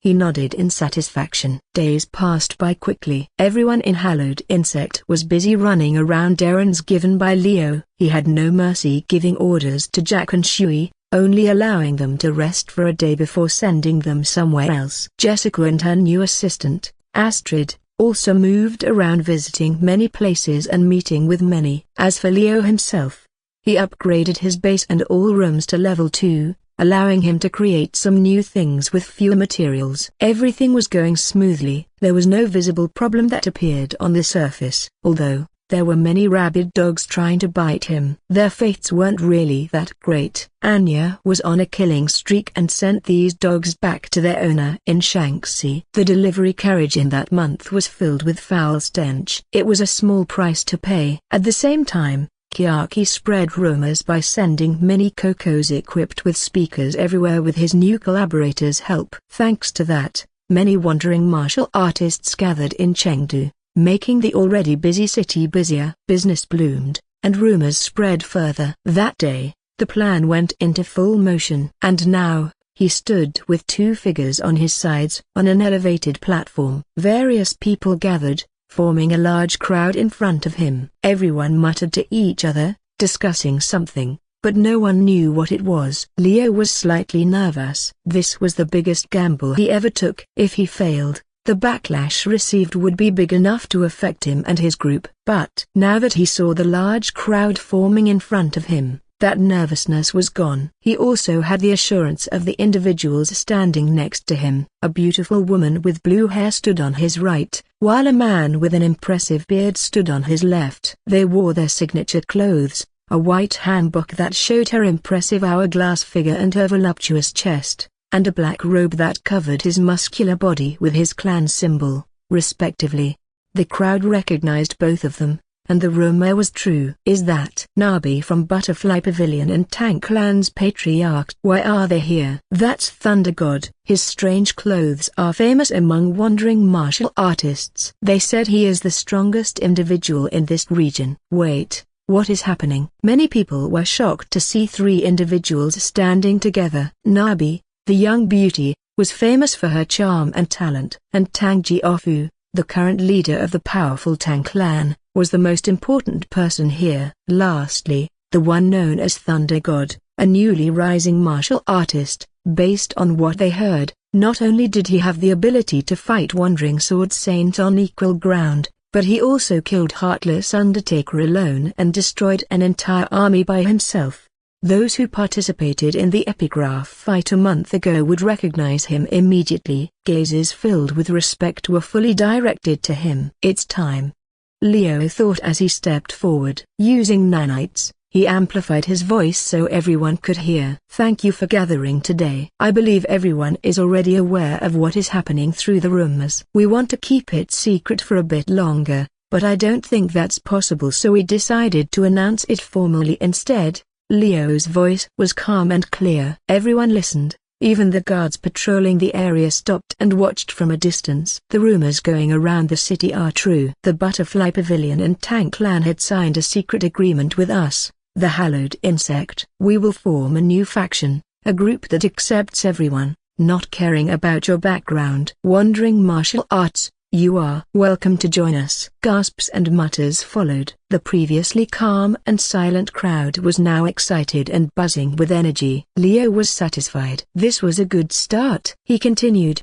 of course, our faction is different from the usual clans or sects. The two people standing beside me are just sponsors, not investors. Let me introduce you to them. The man over here is Tang Clan's patriarch, Tang Jiaofu. He's the representative of the Orthodox faction. Tang Jiaofu waved his hand with a smile. The crowd cheered. The beautiful lady beside him is Nabi from Butterfly Pavilion. Maybe a lot of you don't know, but she's the esteemed leader of House Sect. Yes, she's the representative of the unorthodox faction. Fufafu. Nice to meet everyone. Please call me Nabi. The beautiful woman smiled seductively. The crowd fell silent. They couldn't take their eyes off Nabi after the announcement. Surprise filled their gazes. Who didn't know about House Sect? They dealt with information, not strength, and their power was only second to the 10 great sects, not even the Murim alliance. How could they not know? And more importantly than that, the identity of House Sect's leader had always been shrouded in mystery. Anytime someone found out who the leader was, that person disappeared. So, the revelation stunned them. With that being said, I want to ask you something. Are you tired of not getting a job even when you're a martial artist? Are you tired of being looked down upon because you have no family background or no master to teach you? Are you tired of living without a purpose and just wandering around aimlessly starving and without money? Yeah, we're tired of it. Everyone is just looking down on wandering martial artists. No one is willing to hire us. We also need a place to stay and some money. Yes. Yes, we have heard all about that. Leo smiled as he tried to calm the crowd down. His voice, which carried the authority and respect of a leader, quieted them down. If you're wondering who I am, then let me introduce myself. He took a deep breath and continued, I am Leo, the founder and leader of the Hallowed Insect. We are a new mercenary group, a gathering of people with nowhere to go. If you want to ask about our position, then I will say that we're perfectly neutral. We took job from everyone as long as there is a decent pay. Then, what about us? What about people like us, wandering martial artists? WHP never got any master. Can we join your organization and what will we get if we do? One person shouted. His face was covered by his straw hat. You will be accepted. We don't choose our members. Whether you learn orthodox, unorthodox, or even evil martial arts methods, I don't care. They are just separated by convenience. I don't believe someone's character based on the martial art they learned. Leo's way of thinking was pretty different from Murim's, especially when it came to the path of martial arts. At this age, when the world was still stuck in the past, his words shook the crowd. What he said was close to heretic thinking. And as for the payment, you will get paid after the job is done. The reward promised by the client will be given to you 90%. We will take 10% as an introduction and guarantor fee. He continued, you will also receive merits depending on the job you finished. That merit can be exchanged for anything, be it golds or martial arts manuals. We will be the guarantor that all martial arts you learn are genuine. Nabi added, if anyone tries to scam you, The Butterfly Pavilion, Tang Clan, and Hallowed Insect will make them pay. I hope we have an understanding. With House Sect as the guarantor, no one could fake their identity. The crowd was silent, thinking about the deal offered. They had heard the stories about Leo, his ability and power were real. Will you? The organization try to limit our movement? A voice could be heard from within the crowd. Following that, murmurs could be heard as they discussed the situation. No, we won't. We have no right to control where you go or what you do. Leo replied calmly, but we will warn you about the danger of betrayal. That's the only thing I can't forgive about. If you betray and attack your own friends on a mission, my organization will spend nothing to destroy you. Of course, it also applied to the client. What do you mean? Exactly as I said. He grinned and spread his arms. We're your guarantor and your protector. Let it be known that the clients try to give false information about the job or trap you, we will destroy the client. Our relationship is based on trust, so please remember that. His words were sincere. He meant every single one of them, and his tone was heavy, his face serious. Hearing him, everyone fell silent at once. The condition he spoke for was too great to be exact, too great to be true. Some martial artists gathered here only came out of curiosity. They didn't like flocking into a group or joined sects where the rules were strict and bind their movements like a rein. A lot of them appreciated freedom more than anything. However, in exchange for that freedom, they only received limited resources to get stronger. Getting a strong martial art method to learn was also difficult. If the conditions he spoke were real, then their lives would change drastically. What if we want to quit or not accept the job given by the organization? A voice suddenly cut through the silence. With that as a trigger, various questions rose. Leo skillfully answered them all one by one. If you don't want to take a mission or job, that's fine. We're not forcing you. However, the merit system will remain the same. You won't lose anything if you quit. We will only ask you to return the identity badge that proves you are a part of our group. All benefits you receive will stay with you even if you stopped, but you won't receive our protection anymore. In short, feel free to quit anytime. They never forced you to do something you didn't want. That resonated with many people's hearts. As he continued, Leo saw the crowd began to change their mind. Their faces brightened up as they listened to his explanation. And, before long, they began to cheer and shout their agreement. Long live Hallowed Insect. Let's join this faction. Yes, yes. Let's work together. Finally, I can be free and strong. I will finally get a chance to prove my ability. How do I sign up? Everyone began to approach the stage, excited and cheerful. Their attitude was completely different from before. Leo was satisfied. Everything went according to plan. As the crowd chanted his name, he spoke in a low voice. Very well. With this, I declare that the Mercenary Union will be open. Everyone, welcome to the family. After the announcement, a massive line formed in front of a large building created solely for Mercenary Union. Many people gathered and wanted to sign up. Many hired and staff trained by Jessica began to deal with their registration. Each member was given a badge, a small pin with Coco's face to act as their membership proof. They were also asked to give their blood to bind the badge, or so they were told, when actually the badge collected their DNA and created a unique identification. It was a long day, and the sun was beginning to set. But, the Mercenary Union still remained crowded. Meanwhile, Leo and the two figures sat on a balcony, watching everything from above. It's beyond of what I expected, Tang Jiaofu muttered. His face was solemn and his tone low. You can say that. Nabi giggled. This is a huge success. Now, let's see how things will unfold from now on. The news will spread and many sects and clans will hear about this. We have driven Beggar Sect out of this city, but I doubted they will stay silent. Most probably, Yudang Sect will take a drastic measure and attack Chengdu. I bet. Leo nodded and looked at the crowd. This will bring a huge change in Murim, but I am prepared for it. With his base and all the rooms upgraded to level 2, he was confident that he could win against Yudang Sect's attack. Kiaki also put defensive measures around Chengdu City. The surveillance was perfect, and the mini-cocos were everywhere. Well, if you don't need me anymore, I will take my leave. Tang Jiaofu bowed slightly. There are many things I need to prepare and deal with in my own clan. Fufafu, Me too. I have to see the staff's training. Your secretary, Jessica, was it? May I have her for a few days? She's so skilled that I am envious. Nabi giggled. Anyway, it was fun working with you. Let's see how everything turns out. After saying their goodbye, the two of them left. Leo remained seated, his eyes focused on the crowd. He would also get busy soon. I feel bad for Anya, but she will have to work hard.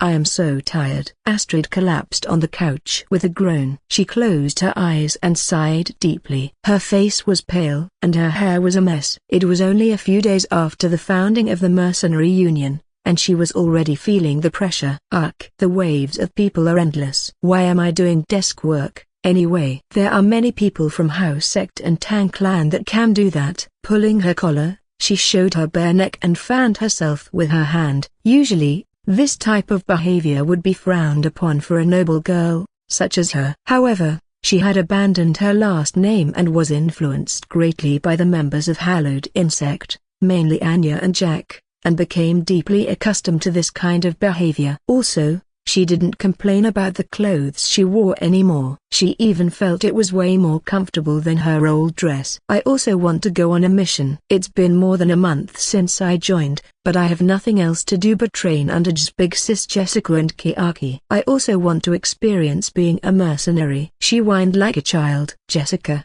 who was sitting nearby, giggled. She didn't care about Astrid's complaints and continued to read the book in her hands. Why are you giggling, Big Sis? Please, take me with you next time. Take you where, exactly? To the mission, of course. I am already a 4-star martial artist now and need something to awaken my elemental chi. You know, my element is fire, so I am really excited to awaken it. I see. And, I have learned a lot of things from even Kiaki. She taught me how to be a first aid kid and how to bandage myself. Oh, that's impressive. HMPH. It's natural if I can do that. I am not called a genius for nothing. Someone interrupted her from the side and snickered. It was Jack, who just entered the base. You're nothing sort of a genius here. If you want to see a real genius, you should have seen Leader. He's like a god in this world. Is Leader really that amazing? Astrid asked with a tilt of her head. Jack's expression darkened and his tone lowered. Yeah, he's really something. No one can compare to him. Ask Big Sis if you want to know more, he said, turning to Jessica. By the way, where is he? I have something to report to. Leader should be in the Mercenary Union building right now. He should be in a meeting with Nabi. Jessica replied, her eyes never leaving the book in her hand. Oh, the beauty. She's a really big deal. Huh. It's rare to see a lady with so much power and influence. Jack chuckled, recalling his brief meeting with her. Nabi was a beauty with a strong sense of style. He didn't know how she could move around with such a voluptuous body and still maintain her dignity. That was why. I wonder if Leader has sex with her. He unconsciously muttered that and shut his mouth with his hand immediately once he noticed the change in atmosphere. Astrid had already hidden herself behind the couch once she heard Jack's first word. She knew that this was going to happen. Raising her eyes from her book, Jessica glared at him. Her expression was cold and her face was slightly red. You dare? She spoke with a dangerous tone. Number. I am just curious. Sorry, my tongue slipped. Anyway. Goodbye. With that, Jack ran away, escaping the terrifying wrath of the secretary. Seeing him flee, Jessica sighed. She turned her attention to Astrid and said, follow him. You might be taken to a job by Leader, eh?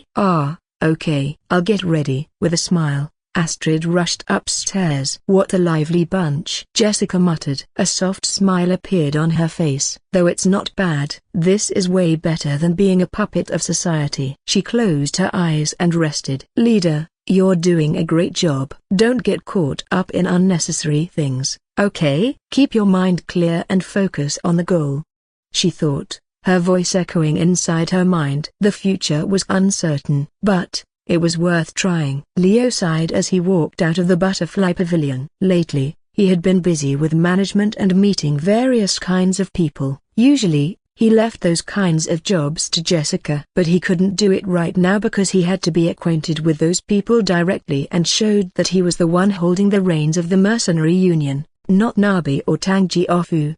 As a result, he didn't have a lot of free time to deal with more pressing matters. I feel bad for Chiaki and the others. She and Anya have dealt with the assassins and martial artists trying to destroy the mercenary union all day. And I also leave all dangerous jobs and teach new members to Shui and Jack. We can't really trust the members yet, so we're really busy. All he wanted to do now was to lie down in the company of others. One of our short-term goal is to find a place to settle, a safe and stable place. After the founding of the mercenary union, it became popular overnight. Many people joined and brought a lot of money, so the building they rented was expanded almost immediately.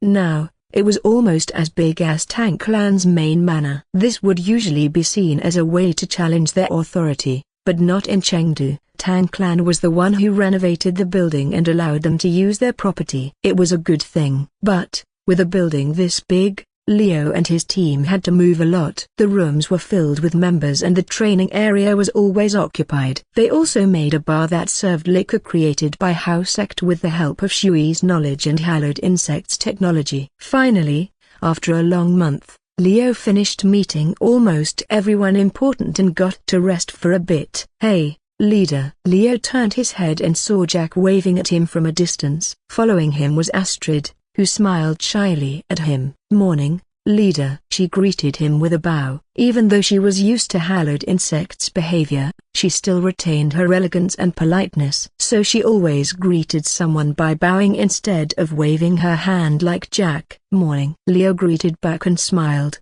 Do you need something from me, Jack? Yes. Jack nodded and turned serious as he whispered, actually, it's about that village. I have noticed that they are more than what the martial artist who attacked us from before explained. What do you mean? They might not be simple retired martial artists. Maybe they're a part of a larger force who got ostracized by the Murim alliance for some reason. I see. Leo had a good feeling about it. People who were ostracized usually didn't want to return to society because they felt betrayed. Rules that were meant to protect the innocent were twisted and used to control the people, and the one who actually did that was Murim alliance. He didn't know the reason why the alliance did that to those martial artists, but it was perfect for him. If they could recruit them, that would be a huge benefit for the mercenary union, and they might have become the first force in the union that was loyal to him. Let's check it out, Leo decided, grinning widely from the news. Astrid, you're coming with me. I am sure you know basic etiquette when dealing with old martial artists.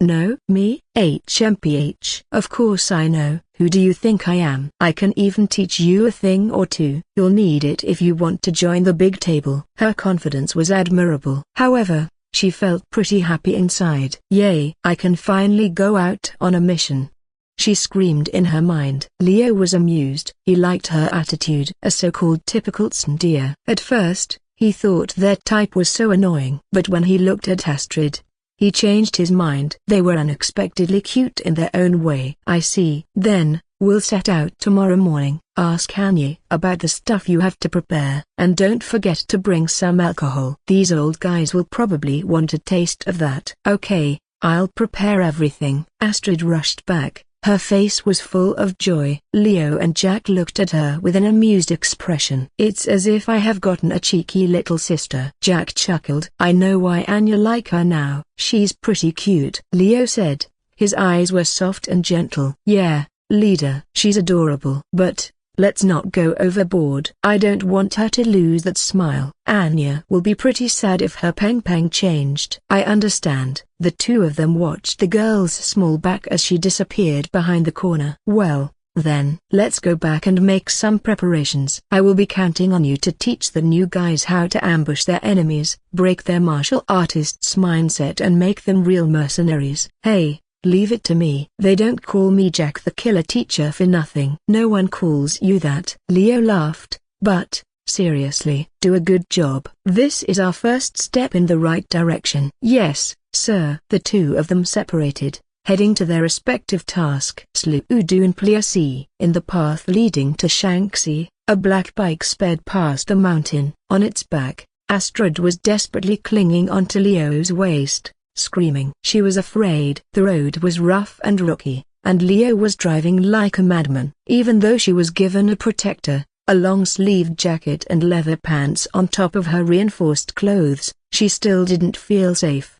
And it was her first time riding a bike, so her fear was justified. We're almost there. Just hold on a bit longer. I don't wanna die. Leader, stop. Please, stop. No can do. We have a mission to do. Stop being a scaredy cat. Scaredy cat? Me? Ha! As if, Astrid shouted, trying to hide her embarrassment. But I would appreciate it if you slow down a bit. There are a lot of rocks and holes on the ground. All right, I'll slow down.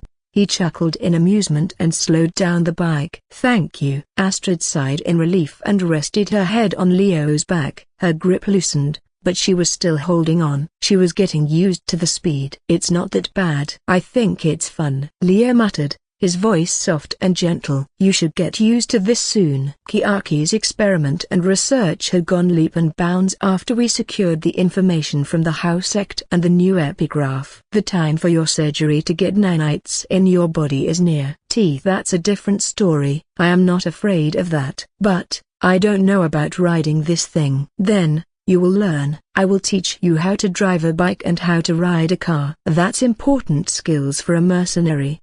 Can't I just run? If my body is enhanced with nanites and chi, I will be able to run fast, right? Unfortunately that's not how it works. Leo shook his head. While we're going to enhance your body with nanites, we can't exactly make you as strong as us right from the start. We need to install a basic one and have your body get used to it first. And then, you have to take control of them 100% first before we can move to the next one. Enhancing one's body with nanites took a lot of effort and time. To install the nanites, the individual had to undergo a surgery and the body had to adapt to the foreign object. After that, they had to train their minds and learn how to control them. It was similar to how martial artists learned to control their chi. However, the risks involving nanites were higher because it was, after all, a foreign subject. A mistake could make their effort go to waste and have them restarted from zero.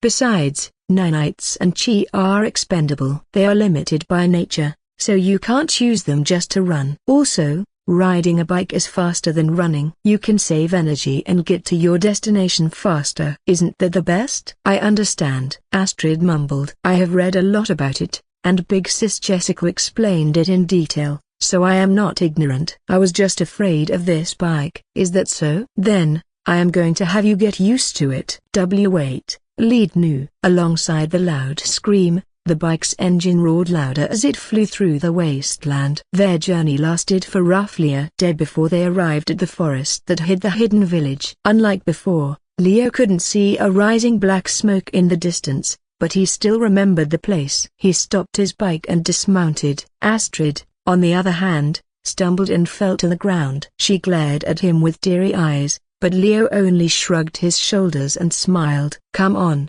Wipe that face away and follow me. The ones we will meet are grumpy old people. Give them a smile instead of a frown to show our friendly intention. Don't forget, we're here to recruit them. Please wait a minute, I am going to throw up. Sure. Leo nodded and left the girl alone. She went behind a tree and began to vomit. Maybe I should ask Kiaki to make some stomach medicine. Might as well add some poison to increase Astrid's tolerance. Silently, he concocted a plan to raise Astrid to become a true member of Hallowed Insect. But, there was another reason why they were here. Leo was excited. He hoped he could find some hidden gem among the old martial artists. He knew that some old coot had a lot of secrets, and the village was a treasure trove for them. Maybe they would refuse his invitation or even show hostility to them. But that was the reason why he brought Astrid. As a former daughter from Peng clan, she knew a lot about martial artists, hidden or not, and good etiquette. I will leave greeting those old people. After all, who would get angry when a cute girl greets them? Maybe they even got reminded of their granddaughter and began to spoil her instead. The other girls in Hallowed Insects were too dirty. Not dirty literally, but their bodies had been covered in blood and battlefield. They no longer had the grace and charm to attract the attention of old men. Astrid was different. Her attitude and personality were what he was looking for. She was a pure girl, a spoiled princess who could turn into a beast once she needed to. I'm done. Astrid appeared behind him, wiping her mouth. She was a bit pale, So Leo gave him a pill. Drink this. There are nanites for recovery inside. You will feel better once you drink that. Okay. She didn't argue and obediently took the pill. Now, let's go. Remember, be friendly. Don't offend them. You're representing our faction. Ugh, I know. Please don't treat me like a kid, leader. She groaned. Of course not. You're an important member of our mercenary band. I just remembered someone swung her sword when she met me just because she didn't like me. I wonder how things turned out since then. Don't remind me of that time. I really regretted it. Ugh.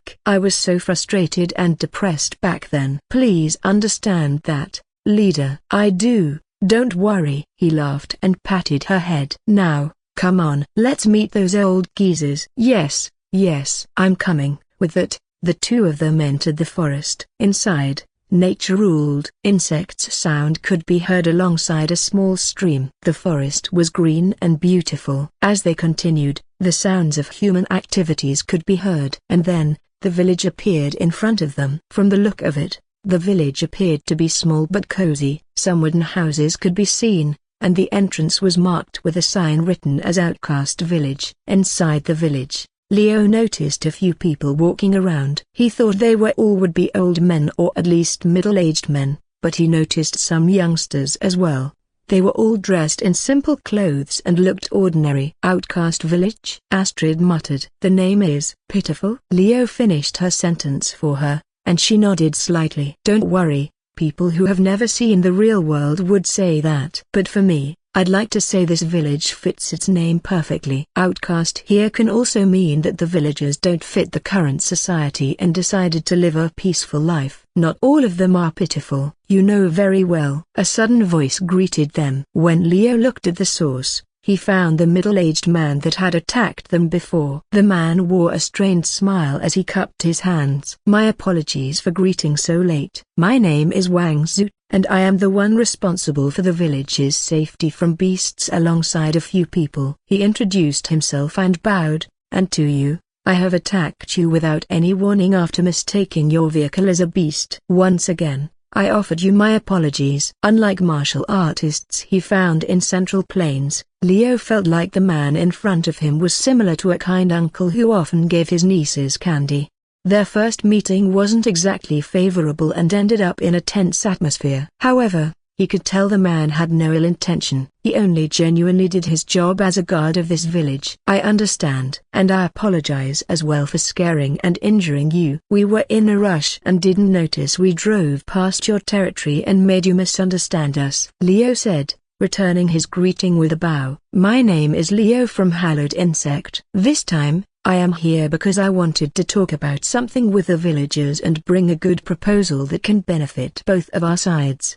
My name is Astrid, a member of Hallowed Insect. It's a pleasure to meet you, Elder Wang. Astrid quickly bowed as well, realizing that she had been silent. Wang Zhu looked at them, surprised. He didn't expect the leader of Hallowed Insect to introduce himself so quickly and respectfully. Hallowed Insect? You're the leader? Yes. Are you aware of it? Just from news in the wind. Wang Zhu answered respectfully. While we're detached from society, we still hear important information to keep ourselves informed, especially about new rising factions that even the Murim Alliance is wary of. If we stay ignorant all the time, we won't be able to judge enemies and allies, which will lead to our destruction. What a wise word you said. Leo changed his perception of this village. He thought the hidden martial artists of this villages were all ignorant and selfish. But, they were different. For example, the man standing before him. He was wise and had a strong sense of responsibility. This village might not be as pitiful as it looks. Maybe, it's a hidden gem of sorts. I struck a jackpot. Thank you. Now, what can I help you with? Can we talk in private? We have something we want to discuss and maybe a proposal that might interest the villagers. If you know me already, then you know what I am talking about, right? As a martial artist, you can't miss the opportunity. Wang Zhu nodded deeply. Please allow me to guide you to the village chief's residence. He always listened to what our guests had to say before discussing it with all the villagers. Please understand, not all people in this village welcome outsiders. That's fine. We expected that much. With a nod, Leo followed Wang Zhu. As they entered the village, Leo was amazed by the simplicity and tranquility of it. Many people looked at them curiously. Some nodded at them while some looked at them with a distrustful gaze. But they didn't do anything else. Mainly because Leo and Astrid were accompanied by the village guard. Wangzhou. Not a bad place. The village is well organized and maintained. I didn't see any slum or dilapidated houses. The villagers are all clean and dressed in simple but well-made clothes. Also, the people living here look pretty strong, especially those sitting on their terrace. Old men sitting together around the table looked at him with a judging gaze. Their eyes were sharp and cold, but he didn't feel any killing intent from them. It was clear that these people were all strong and had seen many battles. They were the true warriors of this village. The village chief is waiting inside. Wangzhou said, he will hear you out. Thank you. Astrid, you can wait here. I will go alone. Okay. Astrid nodded, and Leo entered the chief's house with Wangzhou. The wooden building was spacious and neat. There were a few decorations on the walls and a lot of bookshelves. As he stepped inside, Leo saw an old man sitting on the couch. He looked weak and thin, but Leo knew better. This person was similar to the old man Bao he had met before. After getting used to living in this Murim novel, Leo was able to roughly guess a person's strength with his keen observation. In a glance, he guessed the man with white hair sitting on the couch was over 100 years old and was a powerful martial artist. When he entered, the man looked at him and smiled. Welcome, guest. Feel free to sit on the couch. Thank you. With that, Leo sat on the couch and introduced himself. My name is Leo, the leader of a mercenary band Hallowed Insect as well as the master of Mercenary Union. I have come here today to discuss a good business opportunity with the villagers. If you're interested, I have a proposal that will benefit both of us. You're so polite to this old man, so I will act the same. The old man chuckled. I am Xingyu, the village chief. Please, speak. I will hear you out and decide accordingly. However, all I can do is to relay it to the villagers. We have a system where we decide something with the highest vote here. That's fine. Leo nodded. I like his style. He's direct and doesn't try to hide anything. It's refreshing. With that, Leo began to talk about the mercenary business and his intention to invite the villagers to join the mercenary union. Not only that, he also explained the pros and cons of joining without hiding anything. The biggest disadvantage is that the Murim Alliance will try to antagonize us. I believe you understand that they don't want a new power to rise and threaten their authority. We know. That's good. Leo smiled. The pros, however, are limitless. As a mercenary, we are given a chance to live our own lives. Freedom and good pay from a job is certain. Unlike the Murim Alliance, we don't care about honor or family ties. We are free to make our own choices and build our own team. Of course,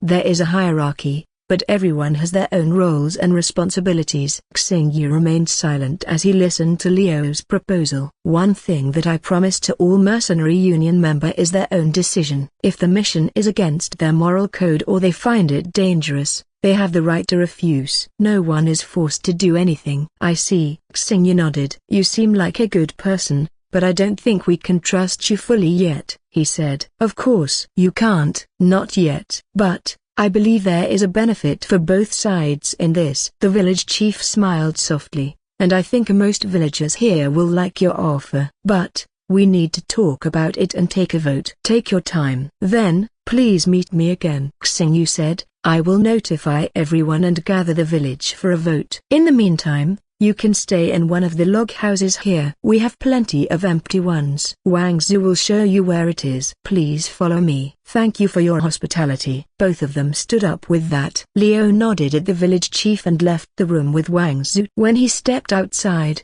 a surprising sight made him stop. Wangzhou, who was supposed to be his guide, was also dumbfounded. What they saw was something that didn't really belong here. The villagers that went on their way before were now gathered in front of the chief's house, their eyes focused on a single figure. It was Astrid. She was kneeling, her hands cupping in front of her face, and she was smiling. From what Leo had seen, She apparently shared some stories with the villagers. The old man from the terrace and the young man plowing the field were all listening with interest. I can't believe this. Wang Zhu was shocked. He didn't expect the young girl to actually start a conversation with the villagers and even make them listen. These people seldom interacted with each other, much less with outsiders. So, when he saw the villagers actually gathered in one place and started talking, he was flabbergasted. What sort of magic did this girl use? Meanwhile, Leo smiled softly when he saw Astrid getting surrounded by kind grandpas offering her some food and fruits. She looked flustered but didn't refuse them. She's better than I expected. While she was arrogant before, her social skill was top-notch among high-class ladies. Combined with Jessica teaching,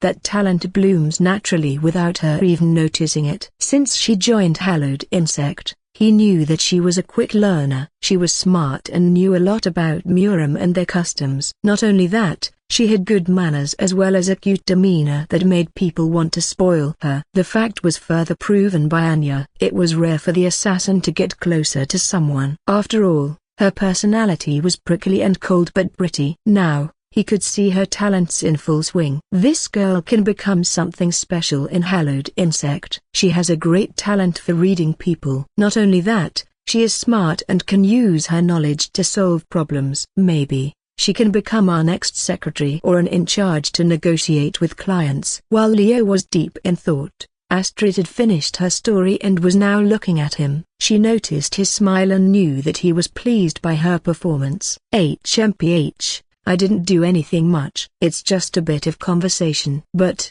deep down, she was happy. Leader, have you finished your discussion? She asked, cupping her hands. We have. We will discuss the proposal again later. For now, Wang Zhao will show us our lodging. Leo answered. I see. She then looked at Wang Zhao and smiled. Thank you very much for your kindness. We will be in your care. And no problem. Follow me. The man nodded, still surprised by what he saw earlier. As they walked toward their lodging, the villagers offered to invite them to their house. Of course, Leo refused them kindly, as he couldn't let Astrid be together with strangers. My apologies, but as her guardian I can't allow her to be together with people we don't know well without supervision. Still, that didn't stop them. The old man understood what he said and offered something else. Young lady, feel free to stop by my house later. I have some nice honey for you to take to your lodging and eat with your guardian. I have nice rice. Feel free to stop by if you are hungry. He. I just slaughtered a chicken this morning and grilled it. If you want some bites,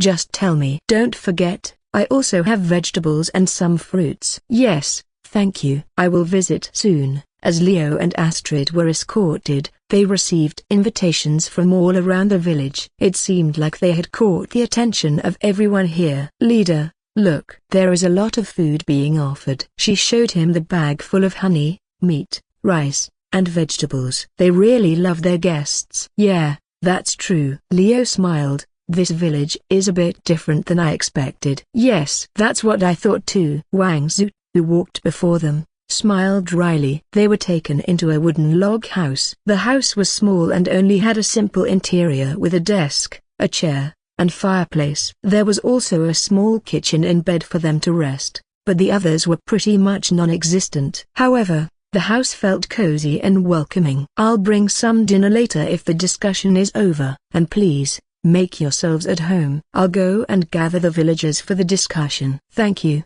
Wang Zhu. Leo nodded, and the man left. As they had time, Leo made himself felt at home and sat on the couch without hesitation. Then, he opened his notebook to read the report sent by Kiaki regarding the result of her chi research. While he felt comfortable, Astrid was slightly confused. Leader, what should I do right now? She asked. He stopped his hand from moving and raised his head, looking at her with a slight confusion. Just relax and rest for a bit. No need to do anything. You can even read books or train your martial arts outside if you want. It's not like we're busy or anything. Oh, okay. I will just train then, she muttered, but it's weird. What is? They have been so nice to us. I don't understand why they are outside. Astrid explained her conversation with the villagers. The villagers were warm and kind, almost treating her like a princess. None of them looked like a criminal that should be casted aside from society. Someone like my Beng clan's patriarch fits the word villain or should be cast aside instead of them. Hearing her opinion, Leo couldn't help but smile. He closed all the hologram screens in front of him and decided to give the honest but naive and sheltered new member a lesson. What do you think about society, Astrid? What made it functioning and who made the rules? Have you ever thought of that instead of just blindly following the norms that other people made even before you were born, huh? Astrid looked at him, confused. She had never thought about it. All her life, she had been raised to obey the clan and follow their rules. She never questioned it and never wondered what sort of people were in charge of making those rules. Society worked like that as well. Everything followed sets of rules and norms, and everyone had their role to fulfill. However, Leo's words made her curious. What are you trying to say, leader? What I'm trying to say is that the world is not black and white. Nothing is determined right from the start. And unexpectedly, society hates something different from the norms created by those in power. Society hates something different from the norm. That's correct. If Leo did nothing, he and the members of hallowed insects would receive hate as they grew more famous. Their group was different from a normal sect or warrior school. From what he and Jessica discussed before, there was no doubt Murim Alliance would brand his group as either unorthodox or demonic sect and try to destroy them. Society is not just one side or the other. Everyone has their own view and perception. And, sometimes, the truth is hidden from the public and replaced with lies and propaganda. He opened a few hologram images and showed them to Astrid. Since she joined the mercenary band, she was also given smart lenses so she could see them. These images showed various things. One was an image of a beautiful woman wearing a white coat. She had a kind smile and gentle look. However, the image beside her showed the said woman created a rule that made slum residents suffer while she was hailed as a goddess because it benefited the majority that lived in that city. It perfectly showed how society never worked for everyone and, instead, it was created by someone for the majority that followed them.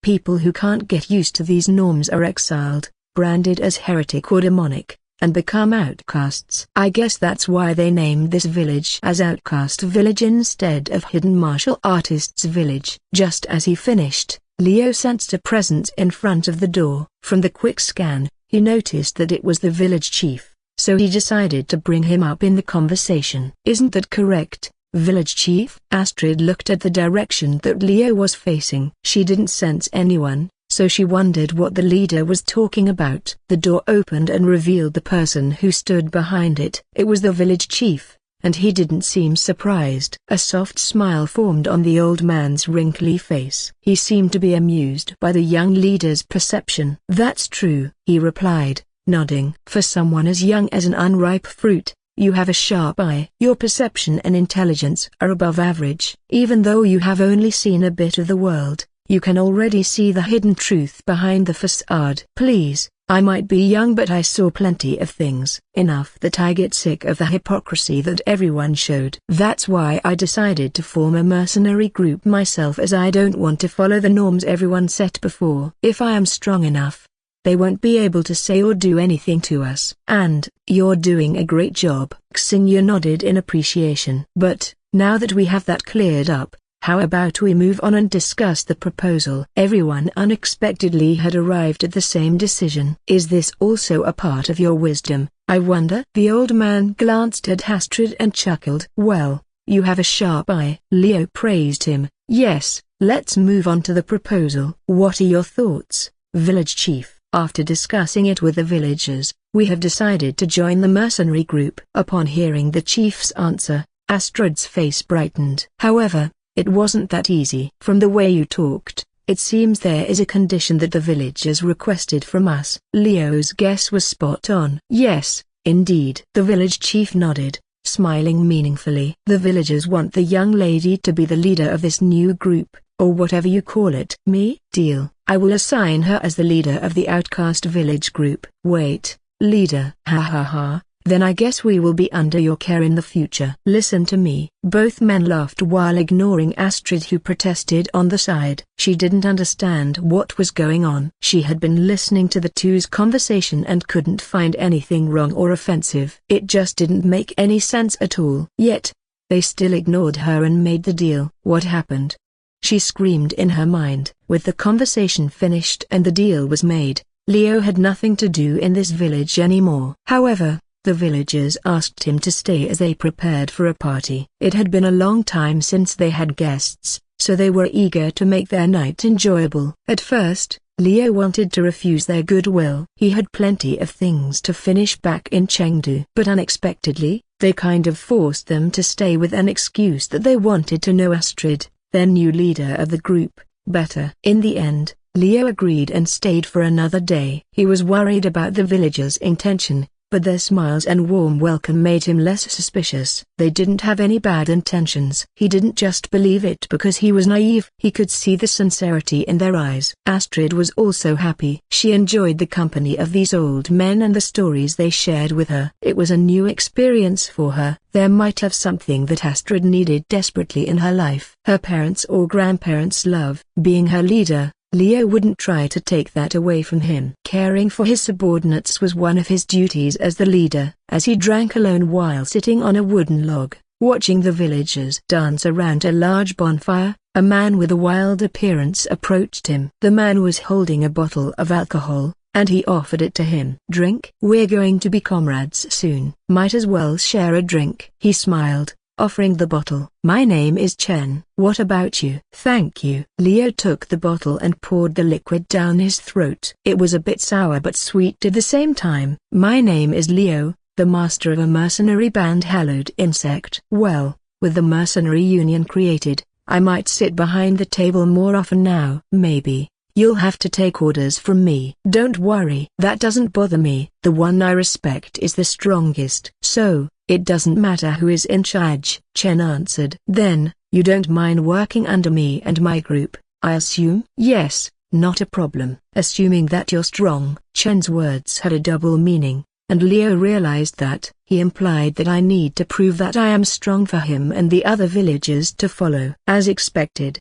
they only want Astrid as a leader in name only and want a real leader that they can follow. Not that I mind. Astrid is indeed still inexperienced. Leading a mock group like them would prove to be useful for her future. Anyway, the implication didn't offend him. "I can give you a spar if you want. We can settle it in the village." "Ha ha ha ha, then, you should have said so earlier." Chen laughed loudly and turned around. "Men, open up some space. Me and the new master will have a spar." "Can someone be the referee?" "I can do it." Another villager came out and stood between the two of them. He was a bit thin and looked weak, but his eyes were sharp and his smile was mischievous. If Leo had to compare him with an animal, then he would be a rat. Cunning, smart-looking, and looked like an idiot. "All right. Get ready everyone." The villagers shouted and began to form a circle around the two fighters. Amidst the moving villagers was Astrid, looking a bit excited and confused. She was a bit tipsy, but she could still hold it. In a short time, the villagers created a large ring where Chen and Leo could fight. The old men and women cheered and clapped their hands while some were placing bets. Leo stood at one end, near the bonfire. The fire lit up his body and made him look even more intimidating. As he waited for his opponent, he started warming up and cracked his arms. Chen, on the other hand, was stretching and cracking his knuckles. The rat-looking villager stood between them, looking bored and impatient. "You ready, Chen?" "Yes," Chen answered and cupped his hands. "I, Chen from Outcast Village, asked Leo from Hallowed Insect for an honorable duel." "Let's have a nice fight," Leo answered, cupping his hands. In the past month, he had learned about rules and etiquette in Murim world. He didn't have a problem with it and even enjoyed the ritual. As he bowed slightly to honor his opponent, his bodysuit extended to cover his hands like gloves. An electric static ran through them, creating small sparks. First of all, he didn't know his opponent's capability yet. He still couldn't feel chi as the research hadn't finished yet. He didn't want to risk anything, so he decided to use his nanites. "Well, let's find out how capable he is." "From what it looks like, he's a close-range fighter." Then, I'll try not to disappoint him. Let's start with 50% of my strength. Begin. With the referee's shout, Chen moved first. His fist was covered in a white chi as he rushed forward like a bullet. He was fast and agile. He didn't waste any movements and only focused on getting his target. Liu dodged it without much effort and moved around him, trying to predict his next move. He sent a kick toward the man's back, but Chen spun and grabbed his leg. Not now. Saying that, the man threw him up into the air. HMPH. Liu didn't panic. He used his nanites to control his body midair and extended his hand down. Electricity cracked around his hands and a shockwave spread. Chen didn't have the time to dodge, and the attack hit him, throwing him backward and sending him into the ground. Gah! The villager who was acting as a referee watched them in awe. "Oof, that's a direct hit." Chen is not someone to mess with. Yet, he just got hit so easily. "Ha ha ha, you're getting rusty, Chen." Other villagers laughed and cheered, and Chen got up from the ground, his eyes burning with passion. His chi was burning fiercely as it became visible around his body. At the same time, Liu landed and looked forward. Not bad. He was impressed. The man was agile and had good reflexes. It seemed like he was a seasoned fighter. And, even though he only used a shockwave to hit him, the man was able to withstand an attack that could even push a truck back. "May I ask about your martial arts stage?" Liu asked politely. "My apologies, I am a 6 stars martial artist, a former Shaolin," Chen said, smiling fiercely. Shaolin. Among martial artists, Shaolin Temple was a famous sect that taught the arts of martial arts and cultivation. Among any others, the Shaolin Temple monks focused on tempering their bodies and improving their chi to make them strong. The number of stars indicated a martial artist's strength. 1-star martial artist was considered weak and didn't have enough strength to stand up against a 2-star martial artist.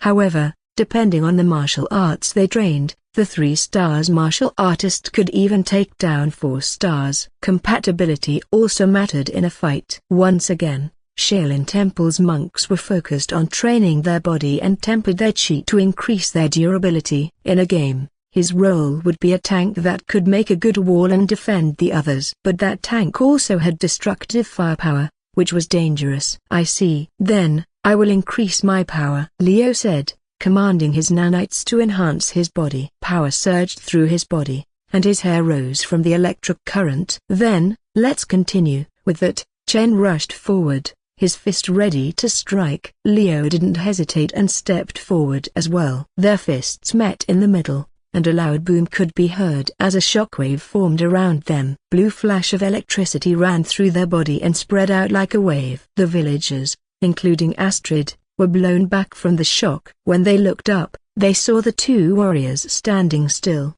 their fists meeting each other. However, it was clear that Chen took damage as his clothes had burned marks, and his hands were bleeding. "He's stronger than I thought," Liu thought, surprised. Chen's chi was powerful, and his body was tougher than before. His hands went slightly numb from the direct exchange. Naturally, this wasn't what he specialized in, but to think a bare 6-star martial artist body could defend against his attack was unexpected.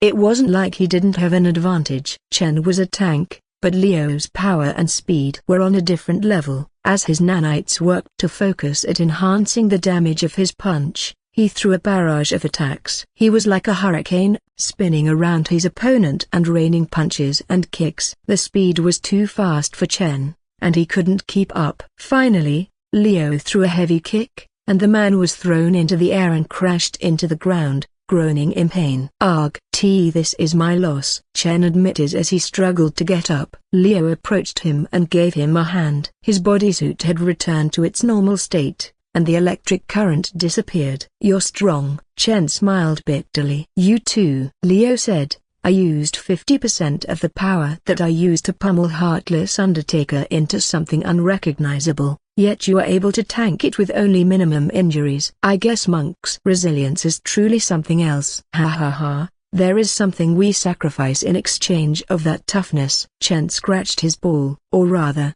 his smooth head and smiled wryly. "We're bald because our chi flow is interrupted." "Oh, I see. That's unfortunate." With the spar finished, Leo left the area and joined the other villagers where he got praised. Many were curious about how he could create electricity, or thunder as they called it, when they couldn't even feel chi from his body. Unfortunately, that's still a secret. That was his answer, and the villagers didn't continue to ask. One's trick should be kept to oneself. They had a few more drinks and a feast. The food was simple but delicious. The village had plenty of meat and vegetables, which the villagers prepared. As he looked at the merry celebration, Leo noticed that some of them fought each other's, having spars as if nothing else mattered. It became something like a festival. Meanwhile, Astrid was chatting with the other villagers, exchanging stories and jokes. She was enjoying herself and had fun. Her smile was bright, and her eyes sparkled with excitement. The night continued, and the villagers became tipsy and sleepy. Good night. They all said goodbye to each other and returned to their respective lodging. As Leo and Astrid returned, the girl sighed happily. Leader, they are all good people. I think I can become their leader. If you assign me as such, I will definitely try my best. That's good. Leo nodded. He was pretty happy with the result. These villagers are without a doubt strong fighters. And, even though they look simple, their intelligence is above average. They also have a lot of experience and knowledge. Maybe we can learn a thing or two from them. Of course, it was also his instinct as a gamer and a person who lived in a society where eating and selling each other was the only way to survive. The village chief, Xingyu, had his own agenda, and that was to protect the villagers from any outside danger. As the mercenary group that could offer protection, they were a great opportunity. That was why the old man was eager to accept their proposal. The villagers also trusted him, so they supported his decision. The show from earlier was to see whether I have the power to back up my words or not. Chen might be the most durable fighter in this village. By injuring him, I had already gotten their trust. Well, I can't complain. These people are smart, and they don't take risks without a good reason. Leo had nothing to worry about. He would be a good leader and provide the villagers with safety and benefits as long as they were part of his mercenary union. As the moon looming over the village, Leo and Astrid entered their log house and rested for the night. The girl immediately plopped over on the bed and drifted into the dream realm. Meanwhile, Leo couldn't sleep. It was a beautiful night, and the stars were twinkling in the sky. But his mind was filled with a lot of thoughts. Let's finish organizing the file. We need to prepare for the future and gather more members. The terrace looked like a nice place to do it, so he quietly exited the house and continued his job. Morning arrived pretty quickly. Leo stayed up all night and finished his task. Astrid had woken up and found him waiting for her. Morning, leader, she greeted, her voice a bit sleepy. Good morning. Leo nodded, greeting her back. Are you ready to return to Chengdu? Hearing him saying that, she smiled wryly and her eyes squirmed around as if she didn't want to hear what he had to say next. Still, she nodded and didn't refuse. Yes, I'm ready. Please be gentle on the way back. Ha ha ha, I will try. With that, the two mercenaries packed up and said goodbye to the villagers. They received many thanks and good wishes as well as many vegetables and fruits. These gifts were mostly for Astrid, but Leo kept it for now as he was the one having Mokro instead of Mokrobi. Even the village chief had come to see them off, and Leo thanked him for his cooperation. It was a pleasure to meet you. We will settle everything in the village first before moving to Chengdu one by one to avoid suspicion. There are a rat that we have to take care of first. Don't worry, we will keep our end of the deal. That's good. As for the rat, please tell me if you need my help. Thank you. Have a nice trip. After that, he left the village. Astrid was silent, and Leo guessed that she was still drunk and didn't want to throw up on the way back. However, as they went further, the girl started speaking. Leader, about the words you speak about, is the rat really among the villagers? They are so nice and kind. She couldn't believe that someone like them could hide their true self and pretended to be friends with everyone. Don't worry, even the most cunning fox or the most innocent-looking bunny can't hide their true nature. And I assure you, there is a mole among the villagers. It was pretty refreshing to see her grow. From the sheltered and naive princess that only cared about her clan, she became someone that had a more open mind and started questioning things. That's a good start. This way, She can adapt better to the harshness of the world and gain more experience. And just as he said, there was no way the Murim alliance didn't plant any mole among the villagers. He had seen their strength and was sure that they could hold their own against small forces. But that wasn't enough. There were many factors that the village had to consider. For instance, if a powerful sect or clan wanted to take advantage of their situation and use their power, the Murim alliance couldn't just sit and allow it.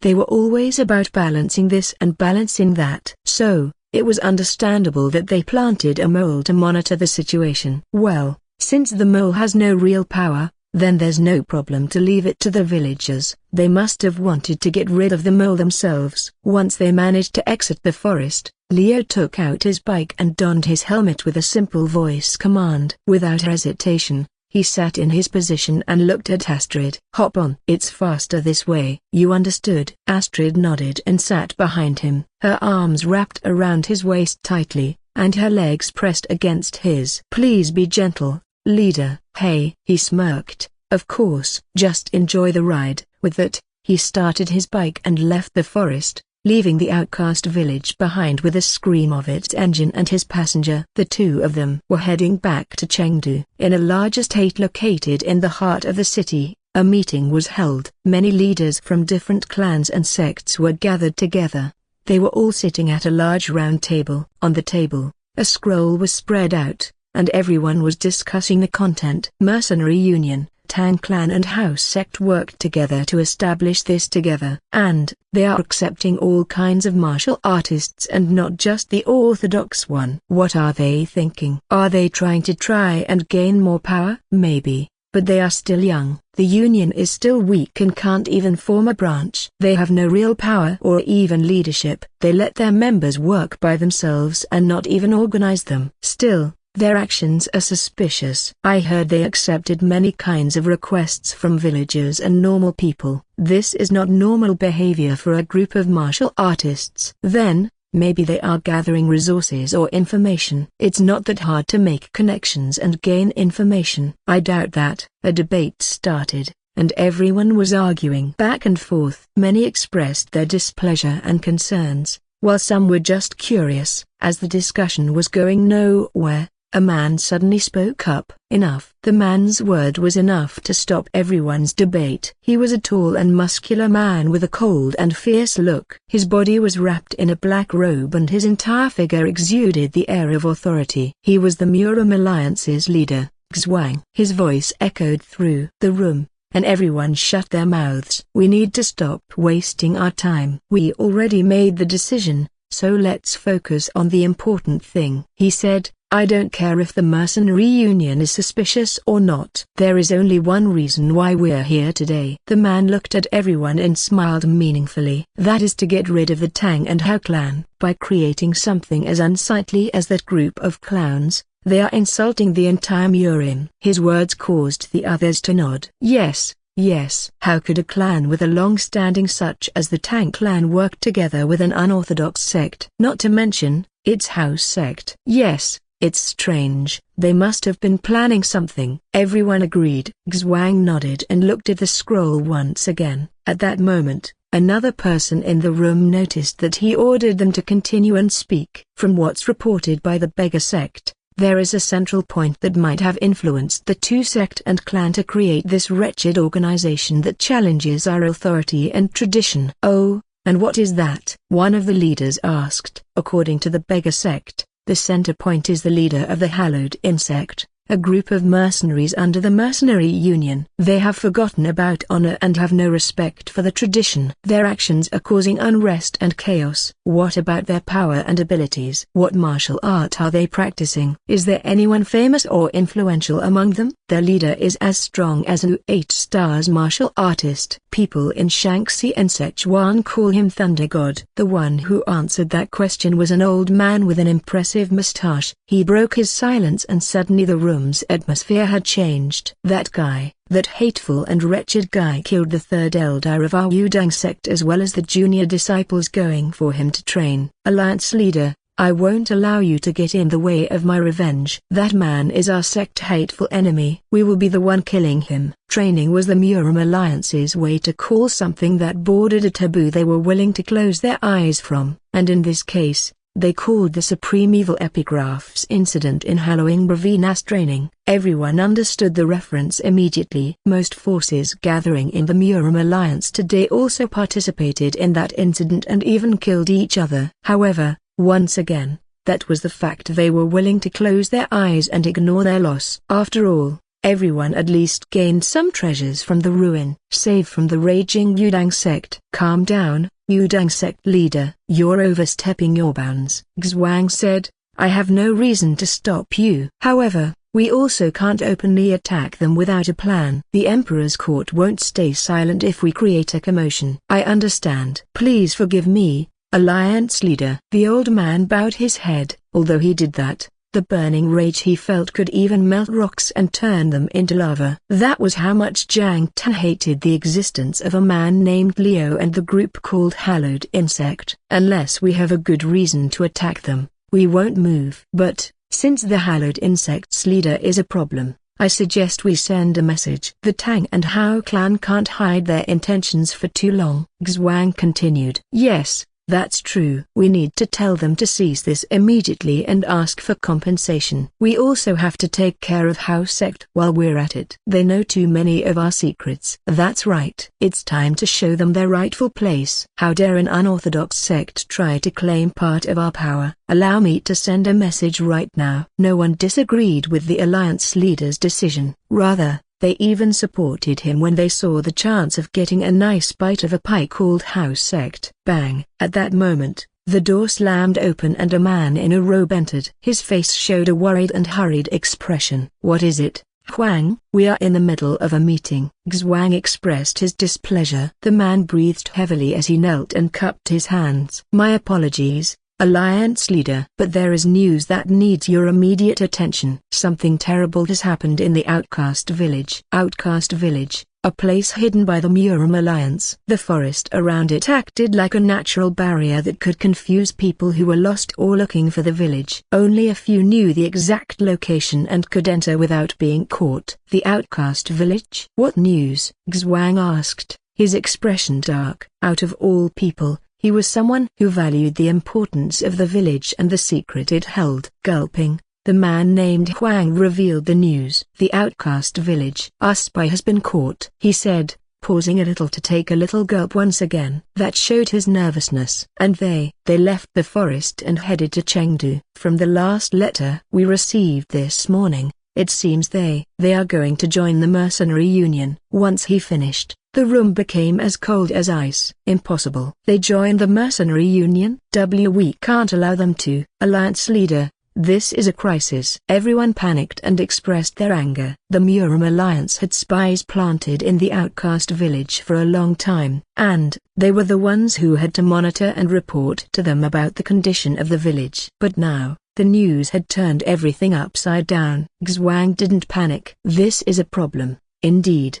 Having said that, he stood up and moved his hands. His brows touched, and his expression became solemn. Send your fastest messenger to the Tang and House sect. Tell them that we will no longer tolerate their behavior. And, let's see if the Mercenary Union is really worthy of our time or not. Yes. Huang bowed and quickly exited the room. Meanwhile, Xuang stared at the map of the city. He was not worried. No matter how strong the mercenaries were, they were not ready for the coming storm. Murim Alliance had been the strongest since the beginning, and now that they were going to attack, the mercenaries had no chance. Let's see what they're capable of. The men gathering in the room nodded and started planning their attack. Little did they know, a small metal toy was looking at everything from the ceiling. Its mouth, filled with sharp teeth, was equipped with a microphone that caught all of their conversation. No one could feel its presence as it had no chi. All the strong martial artists were unaware of its existence and the fact that similar toys could be found almost everywhere in Sichuan and some area in Shaanxi. And in Chengdu, the controller of the metal toy caressed the bigger toy, its main body, and looked at her companion on her side, a beautiful lady wearing pink-tinted glasses. They began to move. As expected, the companion, Jessica, nodded in understanding. It's already time. Let's start the next phase of our plan. So they made a move. The first thing Leo did when he returned to the base was listen to Kiaki's report in his room. Why in his room? Because the security here was the strongest among any other place. Anyway, the girl had recorded the entire conversation from the meeting and was analyzing it. The Murim Alliance has finally decided to show its ugly face. It looks like we are the main target. He chuckled in amusement as he finished watching the clip. This is going to be fun. The outcast village joining us is the reason why Murim Alliance can't tolerate it anymore. It looks like their greed and desire for power is stronger than their rationality. Kiaki was right. Leo had guessed that since he first heard about the village. He skimmed the novel once again to find any words he had missed or forgot. As he went through the story, the information and knowledge started flowing into his head. In the story, the outcast village was a hidden secret and treasure trove of knowledge and martial arts. Its location was unknown. Not even the forest where it was located could be found without a guide. It was the perfect place for a martial arts master or a sect to hide. However, it was not only that. The village also had a powerful barrier created by an ancient master. That barrier was the reason why the village couldn't be found by any normal martial artists, as it confused their chi senses. Yes, the key here was martial artists. No one ever expected that someone without chi could find the village. The area around the village was infested with dangerous beasts and bandits, making it difficult for anyone to pass through. The village was not easy to find and was guarded by a group of powerful fighters. Even if the villagers didn't have the same level of power as the Murim Alliance, their strength was nothing to scoff at. The earliest they can attack us is in a month. They already have information about our strength, or at least the one we deliberately show to the public. But it doesn't matter. They can't touch us easily. After all, we have the backing of the city. I'm not worried, leader. We're ready, Kiaki assured him. She had done a great job preparing the base for any incoming attack. With the base upgrade, they had plenty of tools and weapons to fight. Kiaki was also able to spread cocoa from the base without worrying about her nanites running out. She focused on enhancing the security and surveillance around the city and the surrounding area. I really appreciate your work, Kiaki. Do you want to rest now? That would be appreciated. A tired smile formed on her face. She had been working non-stop since she returned to Chengdu, and her body couldn't take it anymore. Good. Take a day off and don't worry about the attack. Jessica will take over Mini Coco's burden from you for a while. Yes, leader. She nodded. Then, I will rest. Please excuse me. With that, she approached him and kissed his cheek. He was taken by surprise as she pushed him onto the bed. Kiaki, this is my rest. Leader, I need you to take a look at my body and do maintenance. Aren't you unfair? You haven't done that for me. Are you disgusted by my modified body? They are all that no different from my original one. Her voice was soft and seductive, and Leo realized what she was talking about. He chuckled and decided to give her the service she wanted. You're wrong. I am not disgusted at you at all. Rather, I think it's impressive that you're still able to maintain your beauty and sexiness despite everything. Don't worry, I'll give you the maintenance you wanted. He reached her and started undressing her. Coco moved to the side and sat like a normal toy without doing anything. Soon, her body was naked, and he could see every inch of her skin. Nothing could compare to her beauty, not even the real-life girl he met before his transmigration. You look beautiful, Kiaki. Every part of you is perfect. I am glad to hear that. She smiled shyly and opened her arms, welcoming him. Please, take care of me, leader. I am your toy, a doll that you can use for anything. So, use me as you wish. All right. Then, let's have fun. With that, Leo climbed on top of her and kissed her lips. From that point on, he explored every part of her body and played with her until she couldn't resist and moaned loudly. It was a pleasure that she never experienced before. This is strange. My body feels, my pussy feels so wet, and my breasts are getting bigger. This is not a dream, right? This is real. Of course, it is real. You're experiencing a new kind of pleasure, one that no toy could ever experience. This is proof that you're a human. just like any others. Leo's hand moved toward her crotch. He felt wetness and warmth that proved his point. "You're already wet. Do you like my touch, Chiaki?" "Don't be shy, just admit it." "Why yes, I love your touch, leader." "Please, use me more." "My body is yours. Use me however you like." Her voice was filled with passion and lust. Moans escaped her lips whenever his hand brushed against her body. She had never felt something like this before. Her body had no limit, and the pleasure she was receiving was endless. Because of the modification she did to her own body, she became so sensitive. Her nerves reacted faster, and her brain was able to process and analyze the sensation. And it felt amazing. Her moans were like music, and her body was a masterpiece. "Leader, please, don't stop." "My pussy. I want you to touch my most sensitive place." Chiaki squirmed under him, enjoying every touch and sensation he gave her. She didn't mind her modesty or embarrassment. Her body was his. He was her master, and she was his toy. "All right, I will grant your request." Slowly, his hand reached her crotch. She was already wet, and the juices leaked onto the bed.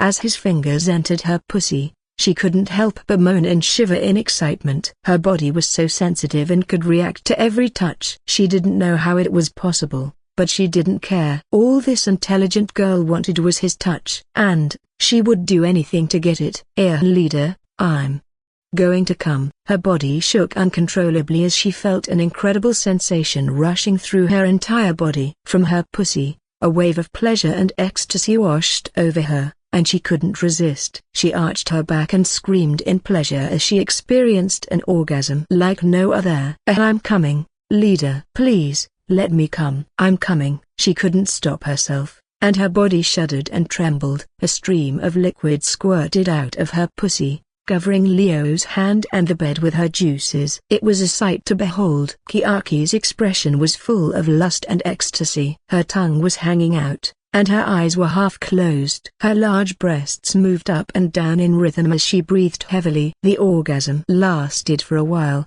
and Leo's hand was drenched with her juices. He grinned and leaned closer, opening his mouth to suck her tongue. Chiaki could only moan as she felt his lips and tongue moving around hers. Her body was still sensitive, and every touch sent a jolt of electricity through her nerves. It was a pleasure beyond imagination, and she couldn't resist it. "Leader, you're amazing. I've never felt something like this before." "Please, continue." "My body is yours. Do whatever you want with it." She opened her legs wide, inviting him. The sight of her drenched pussy and swollen clit made him lick his lips in anticipation. Not even Leo could resist this temptation. He took off his pants and revealed his rock-hard cock. "You're ready, huh?" "Yes, please, fill me up with your big dick, leader. I want to feel you inside me." She was so desperate for his touch that she was willing to do anything. She pried open her legs even further and used her hands to open her pussy lips, exposing her insides. "Here, fuck me, leader. I'm all yours. Use me however you like. Please, put your cock in me and make me come over and over again." "All right, if that's what you want, then I'll grant your wish." With that, Leo moved his cock closer to her lower lips. He slapped his dick against her clit and rubbed it up and down, teasing her. She gasped and moaned as the sensation sent tingles through her body. Finally, Leo couldn't hold back anymore. He instantly inserted his cock deep into her wet and warm hole. It was so tight that he grunted from the pleasure. "Harder, leader. Fuck me harder. Fill me up with your big, thick, and throbbing cock." He couldn't deny her request and started moving his hips back and forth, fucking her hard and fast. His cock slammed into her pussy, causing her to scream in ecstasy. The sounds of his cock slapping against her wet flesh echoed through the room. Chiaki's eyes rolled back, and her tongue hung out. She could only moan and gasp as her master fucked her senseless. "Your pussy is so tight. It squeezed me so tightly. You must be enjoying this." "No, of course. Your dick is filling me up and reaching places that I didn't even know existed." I want to feel you deep inside me." Leo didn't hesitate and continued to thrust his cock in and out of her tight hole. He could feel his tip slamming against her cervix, and it was driving her crazy. "Why you going to make me come again, leader?" "I can't stop myself." "Please, keep fucking me." You're still so tight. How can you be this tight after being fucked so much? I don't know. But you're making me come as well. You better take all of my load, Kiaki. I'm going to fill you up with my seed. Yes. Ooh. And shoot your cum deep inside me. Leader, make me pregnant. I want to bear your children. Please, make me come. Kiaki screamed as she felt another orgasm approaching. At the same time, Leo felt his cock twitching and throbbing. He couldn't hold back any longer and exploded deep inside her. His seed shot out of his cock and into her womb. It was so warm and sticky, and Kiaki couldn't help but moan as her entire body was filled with pleasure. They both came at the same time, and their bodies quivered and shook. Ropes of cum leaked out of her pussy and onto the bed. Leo's cock remained buried inside her for a few minutes, and he could feel her pussy tightening around him. He was still hard and couldn't pull out. It was an intense and satisfying experience for both of them. But it wasn't over yet. As soon as Leo regained his strength, he started moving again. HNN tilde. W8. Leo. I am still HNN. So sensitive. Kiaki was surprised. She didn't expect him to keep going after coming so much. Oh, I'm still hard. Kiaki. Don't you want to make me come again? Yes, I want to make you come again, leader. But, not so fast. I'm still. He didn't stop, and he kept fucking her hard and fast. He knew that her body could handle it, and her tight hole was eager to please him. No matter what happened, she was the one seducing him. He was not going to let her get away with it. So, he continued to fuck her like a wild beast. Her moans were like a melody, and the way her body reacted to his touch was a sight to behold. The way her breasts bounced up and down and her ass jiggled with every thrust of his cock made him even more aroused. Her pussy was dripping with his cum, and it was a beautiful sight. Leader, I can't stop coming. Your cock is making me feel so good. Keep fucking me. Kiaki had given up on trying to stop him and instead embraced the pleasure that was washing over her. Her moans became louder and more intense as she felt his cock pounding her pussy. Before long, she squirted all over his dick and the bed once again. He pulled his cock out, still drenched in a mixture of his own cum and her juice, and put it between her large boobs. His hands grabbed the pair of soft and plump flesh and pushed them together, trapping his cock. Suck my cock, Kiaki. Yes, leader. As you wish. Kiaki didn't refuse and opened her mouth. She stuck out her tongue and began licking his cock and sucking it. The taste of his dick mixed with her own juices was intoxicating, and she couldn't help but moan as her hands groped her breasts and her tongue continued to pleasure his member. Meanwhile, he fucked her boobs, sliding his cock in and out of the soft and warm flesh. The feeling was incredible, and he couldn't stop himself from coming again. Ropes of hot and sticky cum shot out of his dick and landed on her face and chest. It was a sight to behold, and Kiaki was happy to take it all. Tainting her beautiful face with his cum was a pleasure that he would never forget. Leader, I love your taste. It's so sweet and sticky. Kiaki licked his cock clean and swallowed all of his cum that landed inside her mouth. Her short hair was sticky from the white liquid, and her face was covered in his essence. But she didn't care. She was just a toy, and toys were meant to be used by their masters. And Leo was her master. With her face as red as a tomato, Kiaki couldn't help but feel aroused once again. She had never been so horny before. It was like a fire was burning inside her. She couldn't get enough of his touch and the way he made her feel. Raising her body,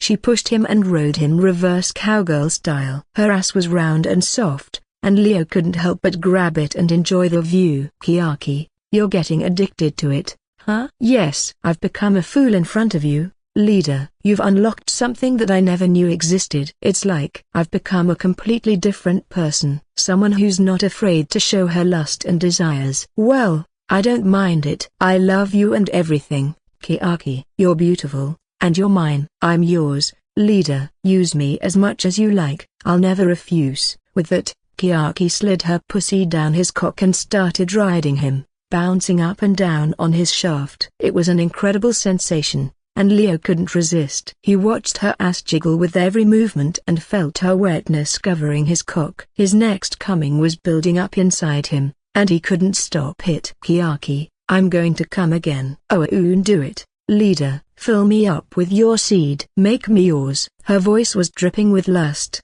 and Leo couldn't deny her request. With that, his cock shot out ropes of thick and sticky cum deep inside her. She screamed and her body trembled as she felt his essence filling her womb. They continued to fuck each other all night, and when they finally stopped, their bodies were exhausted and covered in sweat. But they were satisfied. And Chiaki had finally realized that she was more than just a toy. She deserved and wanted more love and attention. I love you, Leader. Thank you for giving me a chance to express my true self. She smiled and kissed his lips, showing her gratitude and love. I love you too, Chiaki. Leo returned the kiss and caressed her cheek. The two of them embraced each other and drifted into the dream realm. Meanwhile, Coco was watching everything from the corner of the room, secretly recording everything and uploading it to Chiaki's personal cloud storage. A week had passed since Leo returned and received the information regarding the Murim Alliance movement. With that knowledge,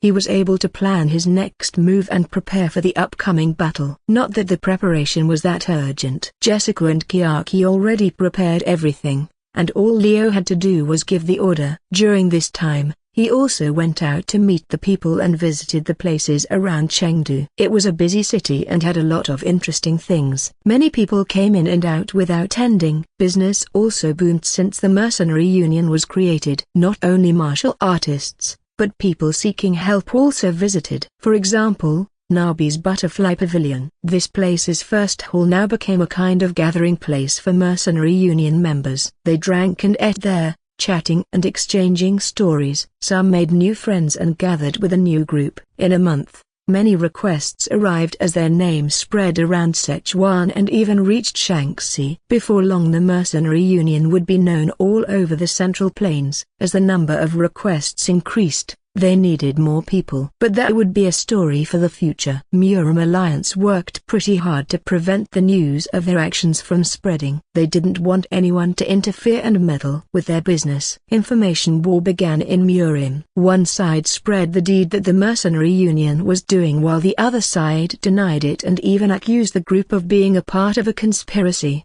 Many people, especially the ones around Sichuan, started to get curious about the Mercenary Union. Its name even spread further than what the Murim Alliance tried to prevent. They shouldn't have tried to badmouth us. Instead, spreading more interesting news, such as the birth of a new 9-stars martial artist, would work better to split people's attention. They are fools. Leo crossed his arms and smiled in amusement. This was the result of his and Chiaki's hard work. And this was the reason why Leo did nothing to prevent the news from spreading. Just like a saying said, bad rumors will always have a shadow, while good rumors will spread like wildfire. And there was no use preventing a stream. Rather, open the path for it and let it flow freely. It was easier to change people's minds and opinions by influencing their thoughts than trying to silence everyone. We've already planned everything. Now, let's see how far they can go before falling. How devious. We never thought this kind of strategy would work. Usually, people would cut the source of the rumors to stop it from spreading further. Nabi was impressed. She looked at the first floor from the second, her eyes gleaming with excitement. This growth is unprecedented. From this morning's data, we can see a huge increase in visitors and members, and it doesn't seem to slow down. They are even asking for more rooms and seats. This is unbelievable. We already have more than 300 martial artists joining our union, and there are 91 unique teams registered. Her voice was filled with energy and happiness. Seeing how excited the leader of House Act was, Leo couldn't help but feel amused. This is nothing. There are more than 5,000 unique teams in the game, Mercenary Union. Leo chuckled and looked at the sky. This was just the beginning, and the number of unique teams and martial artists would soon increase. The Mercenary Union was still growing, and they couldn't afford to slack off. All right, let's continue our work. What do you know about the Murim Alliance's leader,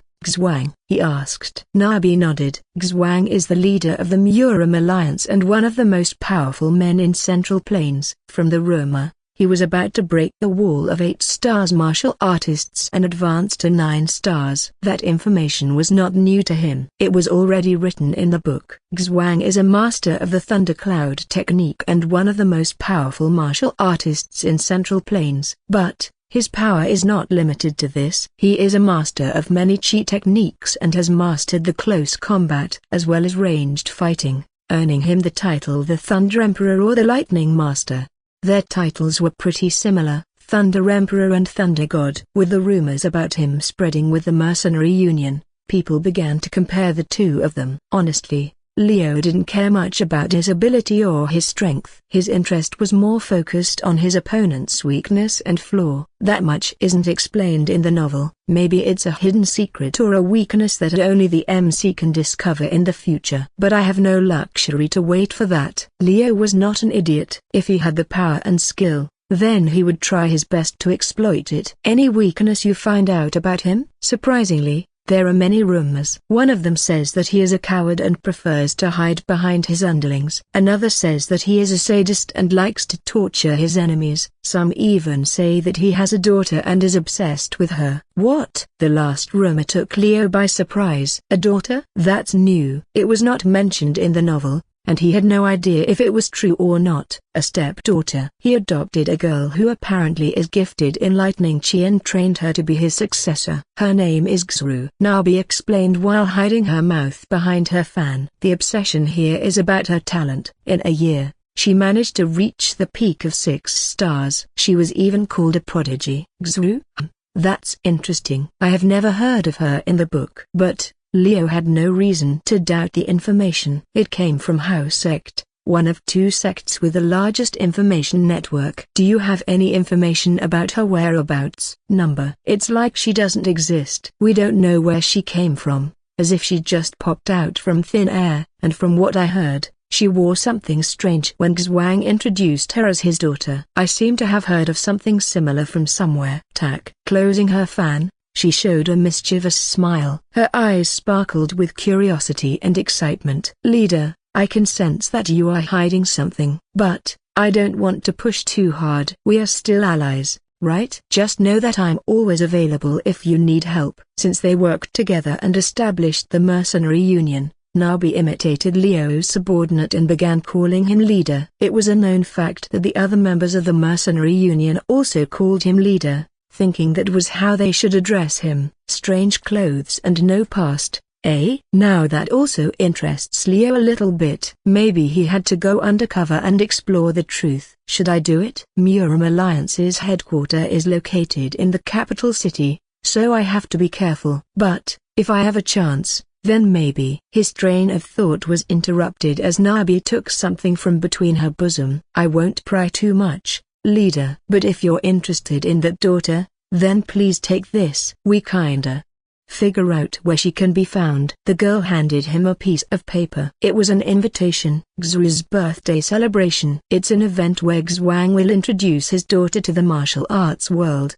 They probably wanted to throw some water on the fire. Maybe our fast growth will stop with this. Unless we do something. That is. It seems someone in the Murim Alliance has a brain. Leo took the paper and smiled. They had just talked about how they should create a big rumor to distract the audience, and it looks like the enemy did the same. But, it was not the time to talk about this. In the capital, huh? I have never been there before. It's a beautiful city and also the center of Murim. You might learn something there. She said, the Emperor's court is also located in the capital. So be careful. There are many eyes and ears there. Understood. Leo nodded and left the pavilion. With this new information, he had something to do. Who to bring? Everyone is so busy that I can't pick. Maybe it's time for me to move by myself? It's been a while. He was not worried. As a transmigrator, he had the knowledge and skills that no one could match. And he also had the power and technology to back him up. He could handle anything that came his way. I can also make a connection with the Emperor while I am in the capital. Maybe I should bring Jessica and dress her like a lady. We can act like a rich married couple and make our presence known. The plan was slowly forming in his head. Then, let's go to the capital. Leo didn't hesitate.